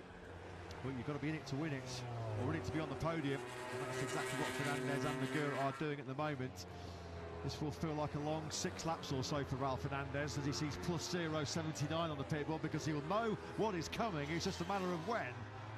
And it could be now, because once again he's in the slipstream coming towards turn 1. He's right up alongside. This time he can just hang Fernandez out to dry. Fernandez wants to tip it in, but his teammate is firmly in the way, and Agura now moves up into second place. Barring that surprise move he made on Acosta at the final corner in Barcelona a few weeks ago, normally clean as a whistle, aren't they, the moves that Agura makes, as Bagnaia runs over the curb on the inside there in this battle for 5th with Martin. Now there's some important World Championship points at stake here. Agura then will seize outright 2nd in the standings. Unlikely it's going to get any better for him than the 20 points he'll collect for 2nd. But can you imagine if you'd have said to Agura ahead of his 2nd season in Moto GP, we know Marc Marquez has missed a couple of Grand Prix, but going into summer break, Agura will be 2nd and ahead of Marc Marquez in the World Championship. What a story it has been for the 25-year-old Japanese star. These are going to be 5.5 long laps here for Jorge Martin. It's the shortest lap of the calendar, but it won't feel like it for the current World Championship leader as he is hanging on to 5th place. Bagnaia, I was watching the top left corner of the screen. Bagnaia had a bit of a lunge at him into turn 1, and then we cut to Bagnaia halfway up the curbs on the way around turn 2. Martin and Bagnaia, as mentioned earlier on, this is not their first Sachsenring battle. There's only a point difference between 5th and 6th, but plenty of kudos, plenty of ego too. Fernandez caught in another Agura blitz once again, having made the move at the start of that lap 25. Straight away Agura checked out by almost a second. A 122 flat from Agura as opposed to a 122.9. He was moved off the racing line here in the first corner. Moved off the racing line, goes initially Martin, then Bagnaia through the first 2 corners. This is not their first rodeo, is it, here in the Sachsenring? 2023 and 2024, these two had epic battles for the victory. On this occasion, though, it's going to be for, I won't say the minor places, but 5th is not what they came for. They've certainly been hoping to be closer to the Agura-Fernandez battle. Martin trying to make that a Aprilia as wide as possible. Bagnaia trying to clamber past him, round him, over the top of him, but at the moment not able to find a way through for that 5th place. So far on this lap, Agura has now pulled out a full 2nd over Ralf Fernandez. Fernandez not coming under any pressure from Pedro Acosta at the moment, but that 2-3 for Trackhouse looks like the order has been settled in favour of young Agura. Agura pushing out a bit of a kick in here for Fernandez, who's got nothing late on for his teammate. We know that he's kind of the new tyre whisperer in MotoGP, isn't he? Agura, so good he is towards the back end of Grand Prix. Well, he'll tell you, well, yeah, but because I'm too weak at the starts, but he seems to have resolved that particular issue. Because once again, he's a couple of tenths quicker than Fernandez in 3rd place. Yeah, Fernandez has no bother troubling him behind. Acosta cut adrift by almost 3 seconds. He just cannot find a way through. He's had a couple of little niggles, hasn't he, at Martin, without being able to mount a fully successful raid. Not a good 26th lap for Jack Miller, who'd been hanging on to that 8th place for so long. He's lost 3 places on the last lap. Marini, Bastianini and Binder all took him, pushed him down to 11th, and already on this lap, Jack Miller has been overtaken from Diogo Moreira, so it looks like that dam has finally burst. Maverick Vinales' weekend of woe ends with a pit. He has just entered the pits, has Maverick Vinales. A thoroughly and instantly forgettable German Grand Prix experience for Maverick Vinales, who glares at his front tyre. He's complained about a lack of front feeling, a lack of front confidence all weekend. Obviously some kind of serious issue. So very rare for a top-level MotoGP rider to quit on their stall. We'll get the thoughts of Maverick post-race, I'm sure, as we look at Marc Marquez about to inflict another massive Sachsenring win on the opposition here. 2.5 seconds he is clear of Ayagura, who was absolutely destroyed Val Fernandez in their particular inter-team fight for second place. Fernandez just has no late race pace to go with Bagnaia going in a little bit hot, but you can cut a late apex out of turn 1, so he doesn't lose too much time there to Jorge Martin. 3 laps to go for Pecco Bagnaia, who feels like he spent the entire Grand Prix staring at the rear tyre of the rider who beat him to the World Championship back in 2024. It's not what Pecco Bagnaia came to the Sachsenring for, but yeah, for a bit of bragging rights over his good friend Jorge Martin, he'll desperately want to try and snatch away this 5th place. Yeah, Martin has to see this weekend as something of a successful one, given the fact that he's going to increase his World Championship League. Well, he's potentially going to double it from 7 to 14 points. I think what he is going to say, though, is that clearly he's been outraced. He's been outperformed once again by both Agura and Fernandez. Still not quite able to find that sweet spot. As finding the sweet spot, brilliantly almost going through 11 was Bagnaia. Martin put a move on Bagnaia at that very point in the circuit in the sprint yesterday, trying to get some revenge there was Pecco. But some defensive ride this by Martin as he looks to defend what is potentially that 14-point lead in the championship. Flip this onboard camera around, I think you'll see some steam coming out of Pecco Bagnaia's ears. He's tried at turn 1, tried at turn 2 and turn 3, and he's now tried through turn 11. No success yet to pass Jorge Martin's factory of Aprilia. He's got 2 more laps to try and crack it. Hoping that Martin maybe crashes out late on at the first corner like he did so in front of Pecco when they were fighting for the win here a couple of years ago. No mistakes though from Jorge Martin. He can't make a mistake. If he runs a millimetre offline here or misses a braking marker by half a foot, Bagnaia is going to attack him. So this has been a real top performance by Martin, clinging on for dear life for this 5th place and what will feel like 11 incredibly important World Championship points. At the front, Marquez in cruise control. He's just backing it off now, rolling out of it just to make sure that there are no late concerns for him.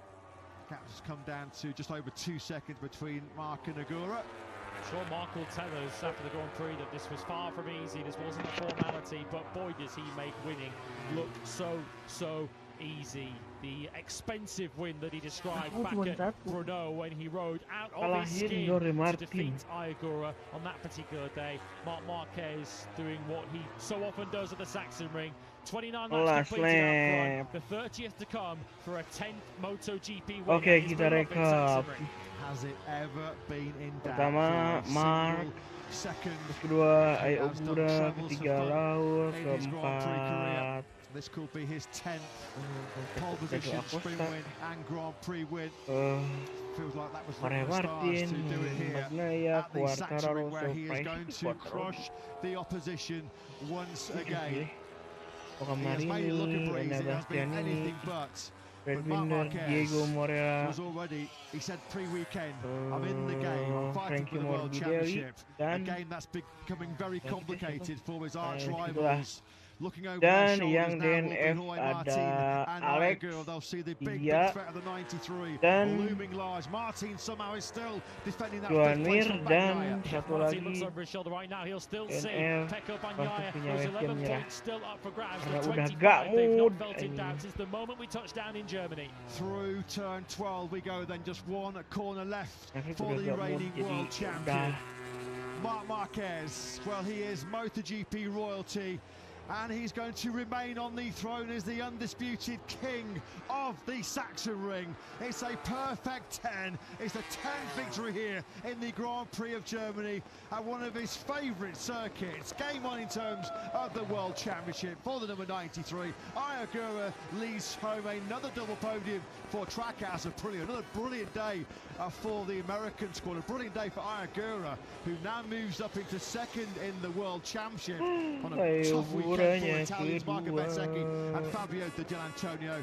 Fernandez is 3rd, Acosta 4th. Martin somehow does hold off Bagnaia for 5th place. Lothar Matthäus, German World Cup winning star, waves the checkered flag. But it's a perfect 10 once again for the factory Ducati star, Marc Marquez.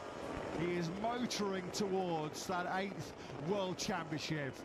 Once again, he has been simply untouchable, simply irresistible here at the Sachsenring.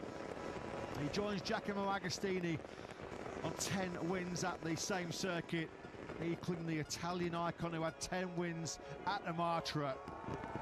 Winning nowhere near finished here at the Sachsenring is there as he gets the crown, as once again on the throne, crown the king of the Sachsenring. It is the one and only Marc Marquez. It was a 10 out of 10 performance, wasn't it, by Marc Marquez this weekend? He's going to take that crown with him back to Parc Ferme, and he might soon be back ascending the throne in MotoGP. Once again, your undisputed king of the ring. For the 10th time in MotoGP, it's 13 wins in all classes, 2 in Moto2, 1 in 125. They might as well name this place after him. Simply unbeatable here again. The king of the Sachsenring reigns supreme once again. The fireworks, the firecrackers are going to get set off on what has been another cracking weekend, another all-conquering weekend for Marc Marquez here at the Sachsenring.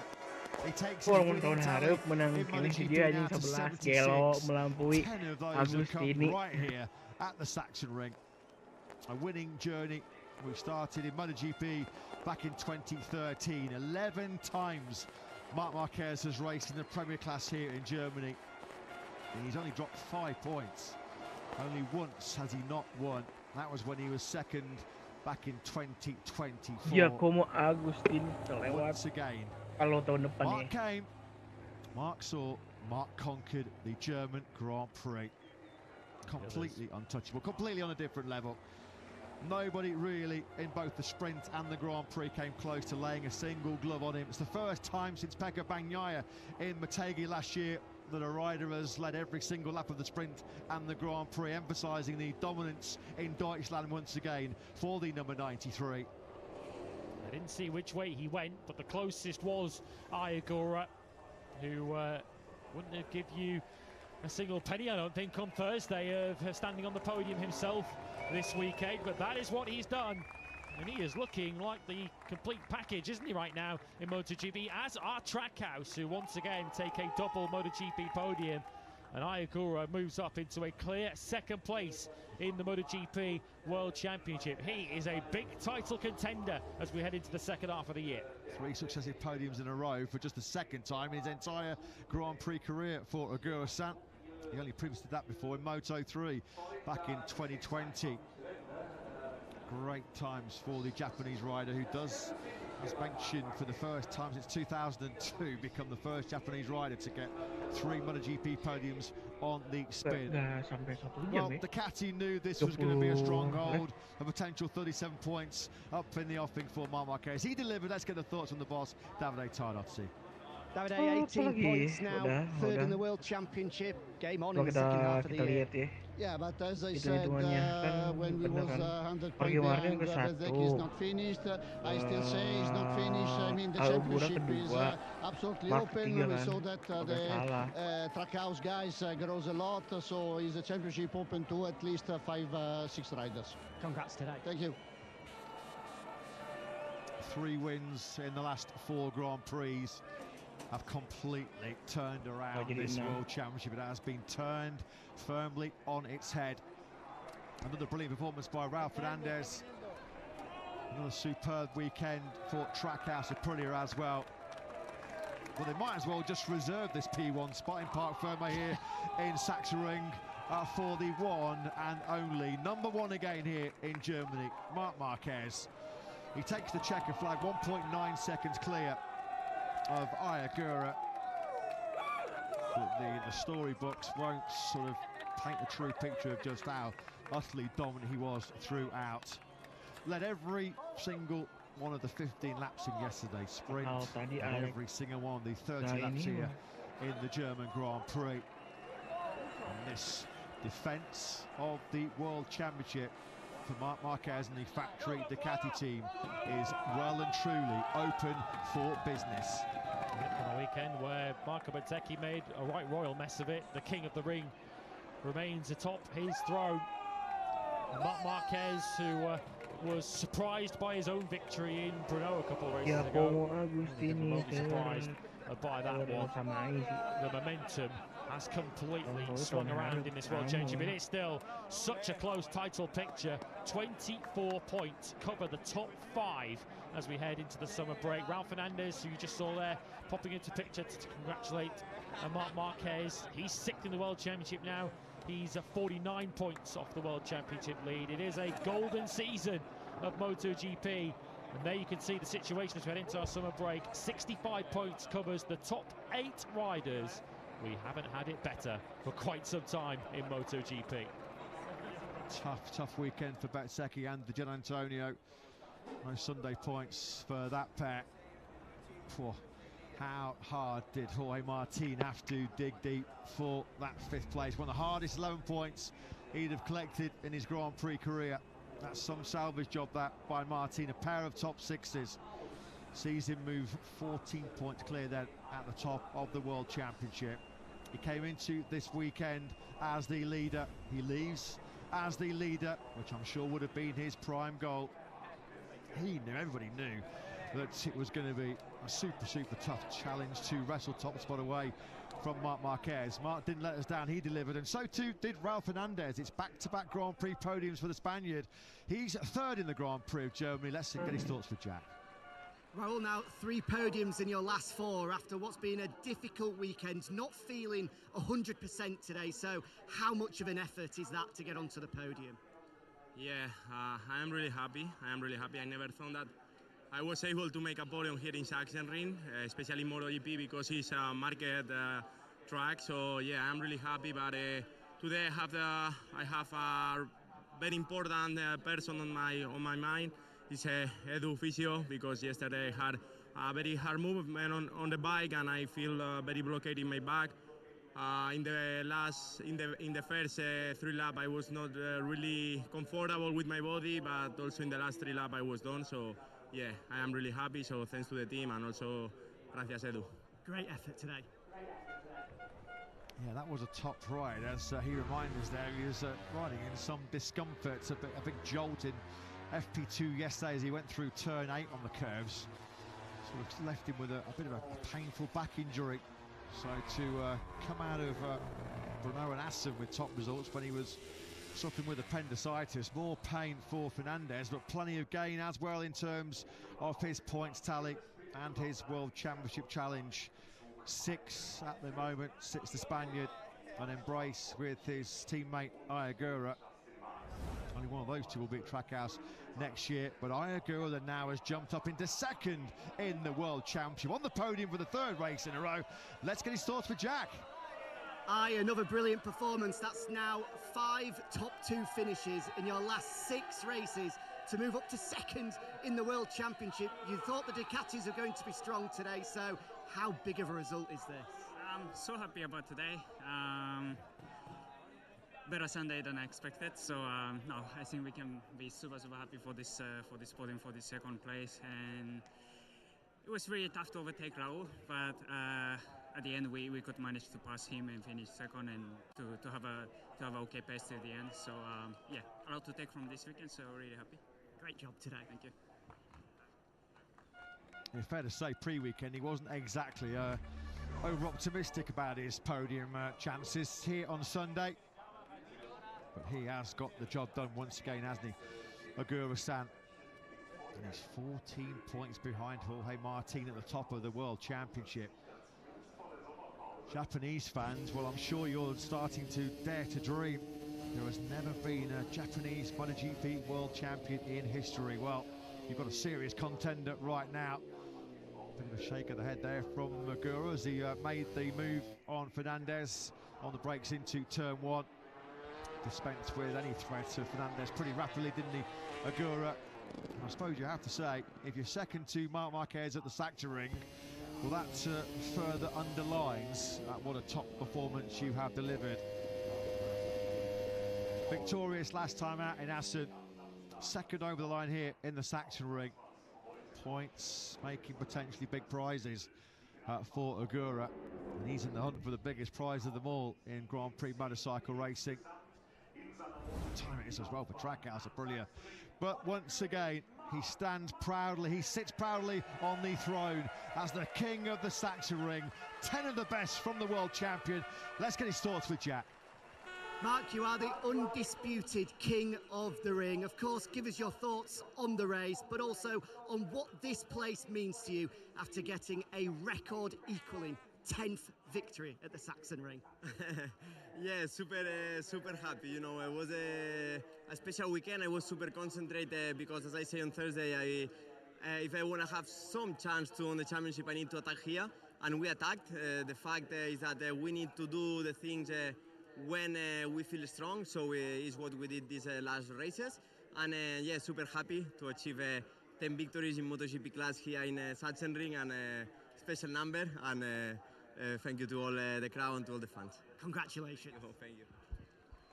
Marc Marquez has a lot of special numbers associated next to his name in what has been one of the greatest Grand Prix careers we've ever seen. It's still flourishing, isn't it, for the 33-year-old? But it is the magic number 10. No great surprise to see that he wins Rider of the Race, voted for you by the fans at home. Poetry in motion. That is the world champion at his very, very best. Tackling one of his best Grand Prix circuits. Well, it is the best, and certainly in terms of his success. Astonishing record. 13 career wins here. And they know how the land's lying now as we head into the summer break. The 93, the reigning world champion. World title number 80 MotoGP, which seemed like after just 4 or 5 Grand Prix this season, it had already become rather unrealistic. Fantasy, though, now is becoming reality for the reigning world champion, who will go to Silverstone, just 18 points off the lead in the World Championship. What a first half we've had of 2026. Can't wait and look forward to part 2. The second half, this is building up to be a classic, isn't it, in the fight for glory in 2026. Pecco Bagnaia is not a million miles away from the points lead himself. 65 back of Jorge Martin, and Pecco Bagnaia certainly knows what the rear tyre and exhaust of Jorge Martin's Aprilia looks like after today, after spending what feels like the entire 30 laps staring at the back of it. He could find no way through. That's career win 102 for Marc Marquez. I mean, how many more records are going to go his way? How many more records is he going to break? He's just confirmed, hasn't he? He's sticking around for at least 2 more years as we tip into the new 850cc engine era next year, signing a new factory Ducati contract for 2027 and 2028. If he enjoys plenty more days like he enjoyed today, I don't think we're going to be talking about this being Marc Marquez's last MotoGP contract, because he is steamrolling towards the top of the championship. Remarkable how quickly the game has changed. 102 points behind Marco Bezzecchi was 5 Grand Prix ago.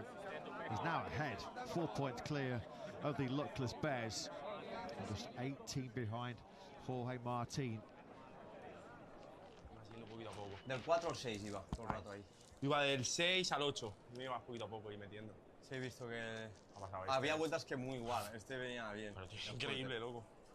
Yo no puedo más. Cerraba delante un montón, ¿no? Yo la trasera me la he cargado, la delantera ha sobrevivido. Yo la delantera me he cargado.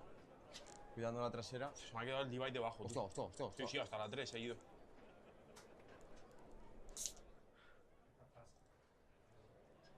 Al principio no quería tirar mucho porque si no revientas las gomas y al final subes mucho. ¿Has tirado? ¿Has cortado? ¿Has tirado? Sí, he tirado. He visto que no, he cortado y he tirado. Y ahí ya te has ido. Sí. Porque además Alex ha caído, tío. Se ha caído la última curva. Porque tenía ritmo, iba casi más rápido que yo este fin con goma usada. Hostia, qué raro, ¿no? Ahí a mí se me cerró un montón ahí también.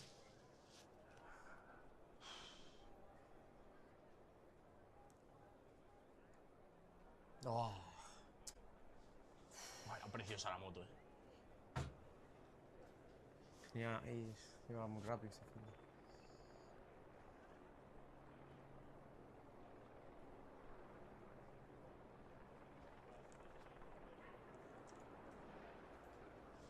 could go even faster, no, Mark? We don't know.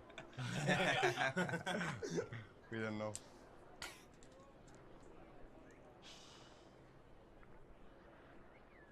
At least Sachsenring is Sachsenring. Y Nolan, you were faster than me.